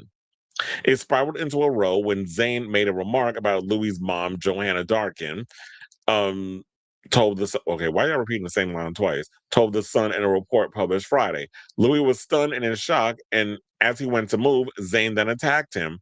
Zayn punched him straight in the face because he was wearing rings and cut Louis' head. He then pulled away, and Louis was taken in for medical treatment. He was left with a concussion, saying this happened outside in front of so many people. It was shocking. Well, child, nobody pulled out their phone to record it and upload it on social media. Now, sources added that the pair have not been in contact with each other since the fight took place 6 months ago. Now, as a result of the incident, Netflix has said to put the documentary series on ice. The documentary was announced in October with a projected 2026 release date. Where the hell was I? Because I didn't even hear about this. The project would have followed Tomlinson and Malik as they went on a road trip throughout the U.S., which sounds like a pretty interesting idea. And I guess they would have told them, like, they would probably, as they were going on this road trip, they probably would have been reminisce on the love we had, make the time tonight. Well, they probably would have, reminisced about, their boy band days and Liam Payne, child, Liam probably rolling in his grave with all this mess going on. And in a way, I'm glad that someone like Harry out here minding his business. He like, you know what? I'm focusing on this residency I got coming up in different locations around the world. I ain't got time for this bullshit shenanigans. And I've been rooting for if this is true, Zayn, I've been rooting for you for the longest. I love that little sexy accent you got, and you fine. But you got demons, and hopefully you work them out where it's not getting into altercation. And another thing too, the way you smoke cigarettes need to be studied because you smoke too damn much, and you too young to be smoking all them damn cigarettes. And it kind of makes me wonder if you putting pause on your former bandmate. Was that what was allegedly going on between you and Gigi Hadid, and why she done moved on to Bradley Cooper? Because you couldn't keep your I just can't keep my hands to myself. Like when you doing that, I was trying to sing like Selena Gomez. Yes, that was shade. So there's that. Hopefully y'all work it out, whatever. I definitely want to see this docuseries now. I mean, this is the way for y'all to try to drum up drama for this docuseries. It's working because I definitely want to check it out now. It's 3 parts. I hope y'all got enough of the stuff to go with this, or y'all may have to just wrap it up by putting together like separate interviews or whatever the case is. I don't know if they're gonna be able to salvage anything from this. I don't even know how far they got with filming. But last but certainly not least, before we move on to our next topic, because I was like, you know what, I might as well just combine everything together. Zayn apparently, because his album came out this Friday, Call, which I have not heard yet. I don't even know if it's good or not. If it is, let me know in the comments. But Zayn in the hospital, apparently. And I'm like, sis, what's going on? So here's what they ended up saying with this. Now, so yeah, he revealed he's in the hospital. The pop star shared the news on his IG stories with a photo of himself in the hospital gown in bed.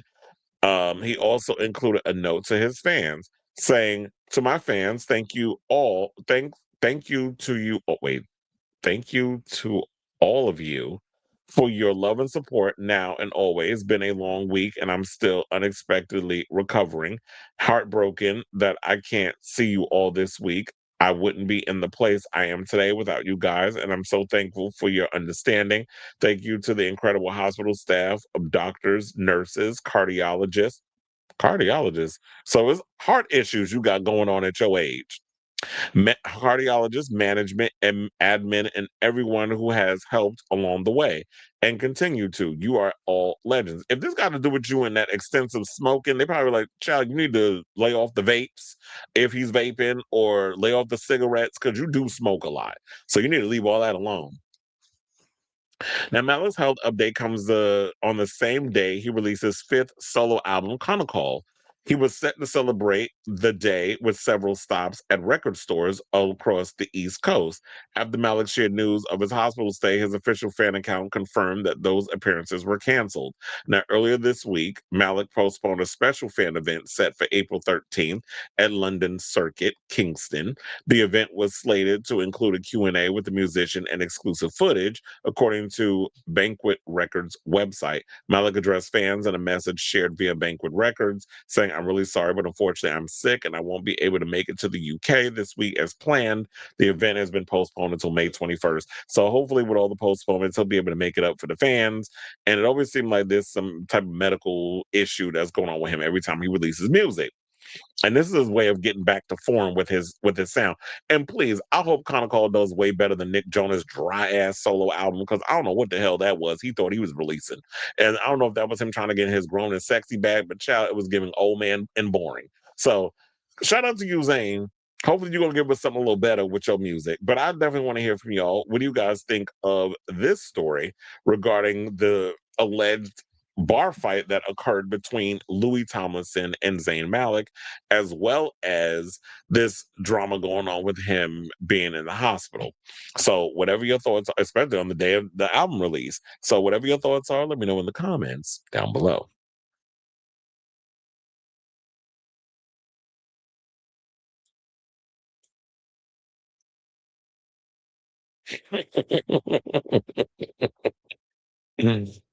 Duopia has been. It said these two reek nostalgia at behavior. Meanwhile, Harry is flop. I mean, child, that's a fact. Because I was sitting there like, if you want to sit up here and talk about you going more disco or whatever, I'm like, girl, where's the disco? This album was not giving, and it's going to be interesting to see how do you perform this at all the stops that you're doing. Not a Brit, but so many British Zoomers always have a pack of cigs on them. Not sure how cigarette restrictions work over there, but it's clearly not the same here. Okay. So Zayn said he wasn't in love with Gigi. Maybe he was in love with that coochie. I don't know who he loves, but then he said there's a song on the album that kind of hints that he might be bisexual.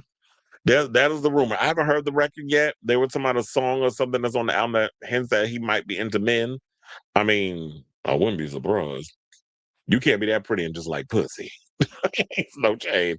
And he said, he could be using the time getting his ass back in the studio. He said, I don't know who he loves, but definitely cigarettes are causing mayhem in the streets.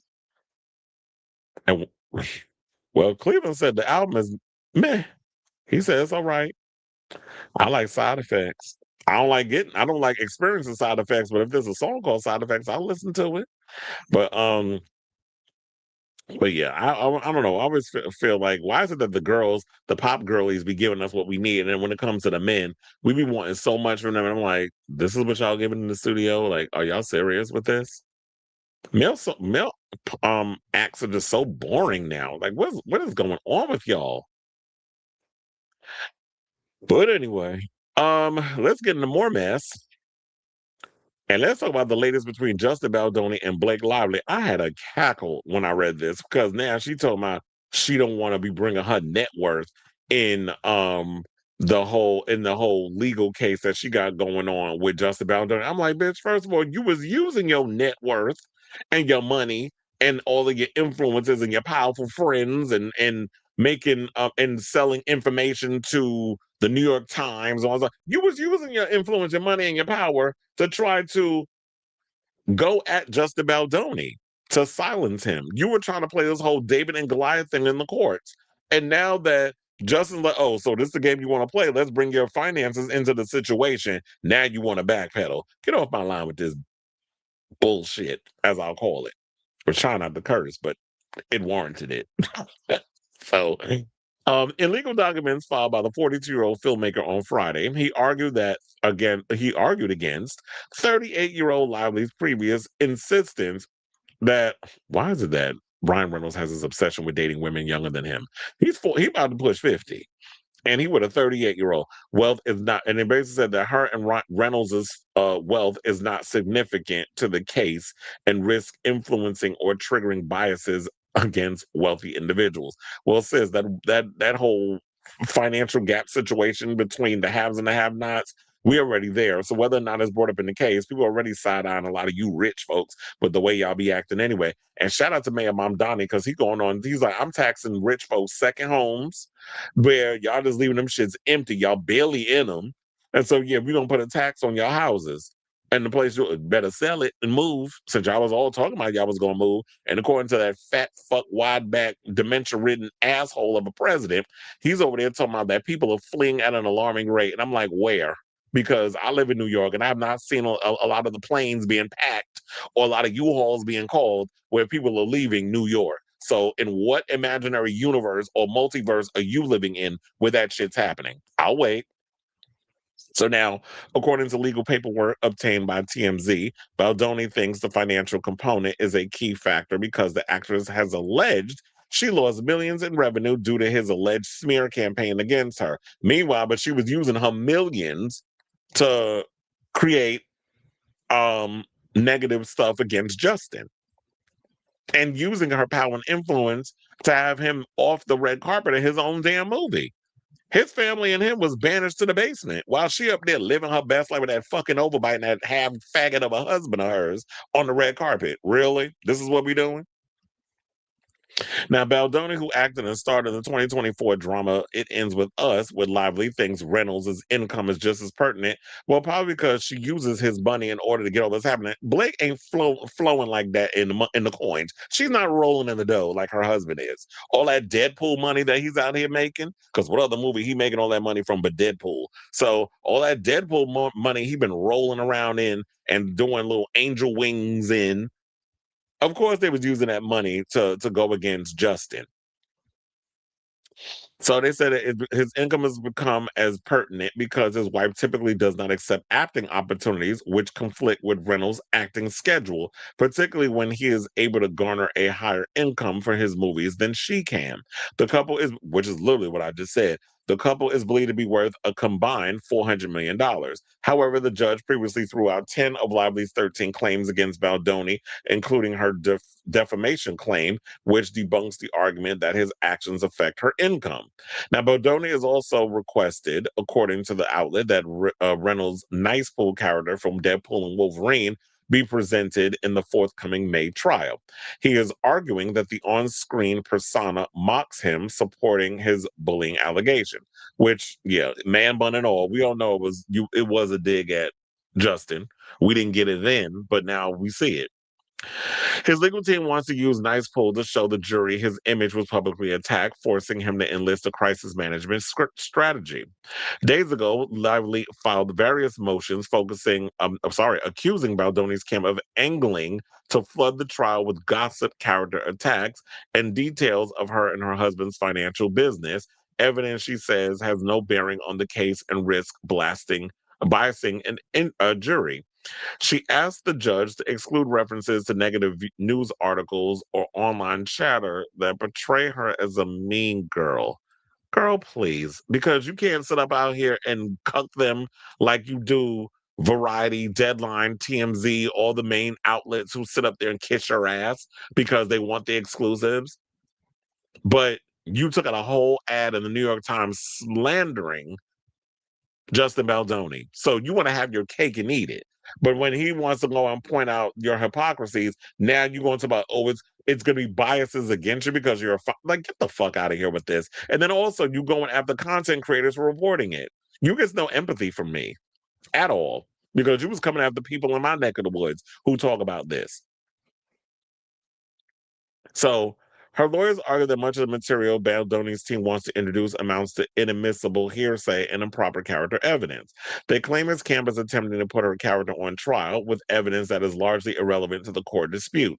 Now, in December 2024, Lively named co-star and director Baldoni in a lawsuit accusing him of harassment, retaliatory conduct, and intentional infliction of emotional distress.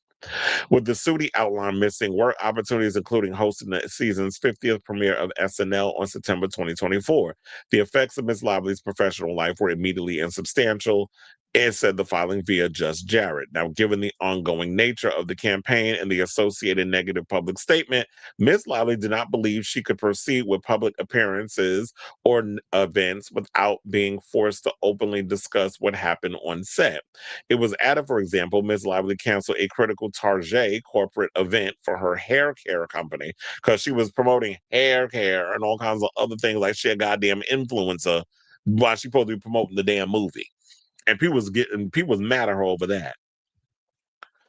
And she backed out of her scheduled role as host of the premiere episode of the 50th anniversary season of SNL on September 2024. Furthermore, the lawsuit claims the smear campaign damaged Lively's business and inflicted severe emotional distress upon her family. Now, Lively also alleged that Baldoni showed her explicit videos and photos of other women, openly discussed his struggles with porn, and made inappropriate remarks about her appearance. So, May 18th is when the trial is going to go down, and I guess we'll just have to see how this all turns out. But I'm entertained by the shenanigans. But girl, you open up this can of worms. I don't know why you all upset that this is all coming to light. What is it? Oh, this is the game you playing? Um, or as Alyssa Edwards wanted to say, oh, you want us to go that way? All right. If this is where you want to go, then we'll go. And so I'll just definitely keep abreast of this mess of a story as it develops. But at this point, I can't wait for this shit to be over. I'm about sick of this lady and her annoying ass husband and all this drama that's been acquired between them and Justin Baldoni. It's like, can we just put this behind us and move on to bigger and better things besides this foolishness? Because it just been feeling like this has been going on long enough. But anyway, I want to hear from y'all of your thoughts on this whole situation. Whatever your thoughts are, let me know in the comments down below.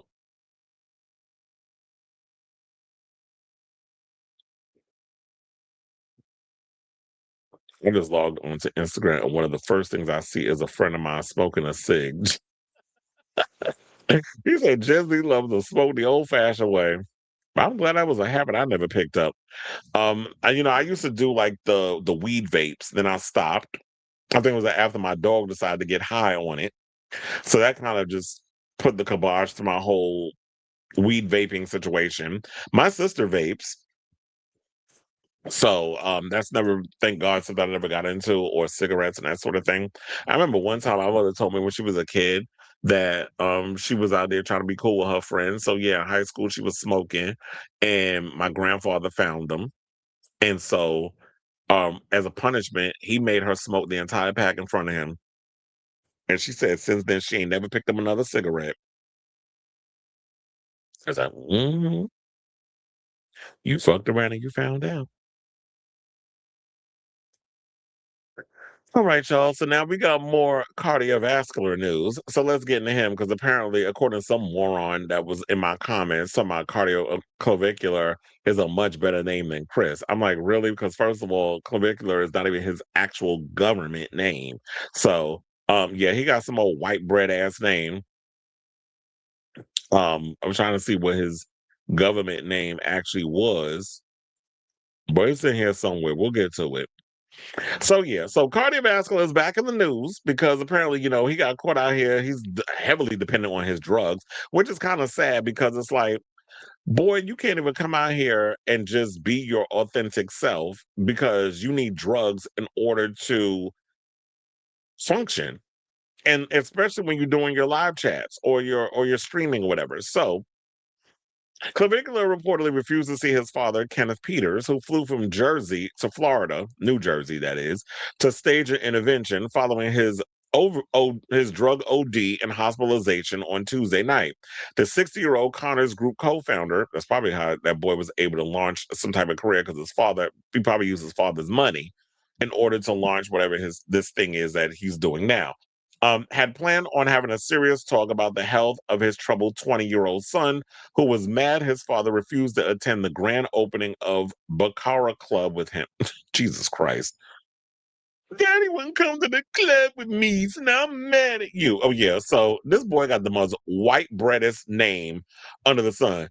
Braden Eric Peters. Come on now. Now, somebody comes at you and their name Braden, you already know he white and kind of gives this whole look of who Clavicular is. You can't get no more middle America than that. So frustrated, Peter flew back home without speaking to busy Clavicular, whom he previously called a full-blown drug addict during a live stream in January. Instead, the looks maxing influencer had the biggest night of my life, hosted the first streaming nightclub in Miami Beach alongside this old piece of shit. He was there with Blueface, who his own damn mother came out was reading him talking about Blueface ain't shit. He got a bunch of funky pussy smelling ass broads that he be surrounding himself with. The bitches don't even shower.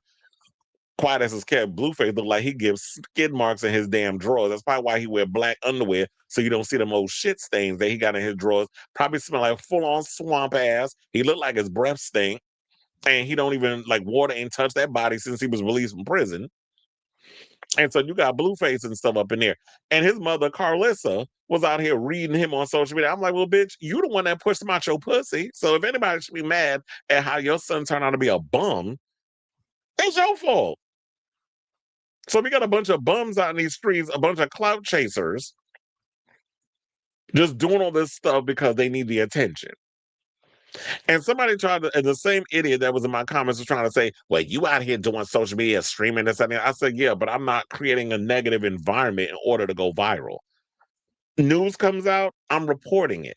I'm talking about it. I'm giving my opinion. There's a difference. But when people aren't that bright, because they ain't got a couple of, they missing a couple of chromosomes in their brain, they're not gonna be able to understand or articulate what I'm trying to say. So they're gonna try to come in and throw a read, which it ain't gonna work because I'm gonna come and clap back at your ass and you're gonna come out here looking stupid.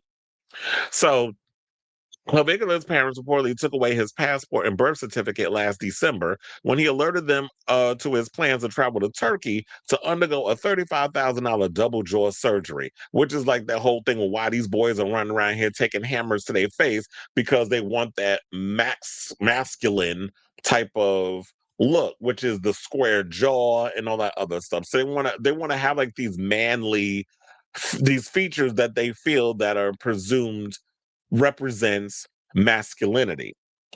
So you want to aesthetically look masculine, but you nothing but deep down inside you a big old bitch. Like make that make sense. So they said we got water maxing in the club, no drinking, no substance, just good vibes. This generation loves good vibes. They fixate on that shit like a baby on a mama's titty. Now, the controversial content creator announced to his YouTube vlog capturing the party. So tonight I'm on nothing. I don't plan on being on anything for the foreseeable future. Well, we'll see how that turns out. Now later, a woman asked, "Do you have any rounds with hugs?" and rolled her eyes after Clavicular replied, "I'm sober now after the OD." Yeah, so these people around you that's trying to entice you on getting drugs or you using your drugs to get high when they should be using their own damn money to get fucked up on. But you thinking these people are your friends, they're not your friends, they're using you. But he's young and he's impressionable and he's desperate for attention because clearly he ain't been getting it from somewhere. Because what is this deep rooted need to want to get attention? So the whole thing where everything he references with putting Max on the end, it's so annoying. I'm sober, Max. It's like, just be fucking sober. But then again, I should say this. Maybe this all stems from the fact that Clavicular has a tad bit of the tism. He's tistic. Y'all know what I'm talking about. Put a little oil in front of the tistic.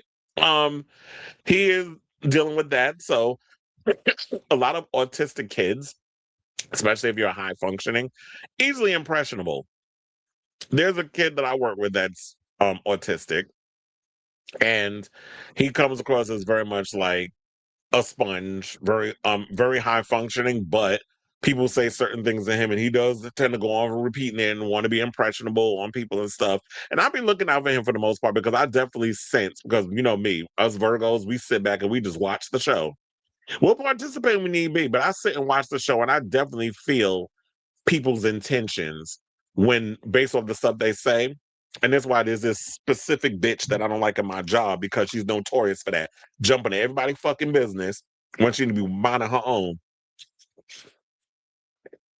I said, honey, your husband's dead. You need to be focusing on being a widow instead of worrying about what everybody else is doing at the job. So or any kind of personal things. You talk about other people getting too involved, but I'm like, sis, you literally doing the same thing now. Like, what? I don't trust people like that. So when people run off with their mouth and they be talking or telling other people shit, I'm like, then I can imagine that if I told you something, you're gonna run and tell it to somebody else. Which is why when that lady see me coming, she know not to say something to me because I had to let her have it. Oh, trust and believe. Chris's mouth, oh, it's notorious. I don't bite my tongue when it comes to nobody. So even if I'm at work and you come out of pocket towards me, oh, you'll definitely know. Don't fuck with me, bitch. Don't fuck with the Chuck, as he would say. Man, but let's get into this mess. So they said that he kissed 3 different women, one of which he warned, you're blocking the camera, child.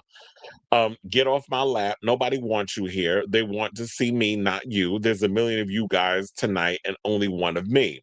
So the ego is clearly out of control. Now, on Tuesday around 5:40 p.m., the Elena Velez YR008 cat. What is this? A fucking robot? You're talking about the Elena Velez YR008 catwalker slumped over while streaming with friends at a Miami restaurant, and they had to physically carry him out and take him to the hospital. And then talk about how it was brutal. Then talk about the bruise as you see on his face. And he says all the substances are just a cope with trying to feel neurotypical while being in public. And said that the worst part about tonight was my face descending from the life support mask. So with him being heavily, I guess, neurodivergent, I think the problem with him is that he doesn't know how to deal with people in public places.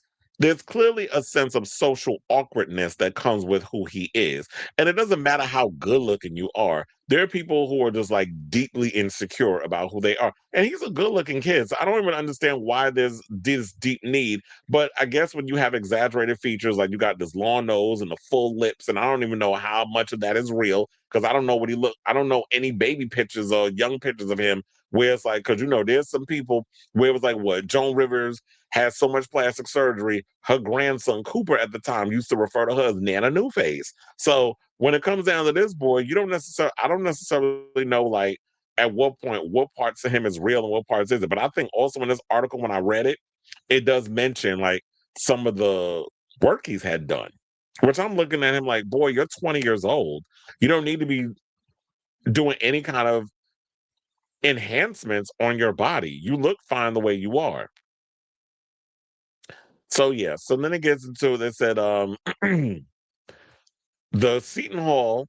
Oh, he went to Seton Hall. First of all, Seton Hall. I know who Seton Hall is because Seton Hall actually plays the Garden at times. Like when we've done like the Big East tournaments and this, that, and the other, Seton Hall has played the Garden when it comes down to like our Big East tournament. So I'm well aware of Seton Hall students. Some of y'all are cool, then some of y'all are a pain in my ass. But the vibe, you know how it usually is when you're dealing with a lot of college kids. So the Seton Hall Prep School grad might claim he's sober, but he told the New York Times in February his daily routine involves taking testosterone, Accutane, um, retatrutide, whatever, I don't even know how the fuck you say that, and nebivolol or nebivolol. What is up with these tongue twisting ass names? Melanotin 2, melatonin, L-glutathione, and NAD plus. What's all this shit? First of all, at your age, you should. Why are you even taking testosterone? Because your body is developing testosterone when you're a teenager and in your 20s. Your testosterone doesn't start depleting until you're in your 30s, which is why I think a lot of times in your 40s and up, um, older people will start taking testosterone. So I don't understand why you're putting all this stuff in your body. That's actually not good that you're taking all these pills. And of course, when you have an amount of money that you have and stuff, and these doctors out here who are greedy, you'll find somebody that'll be willing to give it to you. So they said he also encourages his followers to do facial bone smashing with hammers, steroids, takes experimental weight loss drugs, and not crystal meth. And he's out here telling people to smoke crystal meth to ascend to their looks maxing potential. Well, honey, have y'all ever seen an actual meth addict out here? It's not cute. Especially when they run around here with some fucked up teeth. Now, the Sacred Heart University alum was famously expelled in 2024 after campus police discovered his steroid stash in his dorm. And I'm like, why are you taking steroids at your age too? That's probably what this body is, steroid ridden. I mean, don't get me wrong, he looked good, but at what cost? Because when you're doing all of that, all it's doing is, I mean, and maybe that's probably where the nasty attitude is coming from. So then they also said it's been less than 3 weeks since he was arrested for misdemeanor battery stemming from an altercation involving his girlfriend Violet Marie Lentz and influencer Jenny Popak during a February 2nd Kick stream. Now, the 5'11" star regularly streams on platforms like Kick, Twitch, and Discord, as well as charging $39 a month for his members only aesthetics training program called the Clavicular System. So here's the thing, y'all sitting here buying into somebody who uses all kinds of drug enhancements to make his body look the way it does. So it's not even like he's naturally working on this body from hard work and diet and exercise and that sort of thing. He's also using drugs in order to enhance his appearance. And y'all are okay with that? Like, you don't realize what the long-term damage that's going to cause to your body. And especially it's probably causing a lot of damage to his body too. And yeah, it might be great to have a cute little young corpse, but who want to be dead and die young? But I think that's the problem with a lot of this younger generation. Y'all really don't take into consideration um how y'all look, or the long-term side effects that it comes with maintaining a certain beauty aesthetic.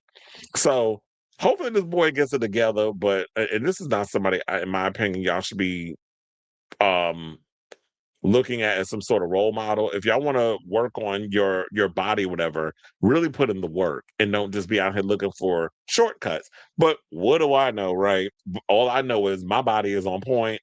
I'm healthy, and I'd rather just take the long route on working on making sure my body is right and tight than having to be out here using all kinds of drugs that's going to give me back knee, that's going to give me funky ass breath, that's going to have my hair falling out my head. Because, yeah, I'm in my mid 40s, but I still got all my hair. I don't have no bald spots. I don't have no wrinkles yet.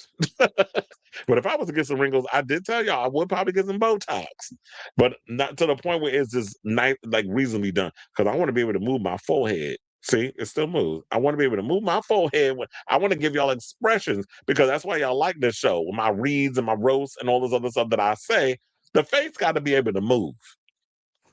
So I definitely want to hear from y'all regarding this story about him. It's sad that his parents can't even get through him at this point. But I think parents try harder. Like, you can't just let the fact that this boy has so much money and the wrong people surrounding him as being like, well, I need you to come home or we trying to give you an intervention. He's like, No, I'm gonna do whatever I want because I'm rich and I'm this, that, and the other. And the parents like, okay, like that's it. Like fight for your kid. But like, who knows? Maybe they feel like there's nothing much that they can do except pray. We'll see how far that gets you. But anyway, let me know what you guys think of this story in the comments down below.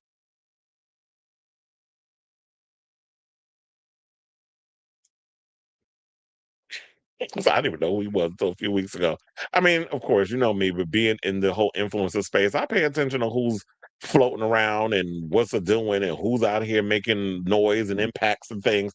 But I don't be watching them like that, like him and the Andrew Tates or these other morons and the Nick Fuentes. Like I pay attention. I got to keep my ears to the streets with these young and up and coming, these young influencers and who they are and stuff. So that's where that comes from. Clavicle, that sounds about right. I mean, that's where I think he got the name from. Told him out of clavicle. He was drastically different as a teen, but that's to be expected since his face and body is still developing. Absolutely, and it still kind of is. Where it's like, yeah, you that young, your body is still developing, but you're gonna regret it. But that's like when you hear a lot of people, like even Detox from Drag Race, was talking about that when they were younger, they got all that silicone put in their body. And knock wood, she said that with her transition that's been going on and the hormones and all this stuff that the silicone hasn't been affected by her body changing. But she knows people who've gone through that and it has affected them, the silicone and things that they put in their body. So you got to be aware that, yeah, while it's cute or whatever when you're young and you putting all that stuff in your body, what you have to realize that, yeah, it's beauty. I get it. Beauty is pain, all this other stuff. We all do things because we want to make ourselves look better and feel better about ourselves. But you got to realize that there's going to be long-term side effects that come with that. Poke fun at older generations working and celebrities will put the dumbest people as their celebrities. Explain. Okay. But these days it ain't even about talent. Blame the Kardashians. That's what all that come from. I watched some Queers Folk clips after your show last night when you mentioned Teddy. Yeah, because I said no, he took GHB. I think he did take Viagra, but no, he took the GHB episode. I don't know if you've seen that one when Blake was crushing on him at the club. And I hated that whole storyline because they were playing this whole Ted is unattractive. Anytime he would try to talk to somebody that was way out of his league, he was constantly being rejected. They played that whole thing up. And I get the whole troll angle that they were trying to go with. And then he finally meets somebody and then takes him home. And he's so eager to impress Blake. And then Blake pulls out GHB and pours it in the water. And he literally drinks majority of the damn water, ends up keeling over, and Blake's trying to get him to stop ODing and then runs out the apartment. But then, long story short, he's like, I called him. I called the ambulance. My favorite scene was when Emmett and ran into Blake at the club, bitch. And Blake was, I mean, and Ted was over in the corner, and he was like, "You break my friend's heart again, I'm gonna break your face." When he said that, I was like, "Work, bitch." Um, Emmett read his ass down. I was like, "Yes, queen, you better get her." And then come to find out, then later on, you seen Emmett and Ted end up becoming a couple. And that's when I think that was around the season when Ted got hooked on that damn meth, became a meth head. Oh, sorry, a Methodist, because that's what we call him. So, but yeah, so there was that mess. But yeah, that's what that clip was when I was talking about that. It's exactly put in the work, eat healthy, sleep well, and drink plenty of water. Oh, I stay drinking water, which is why I'm gonna show you all this. When I be at work, this is my water bottle. I don't know, you can't really see it because of the screen. But yeah, this is the thing I drink when I go to the gym and I go to work, and they make fun of me about it. They be like, "You drink all that?" What I say, "Yes, I do." I mean, I got bigger bottles than that too, but I was like, "Yeah." When I'm at the gym, I drink water. I'm working out, and then I'll get like those little energy drinks, whatever, the healthy ones. Speaking of which, if y'all out here drinking kombucha, don't drink that shit. They found some crazy chemicals and stuff up in there. Stop drinking the kombucha. They say it's not good for you. And I was like, thank God, because I remember I would drink that every now and again. And I noticed that whenever I would drink that, I'm like, is this really helping my gut? Because I be feeling weird after I be drinking it. So I stopped drinking it. And then I saw this recent report came out about kombucha is not good for you. So I'm definitely staying away from that. He said that is where his name comes from. The clavicle bone. Looks maxing is a bunch of frat boy behavior. Absolutely. And he definitely gives frat boy on, you know, aesthetically. I saw one influencer forcing himself to drink coconut. Oh God, don't even get me. So coconut water is the grossest thing next to muscle milk. I cannot with either one. I'm like, this is some nasty shit. I'd rather just drink water before I drink some damn muscle milk. I was like, what is this? But yeah, coconut water is gross. I can't. Despite having it because looks maxers do it. It's like, not that poor child gay as fuck. I mean, if he is, I mean, look, if Clavicular out here hunching dudes, I wouldn't mind. He cute. That attitude got to go though. It's like, I like coconut water. That's what pink drinks from Starbucks. That's what pink drinks from Starbucks are made of. Really? Well, here's the thing. Maybe it goes down better because they put a little something extra up in there. But the drinks well, to be honest, I have not. I can't remember the last time I had Starbucks. It's been months. I've been drinking a lot of cold brews from freaking Dunkin' Donuts. That's kind of been my thing right now. They've been trying to come out with these little banana flavored drinks at Dunkin' Donuts. I don't like them. It's gross. And I think it's because they use that nasty banana powder. And I feel like a lot of times when they be making the drinks, if they don't measure it and put it just right, I can't. Well, that too. So, but yeah, I haven't had Starbucks in a long time. I used to spend way too much on Starbucks, so I had to give them a rest anyway. All right, y'all. So now we are down to our final four topics. So before we get to our final four topics, if you can please do me a solid, hit that like button. If you are new to the channel, hit that subscribe button. And also be sure to smash the notification bell so that way you know when we go live with a brand new episode of Chris Avalon Unfiltered. I just now remembered, I was like, wait a minute, isn't Cobra supposed to be on I think I saved it in my phone. I gotta find out what tent is she in because the one thing on YouTube is that once this is done, I can rewind it back and watch her performance because I missed it of her performing at Coachella. She's gonna be in. Oh yeah, they somehow she's on. Now I'm seeing it in Reddit. What tent is she in? The Sahara tent?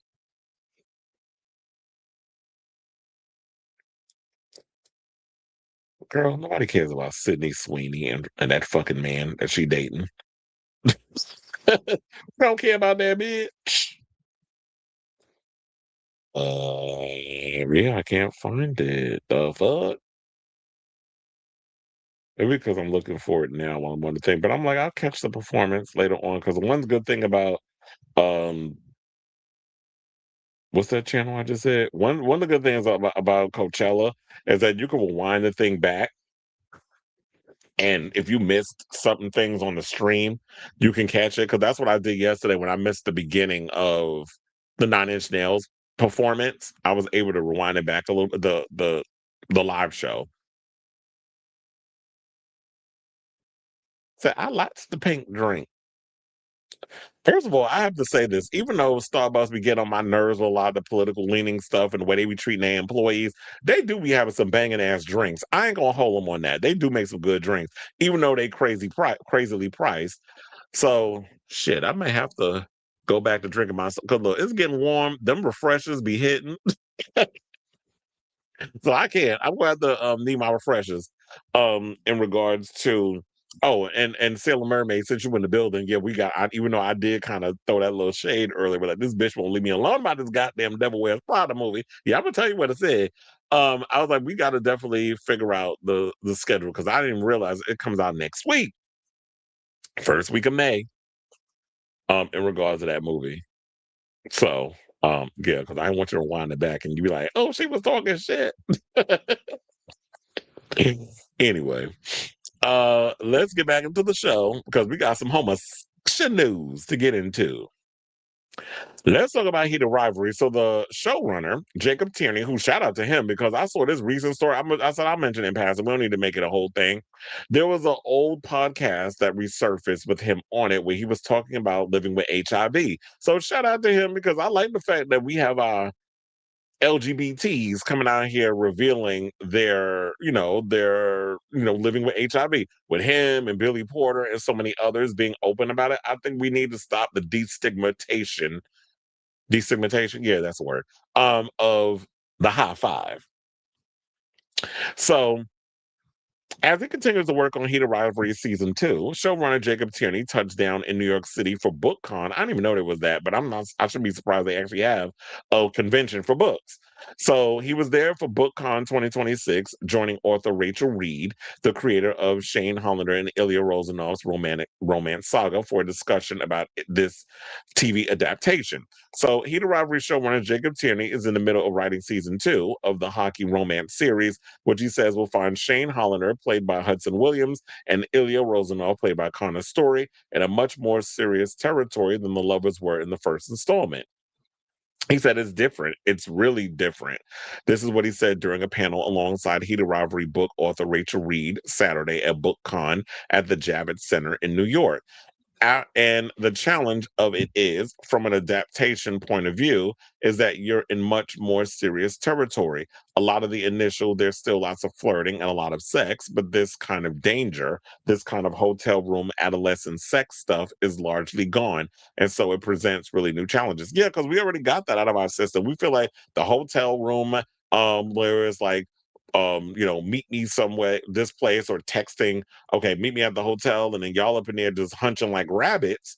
It's like, yeah, that was cute during season one, but you can't keep reheating your nachos every season. At some point, you got to go, well, we got to expect a little more depth between these two characters, especially since, spoiler alert, it was revealed in the upcoming book that Rachel is currently writing. That's supposed to be coming out later this year.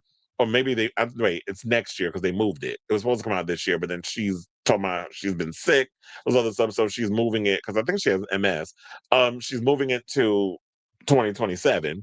That Ilya and Shane get married, and I think they're playing on the same hockey team, and a lot of the stuff that endures from that, meaning people in the media who are homophobic and a lot of the backlash and things that are happening. So they got to work that up. So Tierney brought on Michael Goldbach as a co-writer for Heat of Rivalry Season 2 to assist in the process, as the production team hopes to get new episodes out sooner rather than later amid the immense popularity of the Crave HBO Max show's first season. And this is what I said. I was like, yeah, this show hit so hard immediately in season one.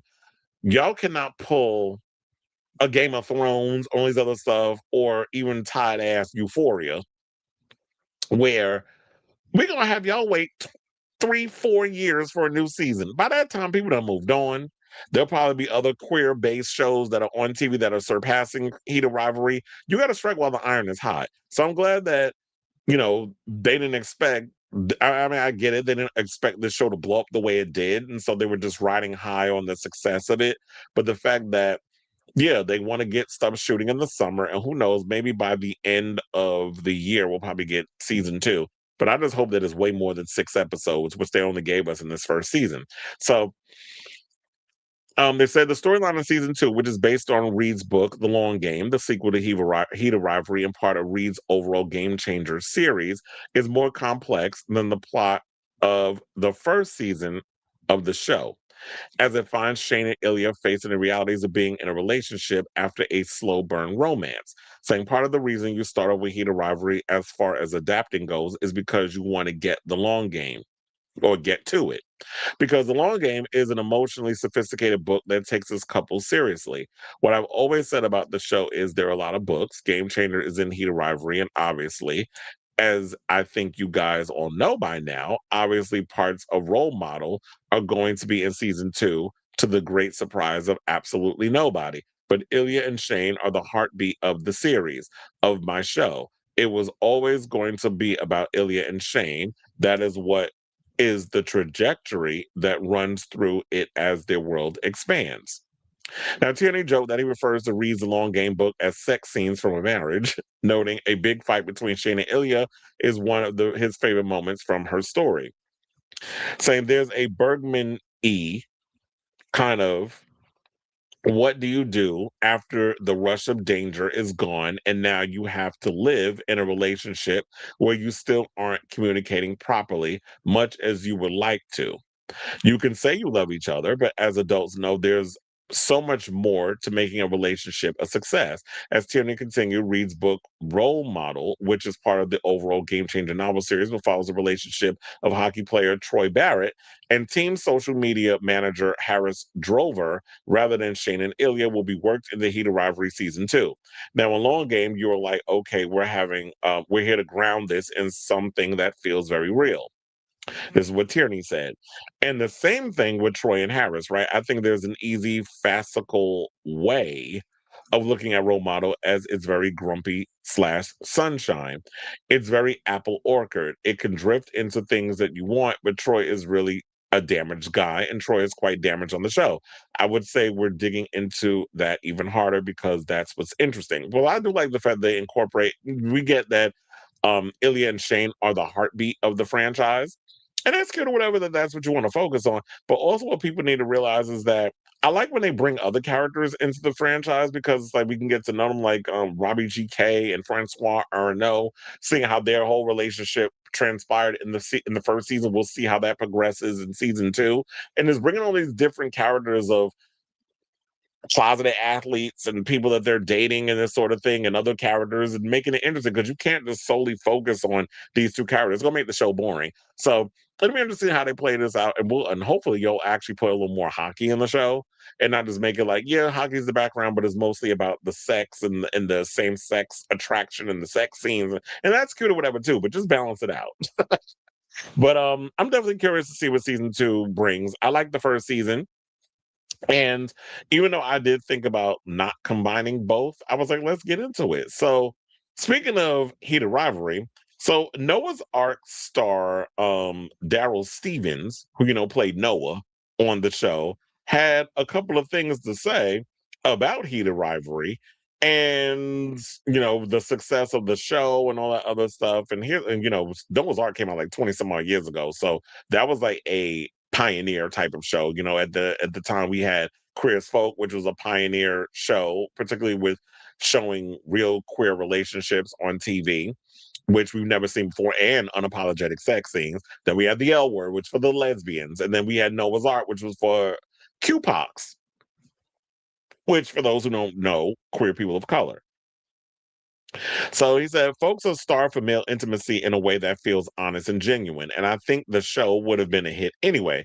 But how those two actors, Connor Story and Hudson Williams, navigated that promotional tour was so refreshing to see. It felt revolutionary.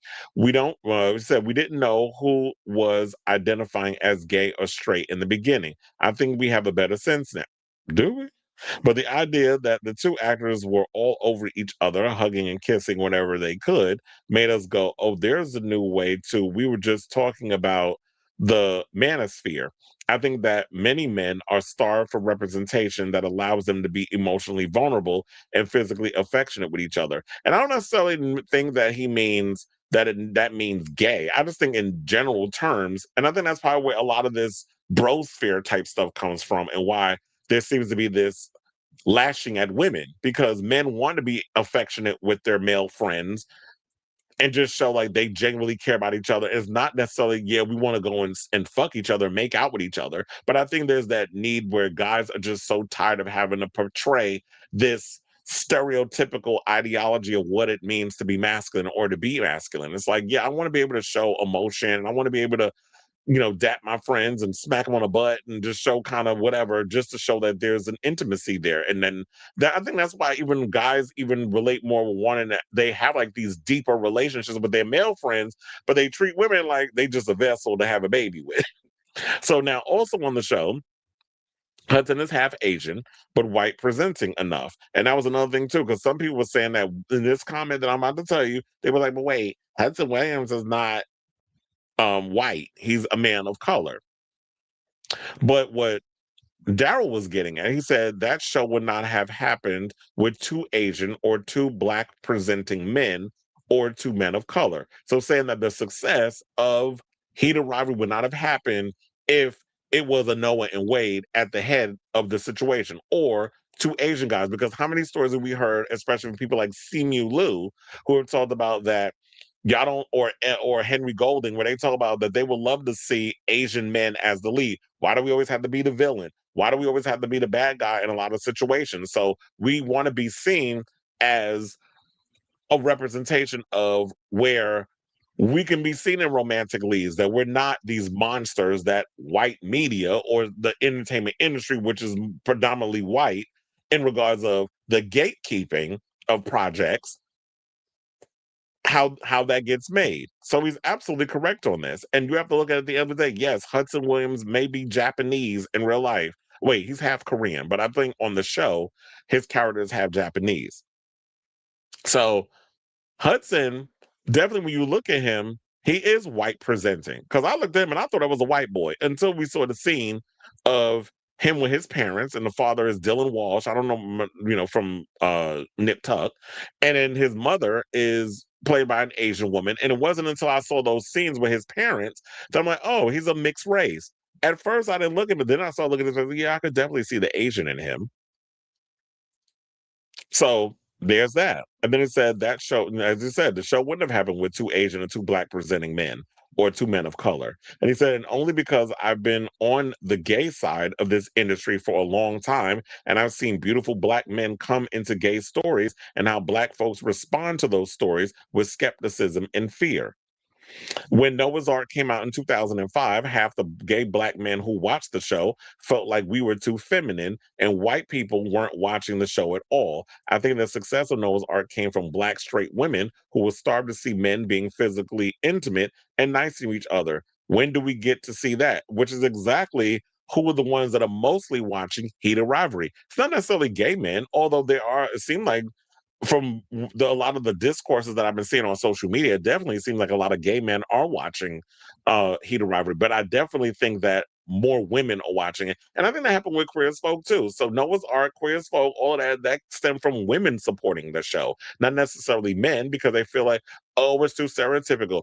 Oh, it's pretty much clocking our souls, meaning that it's spilling all of our tea for these people to see, so they didn't want to be a part of it. Especially when you saw what that Queer as Folk was exploiting. Is exploiting the right word to use? Um, Club culture, like circuit parties. And I used to go to circuit parties. So a lot of stuff they was doing up in there, yes, the girls was doing it. The GHB and doing the meth and doing the circuit party drugs. Trust and believe. I seen all that shit. The K, special K, all of that shit was going down in the clubs. Trust and believe when I tell you. So he's absolutely right in saying this, and this comes from the fact that Noah, Daryl is in his 50s. I think he's 52 years old. So if he's been around the world and has performed in a lot of queer centric independent films, as well as a show like Noah's Ark, I think he knows what he's talking about. So I'm going to take his word for what he's saying. But I definitely feel that while men are thinking that women don't want to see intimacy, there are plenty of women who want to see men being vulnerable and intimate. So I don't think that we should all just, at the end of the day, put all of this on specifically women. It's just the way society plays it up that men have to be a certain way in order to succeed in the big leagues. So they said, so when he ended up by saying this, but the majority of this country is still white somehow. And I don't think that Heated Rivalry could have hit as hard as it did in the US without two white presenting, mass presenting main characters. And that's another thing too. If you do the whole, and I've always said this for the longest, I was like, why is it that we don't have a lot of programs that show mask presenting male characters in same-sex relationships? Because they exist, but it felt like because y'all wanted it to be easily clockable for effeminate men to be at the center or the forefront of a lot of these projects, because it's easy to identify a feminine man. The fact that you see men that upon first glance you think he got a girlfriend, when yeah, behind closed doors he tearing that ass up, and I'm talking about the same sex booty. And the girls be gagging over it, and some men, but it's like the fact that it's ambiguous when you can't really tell. That's where the real danger of it is, because you can't clock somebody's soul easily. So Darryl is correct in everything that he said. He actually said this in an interview with Tim Murphy's The Caftan Chronicles about the breakthrough success of Heat of Rivalry. And so if you want to check out that interview, it's out there somewhere on social media. But if you go on Tim Murphy's Instagram, and I'm sure if you went to Daryl Stevens' Instagram, he talks about it there as well. They probably have all the links and things. But yeah, he's absolutely right in this. So I say all this to say, what do you guys think of this story regarding Heated Rivalry and what's coming up with season 2, as well as what Daryl Stevens had to say about the matter in regards of Heated Rivalry's success? So whatever your thoughts are, let me know in the comments down below. All right, hold on as I close up some of these little windows that I got.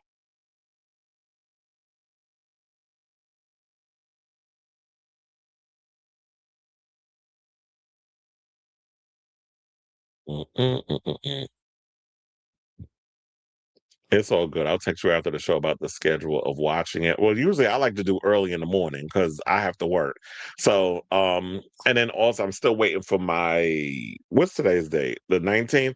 Still waiting for my May schedule because I just got my shit. I just gotta realize I had to check my pockets because I think I do have the May schedule, so I gotta start going through that. You said I was shopping for a new book to read this afternoon and saw a Heated Rivalry and still didn't pick it up. I probably will soon though. I also saw a Long Game, which is another book in the series. There's like 6 books in the series with another one on the way. Uh, yes, they are. Rachel Reed. She wrote the books. After you mentioned BookCon, I looked it up. So I wonder if the idea of it came from the Rainbow Book Fair, the gay book fair here in New York City that started 5 years before BookCon, which is more mainstream. Yeah, I'm wondering that too. I would like to go to a book convention. Yes, he is. He said, and Daryl is 1,000% correct, which is, honey, I've been saying, child, I've been saying this before he said it. Yeah, we definitely, if it was some people of color, but I always don't want to be up in here yucking somebody yum. But the reality is what it is. The fact of the matter is you have one white guy on the show, another one who is racially ambiguous, so he could play any role. You're not going to look at him and automatically think he's got Asian features. He is white presenting. So, you will get a lot further with selling a show or whatever like that. And also, when you have men on the show that are more masculine presenting, that's an easier pill for people to swallow too, because you want to be able to look at a male and a female. It's like what they say: the man wants to. You want to if you say a guy, you want to be the guy, and then for the girls, you want to be able to fuck the guy. Same thing and vice versa. Even if you gay and you look at the men, you want to fornicate with them too. So it's a little bit of both. You want to beat them and you want to fuck them. If you fluid and you into sports and things. And you said Taylor Swift backup dancer being dragged for doing a brand new ballet show, something he has been working on for years, but didn't have the funds. Why? What? So they think he's doing this because it's about Timothy. Shut up, people! Shut up! Damn. Because I'm just sitting there like, if he's been somebody who's been passionate about ballet, and now because he worked with Taylor Swift, she afforded him the opportunity to put money into furthering and making his dream a reality. Y'all think this got to do with Timothy Chalamet? Like what y'all thought that ballet became something new because his little 49-pound ass brought it up? Like, shut up, people. A lot of people so damn stupid. Why are y'all so dumb? You definitely have way more viewers on a weekend show than a weekday show. So maybe a weekend show should be well, if I'm not working, well, I already know I usually get not you up in here clocking my numbers. I think it's also because, a lot of times people come in from work when I'm working, when I'm on live. But yeah, weekends definitely will work. But if I'm not too busy on the weekends, it's hard to do a weekend show. The reason why there's a weekend show today is because I'm not at the Garden. The Knicks will be back at the Garden tomorrow. He said, no, because I said around the world and I. Yes, Lisa Stansfield. And you said the straight community needs to realize there is a hello. And I haven't I been saying that? He said between homosocial and homosexual interactions. Because I've been saying that too. And it's different. We're not a monolith. Like, not everybody is out here is a limp wrist, popping fingers. Not all of us out here looking like Saucy Santana. Trust and believe. Like all gays is doing that. We're not all walking around with wigs and wearing women's clothes and putting on lead press on nails with acrylic. Like none of us is all running around here doing that. Some of us actually like doing man shit. And that's no shade to them. I live for the femme girls. I live for the femme queens. But there's more to us than that. And I love my drag queens too. Women, because I have a lot of drag queen friends, so I live for them as well. So now women are definitely curious about of course they are, which I don't fault them for curiosity. So the TV shows is where they're getting a look. They just shouldn't show up. Hello. And we've been having that conversation. So people's getting mad at me over saying that because I was like, yeah, no shade, but I don't like a lot of women coming to a lot of our establishments, a lot of the gay establishments, especially if you're hinting at what I think you're hinting at with the gay ex permissive spaces. So there was a certain establishment that I would be going to, and Lanier is very familiar, that has a red rooster outside the establishment. When I be up in there carrying butt ass, I mean, in my birthday suit, carrying. And it be girls in there gawking, bitch. I'm not a zoo animal. Why y'all in here? And then it'd be you stuck offs. That's FAGGOTS backwards. um, that be up in the clubs, bringing y'all friends up in there, gawking at us like we some goddamn zoo animals. It's like, be the ass home. If y'all want to go to a like see a drag show, that's cute. But you have to realize when you on our territory, you got to be respectful. You can't come up in there trying to act like it's about y'all because you will get red. Now, Festival of Books happening right now in LA, and it's packed as fuck. Wait, you had a book? You had a book festival? What's happening? Yeah, that's a good question. What is homosocial? Is that basically like social gatherings with the gays? You say it's 49. I mean, he is skinny. I say his 49-pound ass. I have not been to the Red Rooster in a minute. And I think that was the last time I went. Yeah, because that's what we call it. We don't say the other word because we don't need y'all knowing our business. What we talking about. But because I used to refer to it as the Red Rooster. That was the code word. So the last time I went, it was me and my ex-roommate.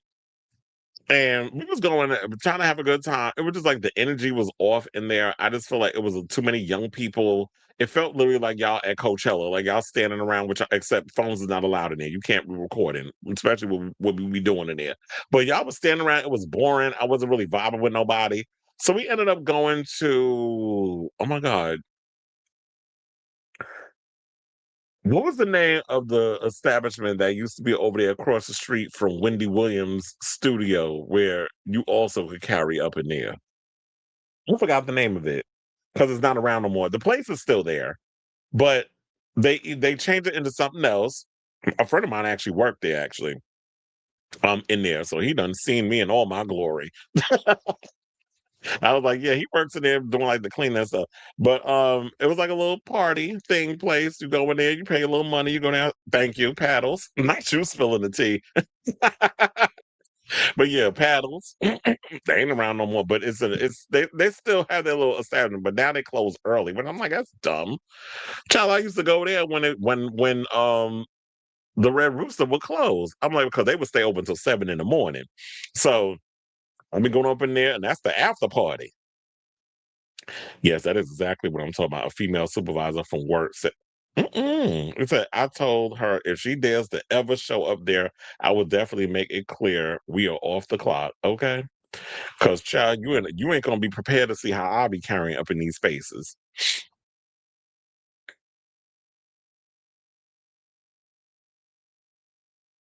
I might want to do that because, when it start getting warm out, I don't be wearing drawers. And you said, I think you're gonna like it. But I've been on my look, it's been a minute. I've been on my best behavior. I saw a friend of mine, Dijon, is doing trying to do like some S&M leathery type establishment for his throwback party at oh my god, why am I forgetting names of spaces? Rock Bar this week. and I would like to go, but I'm working. That's why I haven't been able to go to a lot of parties and stuff as of late because when I'm at the Garden and I've been dealing with people all day. By the time I get out of work, I'm like, I really don't feel like I'm in the mood to travel. And I used to be that person when I was younger, and I would work late nights at uh like the movie theater, AMC in Times Square, and I would get out at like 2 o'clock in the morning because yeah, we were working them late shows. And I would get the overnights, but I used to like working it because I was always working with a lot of my friends there, so it made it a lot of fun when I would work the 6 to midnight shifts or whatever the case is. And when they're carrying, I'd be like, "Ooh, I get out. I'll be going straight. I used to go straight to the Red Rooster or certain other establishments and get it in and go home. But now it's like with the trains and everything, I don't even be wanting to go out. That's why I got to get to a point where I can start scraping up enough money and move back to the city, bitch. Because I miss living in Harlem and Manhattan. I used to be, that would be easy accessibility for me to get around and do, not that's me right now with Banana Republic and Kava. Yeah, that's what I said. When you working, you feel so tired. And then you got to work 2 jobs in order to like survive and stay afloat career wise. But yeah, when we meet up, sir, we got a lot to kiki about. Anyway, let's get back into the show. Let's talk about this bitch. Let's talk about Bruce. I know some people want to get mad that I be talking about this bitch in their gender marker, former gender marker, but fuck her. First of all, you ain't give a shit about other trans people with your big feet and your man hands and that deep ass voice. You ain't give a fuck about your own damn community. But now, because you're on the receiving end of the very thing that this administration said they was going to do, which was going after the trans community, now because you being offended because your tax bracket didn't protect you from the vitriol, now you feeling hurt and you want sympathy and empathy. So this old big foot dragging heifer took her ass over there. This conservative media vampire took her ass over there on Tommy Lauren, that dumb bitch. Took herself over on that show to about fearless. No, you need to call it fearful because that's what a lot of y'all be running on. Fearfulness, not no fearlessness. Because people who are fearless don't need to be running around doing this bullshit that you two out here are doing. So they trying to clamor onto whatever's left of their relevancy by doing a stupid ass podcast. And prior to this, she did a story on the fact that she regrets taking the Glamour Woman of the Year award in 2015. Yeah, because you ain't did shit for the community. I'm talking about the trans community. And said be a grifter, because that's what a lot of you conservatives are, bunch of goddamn money hungry grifters. And so she was running around here to my she regrets taking the damn thing. Well, you should be, because there's nothing about you that screams activist or anything you've done really for the community, except you had the coin and the wherewithal to go transition into a gender you always felt that you were. But now you want people to be out here feeling sorry for your dusty ass. So she came out in, what was it, 10 years ago almost, or a little over 10 years, as a trans woman. And she told Tammy, or Tommy, however the fuck her name is, Tommy, she need to be in a damn tomb, wrapped up in a 8,000-year-old sarcophagus. Basically said that she appealed to Trump for help after the gender marker on her passport was changed from female to male. Now she said, recently I had my passport. I had to get it renewed. I sent it back. Comes back gender marker M. This is what she told Lauren, explaining that she had previously gone through the process of getting the gender marker on all of her IDs, including her birth certificate, changed to female. So now I'm in a position, Tommy. What do I do? This is a safety factor. I can't travel internationally anymore. I can't use my passport. Oh, welcome to the club, bitch. What did you expect? You sitting there voting for a demographic, a regime, a community that can give two shits and a flying fuck about how you identify was out here spewing all kinds of bigoted rhetoric towards the trans community. But now yo lily white ass is being fucking affected. Your Timu equivalent of being Jessica Lange. Now your Timu Jessica Lange looking ass is out here being on the receiving end of the vitriol and the transphobia, now you want us to feel sorry for you. Fuck you. And them goddamn thick ass eyebrows you got. So Jenner said she had attempted to appeal the change by using the standard form to flag it as a mistake. No, bitch, because apparently, according to them, God don't make no mistakes. So you shit out of luck until the next administration comes along and changes discourse on all of this bigotry that they're ushering into this current regime. So now last year, the Supreme Court affirmed that Trump administration's right to block trans and non-binary people from choosing the gender marker on their passports. And now you know how a lot of the drag race girls who identify as trans have been dealing with. When you hear people like Adore Delano talking about how they've been going through it, and Aja has been going through it. Now you expect us to feel sorry for you because you're Kim Kardashian's mother-in-law or stepmother, and Brody Jenner's other mother. So her next move was to write a letter to the president, even though, and you know he can't read. So why would you send him a letter? Even though she apparently has his personal phone number, about the implications for her and other trans people. Bitch, you don't give a fuck about other trans people. Now you want to be an activist because it's affecting you. This is how it always is with this, with Republicans.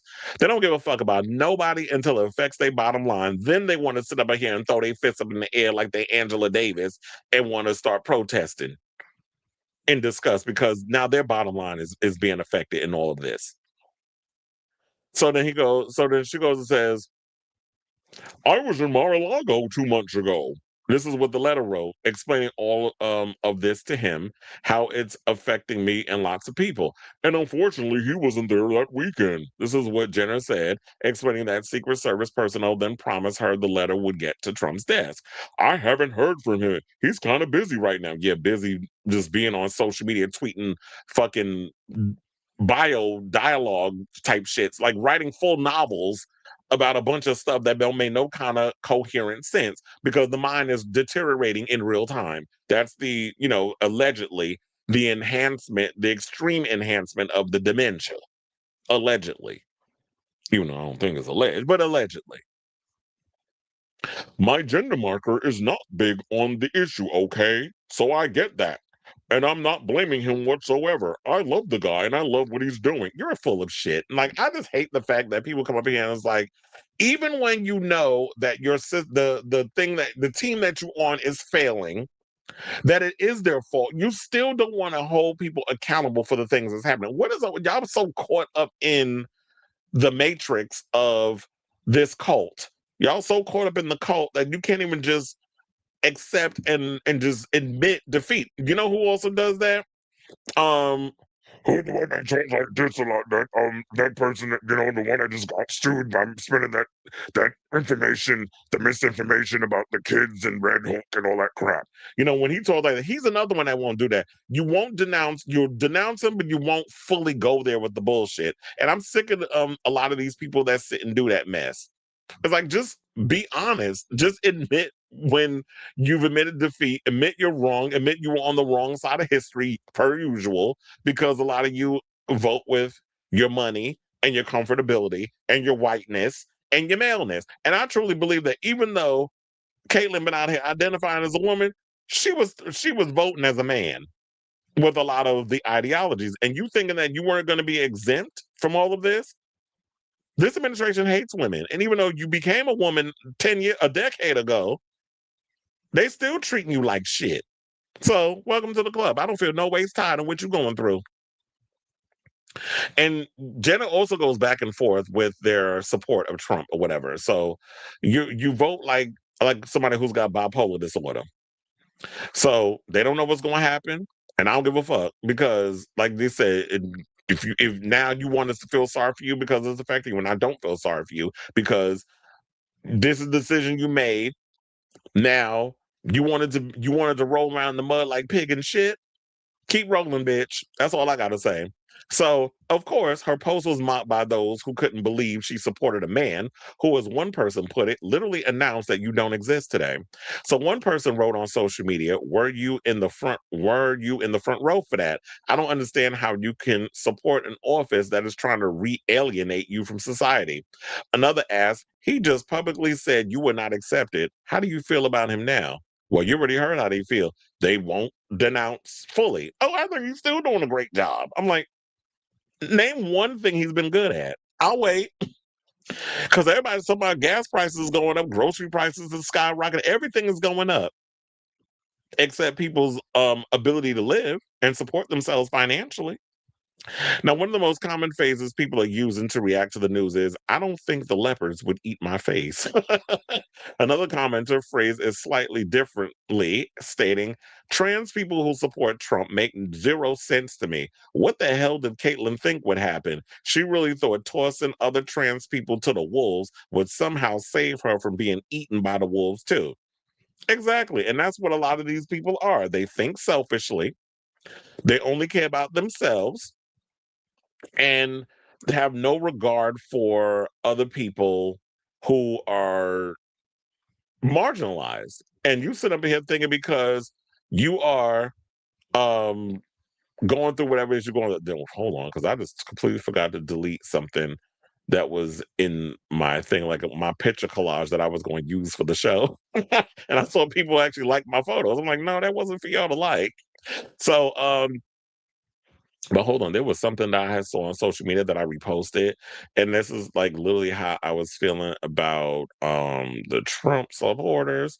But if I can't find it, we might have to move on. Oh yeah, I found it. So it said this. So this is how I feel. "A message for all you people leaving MAGA. Fuck you. It wasn't the grabbing by the pussy. It wasn't the mocking of a disabled person. It wasn't the thousands of lies. It wasn't a 130,000 porn star payout, or was it million? 130, well, because they got a couple of zeros there, but I'm assuming it was $130,000 porn star payout. It wasn't a resident infidelity. It wasn't the 34 felony convictions. It wasn't a $400 million jet from Qatar or Qatar. Sorry. It wasn't the withholding of federal funds to blue states devastated by wildfires, hurricanes, and tornadoes. It wasn't the Americans killed and deported. It wasn't the illegal wars started without congressional approval. It wasn't the 160 schoolgirls he unalived with a Tomahawk missile. Oh, and they double tapped on that shit. So it wasn't even just one bomb. They dropped both multiple. It wasn't the children he graped. It wasn't a fucking AI picture that drove you over the edge. I will never forgive you. I will never forget who you are. You are and always will be a Trump supporter. Read the list again. You are shit. So that's exactly how I feel about Caitlyn Jenner. I don't feel no ways tied. This bitch could go fall in a ditch and I wouldn't cry one tear over her tied ass if anything was to happen to her, because you can't just be fucking around with people and expecting the karma not to come in your direction. So fuck around and find out. And now the bitch, you're finding out what exactly it is that you don't see it for you. So I don't feel no ways tied. What happens to you? So I say, oh, this is a. What do you guys think of this story regarding tied ass Caitlyn Jenner out here crying a river because her big back, big foot dragging ass is all upset? I did not realize that I was going to read her this hard, but it the universe sent it down to the brain and now it's coming out the mouth. So how do y'all feel about this old Bigfoot dragon ass having ass bitch getting what's coming to her? Because now her bottom line is a trans woman is being affected by everything that's going on. So let me know what you guys think. And surprised that Trump ain't return her calls, in the words of Brandy. Why you ain't return my calls? Because he ain't got time for your ass. That's why. He ain't want to hear you talking all this politics. Child, he don't even pick up JD Vance phone calls because he don't like his fat, blank canvas looking ass either. Because quiet as kept, he didn't even want him to be the VP. That was Peter Thiel's choice. Because when you when the oligarchs basically help get your ass elected a second damn time, you got to do what they want you to do because you done sold your soul for a coin. So let me know what you guys think of this mess in the comments down below. Hold on, because I was like, what happened? You said, OMG, yes, we do. He said, Caitlyn has always been a weirdo. I don't even think she cares about her family. She don't. You know, when you get a lot of these selfish ass people, that's what it is. Caitlyn has never cared about anyone but herself. Absolutely. Caitlyn is such an asshole. I never liked her even when she was Bruce. Okay. And it kind of makes me look side-eyed at Chris Jenner. I was like, what did you see in that old that bitch? What did you see in him? And he said, even if you do what Blair White does, at least she's straight up. I am a Christian. However, when it comes to Trump, most of what he's doing is demonic. But why are people surprised? I was like, I'm not surprised. We knew exactly who this man was. He showed us who he was. Well, those of us in New York, that's why nobody likes him here. And it's funny how people was in the comments when I was talking about something when he was going at Zoran Mamdani over the lies that he said that I did bring up earlier in the show. People was like, first of all, you had to flee to Florida. Nobody likes you in New York. And the only people that would be voting for you is people obviously that don't live technically in the metropolitan areas. So yeah, Long Island, which is full of fucking racists, and Staten Island. That's where your conglomerate, and probably some people in Queens, because there's like suburban areas out there that are very heavily on the white side that fits in the suburbs of where they're closer to Long Island. So they definitely would vote for a Trump. But when we talk about metropolitan areas, it's like no. She's not, but that's why I had to cackle this whole thing. I don't feel any types of ways. The one positive aspect of this administration is how it made people who voted or support him look dumb and going through the humiliation rituals. Now, that's the true definition of a humiliation ritual, because when y'all be out there talking about celebrities doing things like they said Sydney Sweeney's going through a humiliation ritual based off of her character and what's happening on Euphoria. And I'm like, a character getting into doing OnlyFans content? That sounds like something her ass would have ended up doing. Like, why are y'all surprised? It's not a humiliation ritual. It's literally her character was a Jezebel, basically. Even based on season 2, fucking somebody else's man in the damn, and then had to hide in the bathroom because she thought Miss Thing was gonna whoop her ass. I was like, come on now. Absolutely, and go home quiet. Chris saw an opportunity because Bruce was an ass. Okay. And the thing with and you And the thing with yeah, the thing with the Kardashians or that sort of thing, that's always been very opportunistic with them, whoever they get with. I don't even know what the reparations comment is even meaning. You said, oh yeah, child, I almost forgot too as I was saying it. I was like, wait, it's Sunday. Either way, we have a two-party monopolized brainwash system in place along with whichever media you listen to, both sides. And this is what something I have been preaching on this show about in regards of yes, the two-party system is fucked. It is corrupt. You can't believe anything that's coming from like real journalists. That's why I kind of laughed at Don Lemon tied ass talk about if you don't have a journalism degree, then you're not a real journalist. Kind of throwing his nose up at influencers. But I'm like, bitch, you're being an influencer on YouTube. So have a seat, number one. And number two, um if we get what the definition of a journalist is, but if y'all journalists was actually doing y'all motherfucking jobs and telling people the truth, and even when you are independent, still not regurgitating centrist corporate talking points, which he does do. He does a little bit of the progressiveness, but you ain't fully progressive in a lot of your speech, like a Hassan Piker or even or Jennifer Welch, who I love the fact that she went from being a reality star to a big political force to be reckoned with in regards of her commentary. Or even who else is another one? Kyle Kalinske. When I was thinking about him as well, like they're really progressive in a lot of the conversations and the things that they're talking about. But yeah, both sides are equally corrupt in their own ways. Just like the recent thing where it was like the Democrats voted against this whole thing about sending aid to Israel. Well, of course, you got big humpback, fat, wide back ass Chuck Schumer still voted yes. I'm like, yeah, because we know he a Zionist. Why would anybody be surprised at the way he would vote? A lot of these celebrities are going through humiliation rituals. I mean, I wouldn't be surprised. Wait for it. Once the devil is done with you, he will spit you out like trash, as he always does. If the giggler, aka border czar, would just shut down the border, he would be president. She would be president today. Not the giggler. I don't no, I don't think that I don't even think Kamala would have been president if she would have shut down the border. There was a lot of things that was pissing her off. And another thing, somebody brought up to my attention. See, people was thinking Janet Jackson was being racist over her comments towards Kamala in regards to what she said. First of all, I had totally forgotten Kamala Harris was a prosecutor in that Michael Jackson trial. That's why Janet don't like her.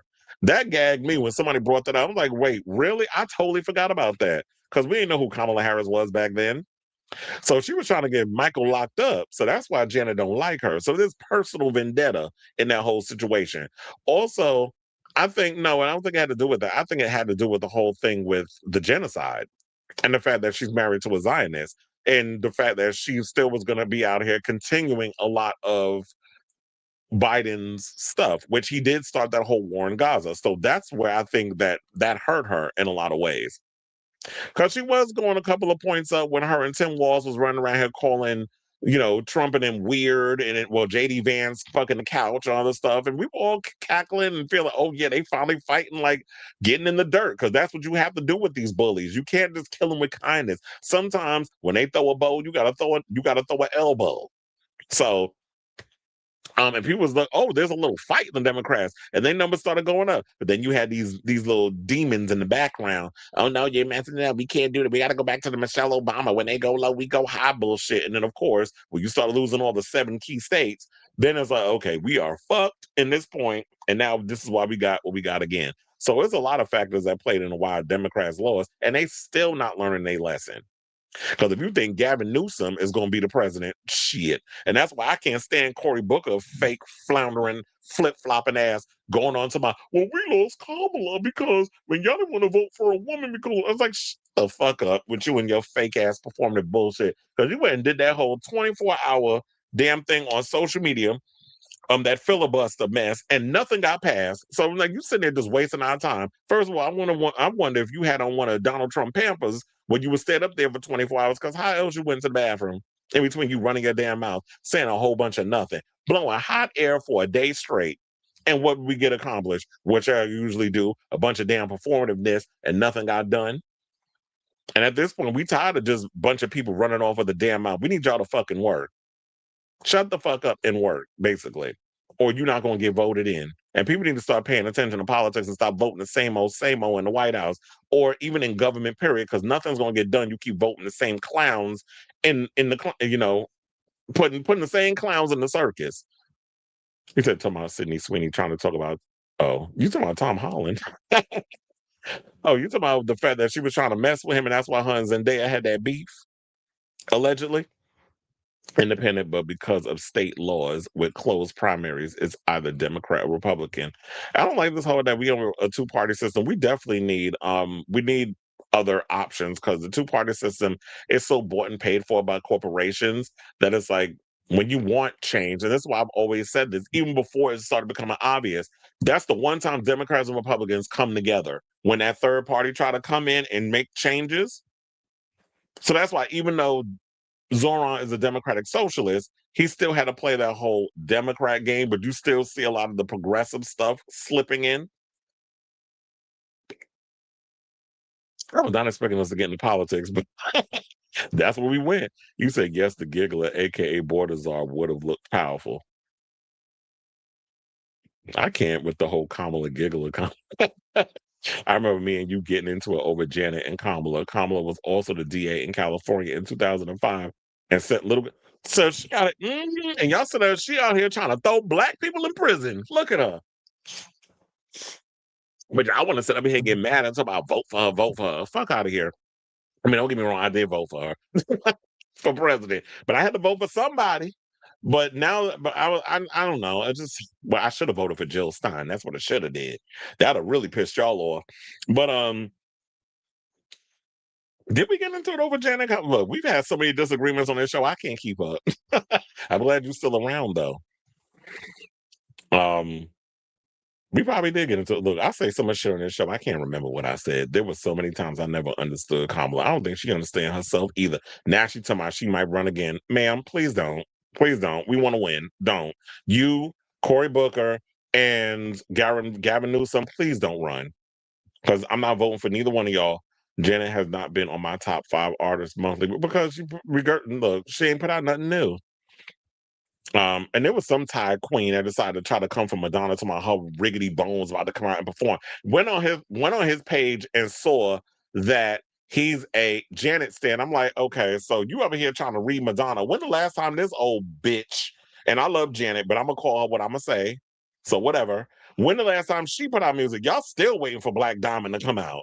So you can read Madonna till the cows come home and talk about her riggedy bones, but when Janet and her same old pleasure principle choreography will come out with some new shit.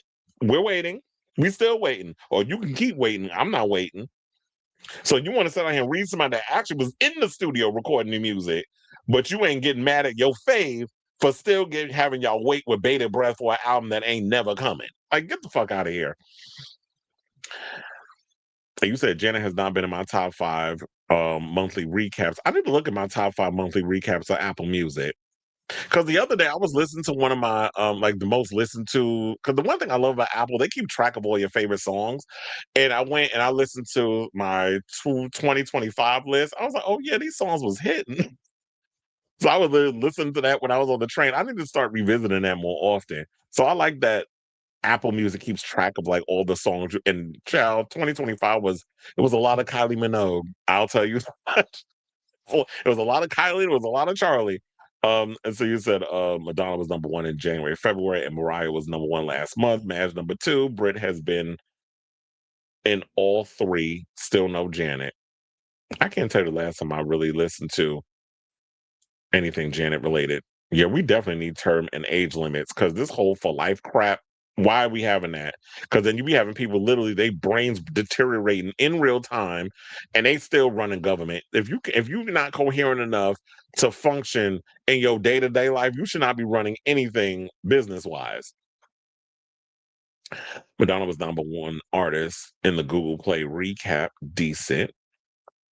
December 2025, March of 2025. Damn, you really be up in there with Miss Madonna.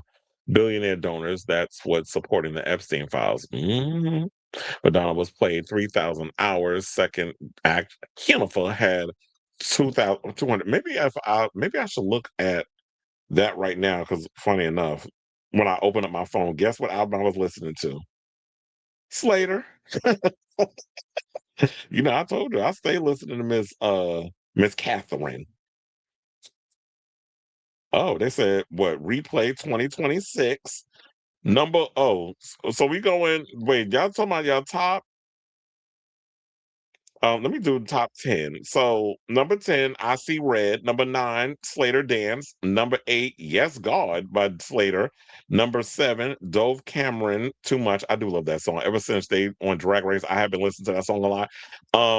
Oliver Sim, who was from the XX Telephone Games. Number 5, Lady Tron, Caught in the Blink of an Eye. Number 4, Saint Loser, Slater. Number 3, Milk by Agnes. Number 2, Beat Up Chanel's by Slater. Look, I told you it was a bunch of Slater in here. And number 1, Talk to Me by Robin. Then I got my top 10 for 2025. And we'll go number 10, Wet Hot American Dream by Ava Max. Number 9, Tonight by Pink Pantheress. Number 8, Reverberatic. I don't know why I can't talk all of a sudden by Alison Goldfrapp. Number 7, Taboo by Kylie Minogue. Number 6, Drums of Death by FKA Twigs and Corliss. Speaking of which, there was somebody that mentioned that there was a certain queen that was in the top 3 of Drag Race that did their choreography that pretty much ripped off Drums of Death. Into that when we get to this. Funny enough, that is the last topic when we get to the Drag Race review. Number 5, Garden of Eden by Lady Gaga. Number 4, Disease by Lady Gaga. Number 3, Jade, FUFN. Number 2, Von Dutch by Charli XCX. And number 1, Lady Gaga, Abracadabra. Yeah, that was definitely on a Gaga hit back when it came to that. Now it has replay all the time. So yeah, Apple has, in honor of Apple Music's first decade, take a look back, relive your all-time favorite tracks on one playlist. So number 10, Talk Talk featuring Troye Sivan. That's Charlie XCX. Number 9, Cunty by Adam Lambert. Number 8, Katy Perry by Lifetimes. Don't judge me by my list. Number 7, Diamonds by Kylie Minogue. Number 6, Good Is Gone by Kylie Minogue. Number 5, Lights Camera Action by Kylie Minogue. Number 4, Lady Gaga, Abracadabra. Number 3, Von Dutch, Charlie XCX. Number 2, Disease by Lady Gaga. And number 1, Taboo by Kylie Minogue. I told you it was all Kylie Minogue. I might actually listen to this when I go out. But I'm like, yes, that list is hitting. But anyway, let's see what's it doing. You said minutes, Kamala flip flopping all over the place. Is she gonna be doing that again when she try running? Both Madonna and Janet are household names. We can keep it at that. Black Diamond is never coming out. The fans are delusional. I love Janet, but she's slowly losing the title of Onyx number one pop diva. Who was your number one pop diva? Did you mention that? You said I stopped caring or wanting, waiting for Black Diamond a long time ago. Yeah, the janitors are still waiting. Sadly, politics has become voting for the lesser of two evils. Absolutely. With that said, I can't get why folks voted for Trump then when his blatant evil so extremely outdoes everybody else, even in his own party. Slater has over 1,000 streams from me. I have a friend who was obsessed with this new Slater album, even got a ticket to go see her on tour. He said when he's driving, he listens to it. He be posting clips of the Coachella performance. Like he loves Slater. I find it funny because Madonna nor Janet would care about making new music or charts that stands like to brag about. Both are legends of careers and legacy are cemented. I think at this point in Madonna's career, she finally woke up and was like, you know what? I don't care about the whole chart thing. You're not going to see it for me. I'm going to just make music for my fans. I don't think she's trying to like grab new fans. I mean, she's got a younger generation of fans that have started discovering her music and they do full discourses on breaking down her music videos. They're reacting to her songs. I see a lot of it all over social media. So people are genuinely, the new younger generation are generally genuinely getting into Madonna's music. So they don't need to be this thing where we need to pander to a certain audience. The funny thing with her and Sabrina Carpenter, it definitely feels organic that those two did a collab together because their voices complement each other on that new song. So I'm not mad that they, work together. Old technology has like 300 plays. Wait, I need to look back on the thing. How can you tell how many times you play how many plays a song got? Do I go into my home? Well, I can't go into new because I don't think it's gonna be there for that.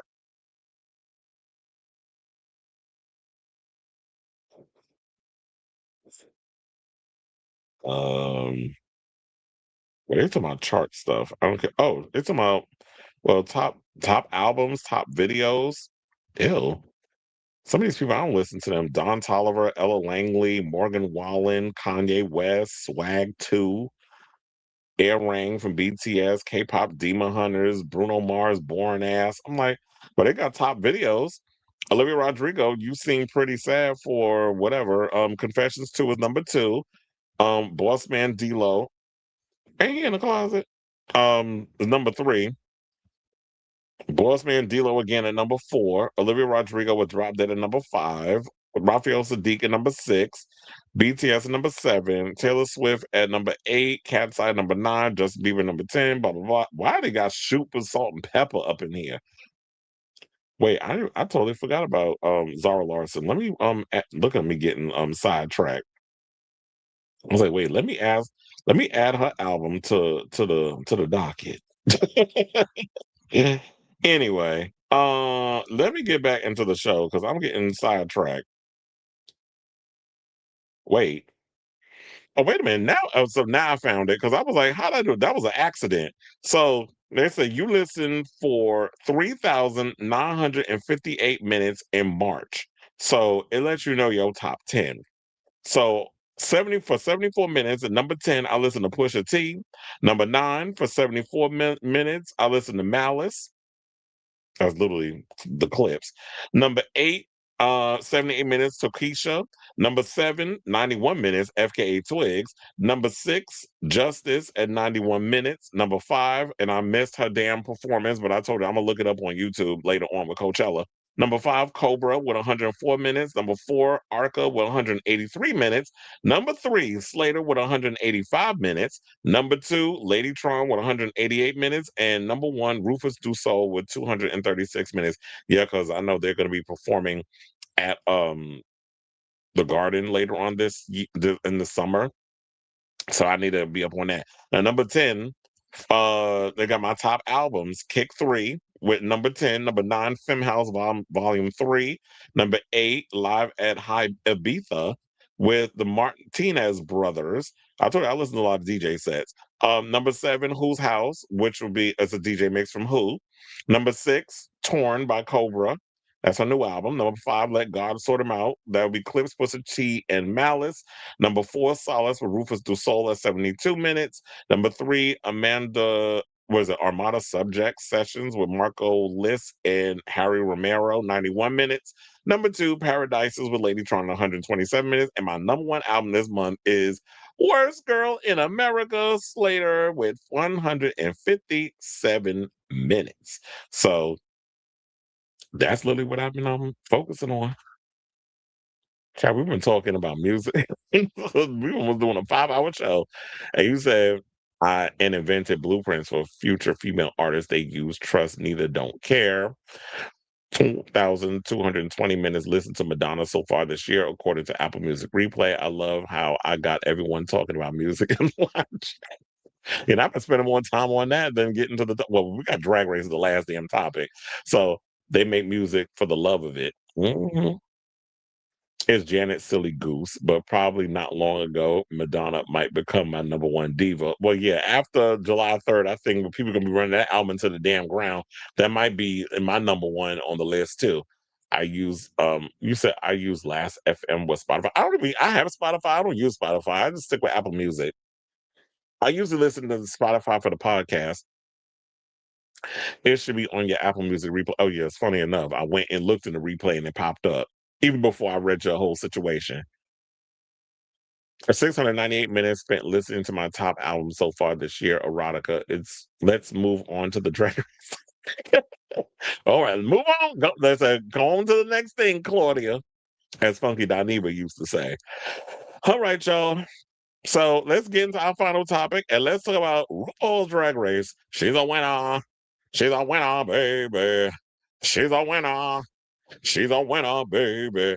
Losers, weepers. Y'all know that damn song. Finders, keepers. Losers, weepers, finders, keepers. So it's down to our final 3, which would be Darlene Mitchell, Nini Coco, and Mikey Meeks. And it looks like Chris yet again was correct because I said Mikey was going to win the show. And lo and behold, Mikey Meeks is our season 18 winner, where she's been crowned as America's next drag superstar. So yeah, they fought for their way to land a spot in the top 3, even though I knew it was going to be Darlene. First of all, that their lip syncs I thought was cute, but they had to come and basically record their own songs in their own voice, which we have been saying for the longest. And I'm glad finally the producers and the judges or not even producers and the judges, the producers of the show finally listened to us as fans. Were like, let the girls go in, let them do their final 3 songs where it showcases who they are.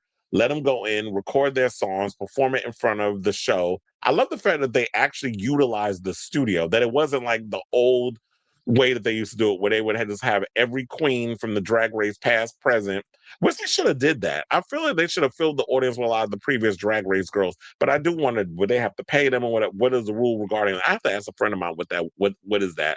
But they just had some of the old Drag Race girls come up in there, sit in the audience, but they had it seemed like Drag Race fans or probably paid actors sit in the audience where they get paid a little, a little something, something, being extras and sitting in the audience clapping and stuff, watching that long ass show. I said that's what they should have been doing. Just fill the audience, the Drag Race studio with an audience, and use the show to do instead of having to rent out a little theater in West Hollywood or downtown LA, because that's literally what they used to do. They used to do it down in DTLA, just to do it down there and then put a long ass thing together and then everything leaks online.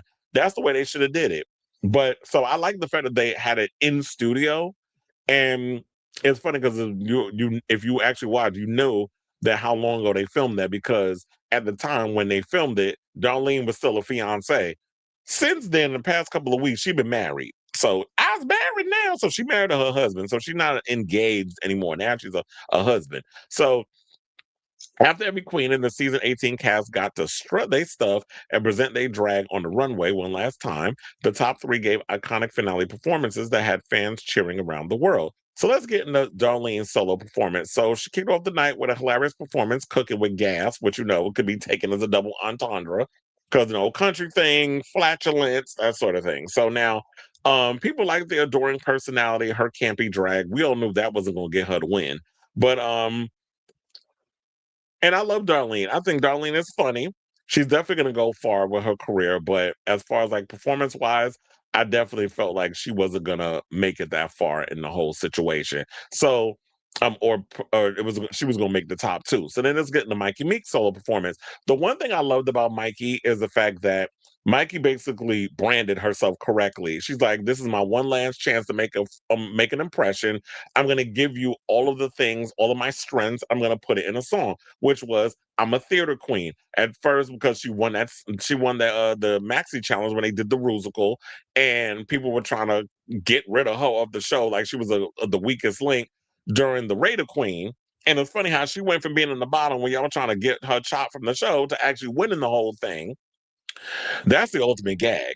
And I've always felt that, like, at first my choice was going to be Nini Coco, but the problem with Nini Coco is the fact that towards the end of the show, she kept ending up in the bottom. So for once, they actually brought track record into the whole thing and gave it to Mikey. But Mikey's performance, I definitely liked it because it was giving very much theater choreography. It was giving Broadway. And then, of course, I love the sexual innuendos. Who doesn't like a little sexual innuendo in a performance? So, and the vocals was on point. I definitely loved it. But then, bitch, Nini Coco let me stop saying it like I'm Coco Montrese. It's like Nini Coco got on stage and did her performance. Definitely the high energy thing. It was fully given off drag fabulousness in regards to the performance. So I was living, although there were some people online that basically said that Miss Thing done ripped off Drums of Death by FKA Twigs. If you actually seen the concert, the tour, because I did work it, if you've seen the show, very much how the chairs and getting up on the stage and she's dancing on top of the thing, and the dancers are dancing around her and giving full choreography. They're half naked, that she rips off, like it's giving very much that. So it definitely was a bit of a rip off of Vacation, but Nene, I thought, made it her own. I thought she was great with the performance she gave. Now, if it was based on that performance alone, I would have been like, yeah, Nene won. But if we're talking about the show overall and the track record, I'm not surprised that Mikey Meeks walked away with it. So she gave us a jaw-dropping performance. I live for the choreography. I love the lyrics, the sickening outfits, all that stuff. She definitely performed her ass down. Then she revealed her boyfriend. I had to fast forward through that because I was like, I don't give a fuck about them as a couple. So I moved on from that. And then we brought out Miss Nerve herself. It do take nerve, Anya Nerve, where she basically came out and on the runway and gave everybody a bunch of nothing regardless of what she up to, because she really ain't up to nothing, quiet as it's kept. I mean, wasn't you supposed to be on Broadway, and then weeks before you was about to go on Broadway, it was canceled? So Anya Nerves out here just holding on to that crown and scepter, so when the money starts to dry out, I guess she could sell it on eBay. So she was up there doing her thing and gave us whatever she's been up to. I don't even remember what she said. And then it came down to, they did the whole Miley Cyrus tribute situation, and Miley came out. I didn't care. I fast forwarded through it because I was like, who cares about Miley and her bipolar ass, in regards to she don't know who she want to be performance as a performer. She be all over the place. Well, who she want to be as an artist. So I can't even take her ass seriously. But apparently she's a ally for the gay community. So I guess we'll just go along with it because Ruin them say so. So she came out and sat on the stage with the rest of the judges as the final two, who, of course, if you haven't known by now, because I already said it like 8 million times, that Mikey Meeks and Nene Coco were the final two girls standing. So they had to perform Every Girl You Ever Loved, featuring Naomi Campbell on stage in front of Rue and the judges. That would be Jamal Sims, Carson Kressley. Thank God Ross Matthews' annoying ass wasn't there. And RuPaul, Mama Rue. So they was all there. So now, because she got, I forgot to mention, it was the Giving Us Lifetime Achievement Award.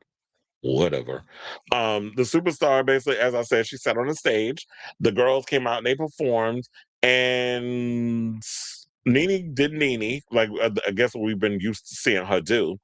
But we're gonna play the clip. Hold on, let's play the clip actually of who the winner, who the next drag superstar is. I might have to do a little playing around so we don't get demonetized over here. If anything, I'll just delete it. So hold on, we're gonna come back and talk. Please hold. Now, the time has come to crown our queen. Mikey, me. Here you go.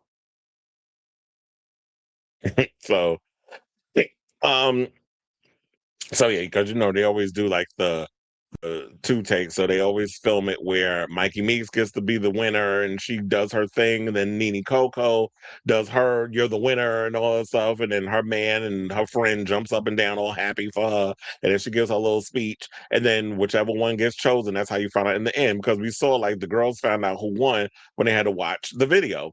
The actual episode. So that's usually how it works. It's always the way it's been working, where they have to do two different versions of it, and then in the end you don't see who actually won the show until the the exact episode airs. So congratulations, Mikey. And thank God this season is behind us, because this was an interesting season to say the least. Was not that impressed. I mean, definitely I like the idea that we had seasoned girls, like a lot of the queens that were on the show that have been doing it for a long time. I think the problem was the producers were meddling too much. I think the issue with the season was the fact that it was too many cooks in the kitchen. Producers were trying to pick certain people that they thought were going to be the instant faves. When the faves weren't delivering, they were trying to course correct, and less sabotage, less rigor mortis was going on. And then it was just too much and there was like the inconsistencies in the judging was bothering me. So hopefully we'll get it together in season 19 in regards to this whole subject. I did hear that apparently there was a picture of something that Hormona Lisa posted on social media saying that there's some drag queen that made the upcoming season and said that she's a Trump, I guess she's a Trump supporter or whatever the case is, and was out here all upset that they allowing people who are Republican stereotypes to come on the show. And they're saying like, well, first of all, it's a photo, so you don't even know necessarily if um where this girl leans politically. And then somebody was going around saying, well, weren't you just recently spotted taking a picture with so and so? So how you gonna sit up here and get upset over the situation when I was trying to find it, but it's like nothing wants to freaking open on my page, because I was trying to, oh yeah, I found it. So yeah, it was, hold on. Oh no, not that horrible picture of Jermaine Jackson, child. Um, where'd it go? Hold on. I almost had it, and then I lost her because I keep coming across Madonna dancing and living her best life. Pilates. Okay, I got it. So let me pull that up for y'all to see, as since it took me forever to find it. Wait, no, not that one, not that one, not that one. Would I be trying to rush? Okay, let's stop that screen. Let me pull this up, because I think I was sharing the screen before when I should have just scrolled over and just hit. So yeah, it's this one. So it said, Hormonally support to whom it may concern, is disappointing to see a platform given to someone aligned with MAGA, especially when harmful stereotypes already paint Southern communities as uniformly racist and politically one-sided. And somebody posted, "Isn't this you with her a month ago?" So people are sitting there talking about, well, you sitting there talking about a queen that is, I don't even know her name or whatever, but wait, it might be in the post. Tammy Faye. So they're saying like, oh, she's up in there. You got her as being a part of the show, or whatever case. There, she's a part of the show, but you're mad over the fact that there's this interaction with them doing that and bringing her on the show where you was associated with her. And just because you take a picture with a queen don't necessarily mean you align with them politically. And I hate when people do it. It's the same thing like we were saying about what's his name, Dave Chappelle took a picture with Lauren Boebert, and she went and created a whole narrative around a photo.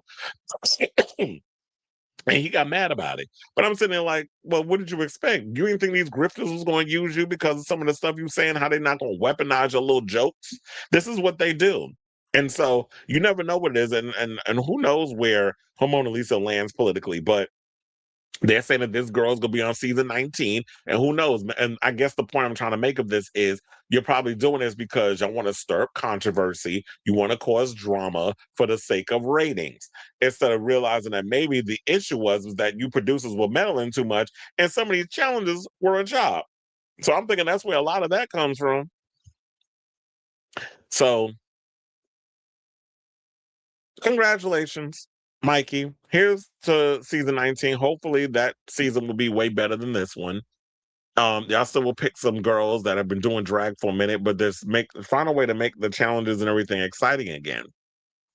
And stop with the extra meddling because it's not working. And also, it's got me looking forward to All Stars, which is premiering next month. They just announced that. I mean, we haven't seen a trailer yet, but I'm looking forward to All Stars when that premieres on Paramount Plus next month because I'm currently just binging all the All Stars leading up to. I think that wasn't even intentional. It just so happened I started rewatching all the All Star seasons, which has got me leading up to the one that's coming. Maybe I was doing that because because I wasn't that I was disappointed with the last season, but this current season that has got me into watching All Stars. But anyway, so congratulations, Mikey, and all that good stuff. I want to hear from y'all. What do you guys think of this story? Do you agree with the judge's decision or RuPaul's decision? Because she consulted with her judges, but the final decision is mine to make. That's what she says.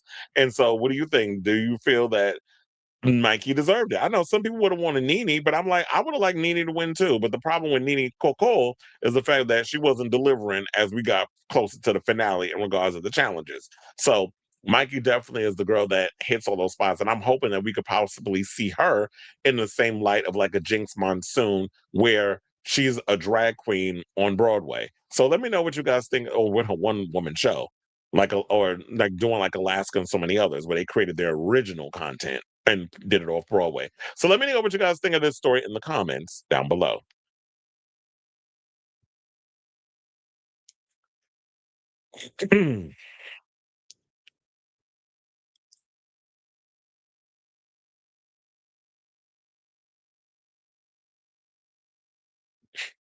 You said I wore out the original Confessions to the point that the sounded like it was scuffing. Well, I told you I did buy the physical copy for um her up for Confessions too. You said yawns no. Moving on to All Stars. What did you think about the All Stars 11 promo being in the same color format as yet last year's? Is there no but? Look, I've been saying that for the longest, but funny enough, I didn't even see the promo. Let me look that up. Um,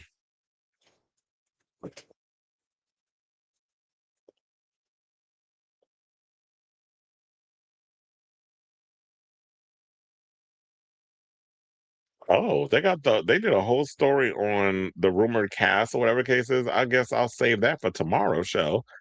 Oh yeah, oh yeah. Well, yeah. Why are y'all using the same font?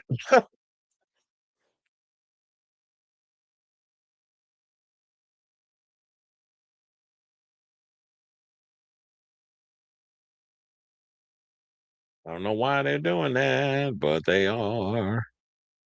But and they revealing some of the queens that's gonna be on there.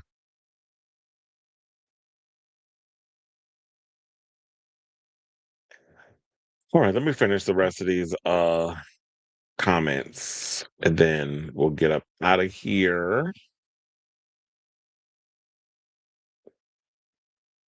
Darlene had the best performance in my opinion. Mikey, not my thing. Nene, Gaga, and Twigs cosplay. Mama Ru doing her little two-step. Oh yeah, because there was nobody in that damn room. Because one thing about RuPaul, she do not like she got, and it was so funny when she was doing like the vote, like the hand, like she was voguing away. I'm like, she even moved like Madonna got more energy than her. And y'all about the same damn age. Come on now. At least put some effort into the choreography. Mama Ru giving us old Britney when she was going through her mental breakdown and being forced to perform. So Mama Ru doing a little two-step for an empty audience was more entertaining than 2/3 of the. And did y'all hear how loud Kenya Pleaser was when she was hyping up the girls? Allegedly, they filmed the finale in July of last year. That's insane.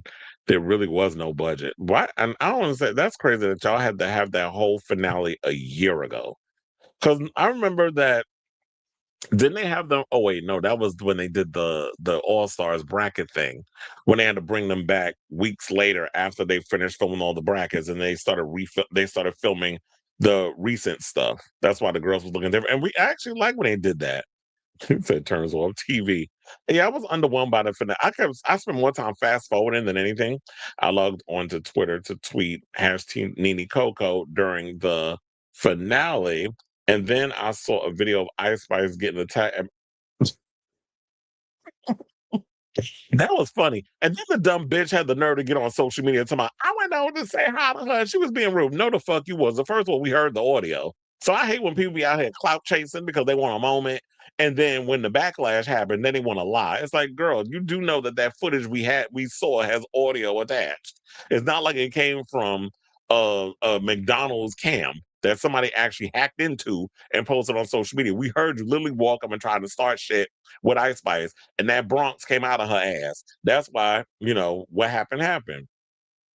There's so many birds out here be trying to get that be just running for trying to get clout by trying to start with celebrities. I wish Drag Race was more like The Amazing Race, where they just roll the cameras and watch what happens. The blatant riggery has become. I know, and that's why I kind of wish they would do that too. It's like, yeah, you could produce a show to be like a story producer in ways of like moving the story along, or whatever. But the fact of the matter, when y'all trying to create drama, like even down to the whole situation of remember Raider Queen, where they were trying to vote and talk about what's the strategy of voters? I was like, okay, this is clearly producers trying to chirp and create some shit for ratings. And it wasn't even working because the girls wasn't even playing along with that whole strategy thing. It's like, come on. He said Tammy Faye Baker is a cosmetologist with her own small business, which justified her voting for Trump in 2020, citing she couldn't get with Joe Biden's tax stance. And I think at the end of the day, a lot of these people, even though Trump is nothing but a liar and a thief and a grifter, people are going to vote based off of whatever's going to help their bottom line. And then kind of find out that they were lied to.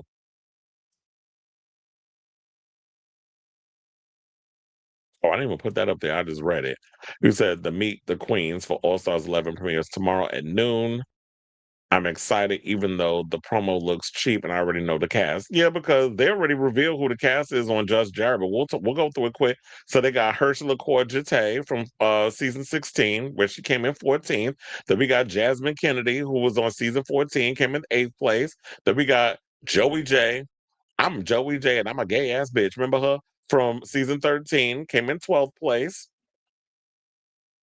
And we'll see if this is confirmed tomorrow, even though it is confirmed, because these are the queens on the show. Then we got another Kennedy, and that'd be Kennedy Davenport from season 7 and All Stars 3, where she was a runner-up on All Stars 3, came in 4th place on season 7, and Canada versus the World season 2, where she came in 3rd, 4th place.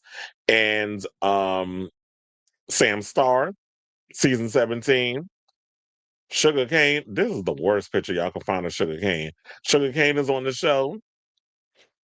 And who else? This is annoying with the Just Jared shit. Why are we talking about Santino? um and Merle Ginsburg and they ain't bringing up old people, whatever. But yeah, we'll go through that tomorrow when they reveal who the queens are that's on the show. So it's funny how um they immediately are jumping into the All-Star season. They want us to forget about season 18. Watching her hop on tables gave me flashbacks to my fighting days. I don't care how ghetto it is to fight in the streets of LA. Ice wanted her lick back and she got it with no security. That's what I said, bitch. You want to jump in my face and try to act like you was big and bad. I'm going to get on the table and fuck you up. I was like, look, do what you got to do. I said that Bronx side came out of her. But anyway, shout out to Little Orphan Annie. And all that good stuff. And yeah, so yes. All right, Charm. So we at the end of the show. We did an almost 5-hour show because it was like all the keying that we had to do because it's been a minute since we've been hanging out. I'll be back tomorrow with a brand new episode of the show. Love you all for watching. Thank you for your continued support. Thank you everybody that was jumping in the comments with me. Thank you for everybody hanging out with me on the Lord's Day, and that's LORDT''S. And all that good stuff. I'll be back tomorrow, Monday morning, to bring you the latest celebrity news and gossip. If there's anything juicy we're talking about, hopefully there will be, because we did talk about a lot of topics today. But yeah, love you all for watching. Thank you for your continued support. Thank God Coachella is finally over. We could all move on with our lives. And until next time, ciao, darlings.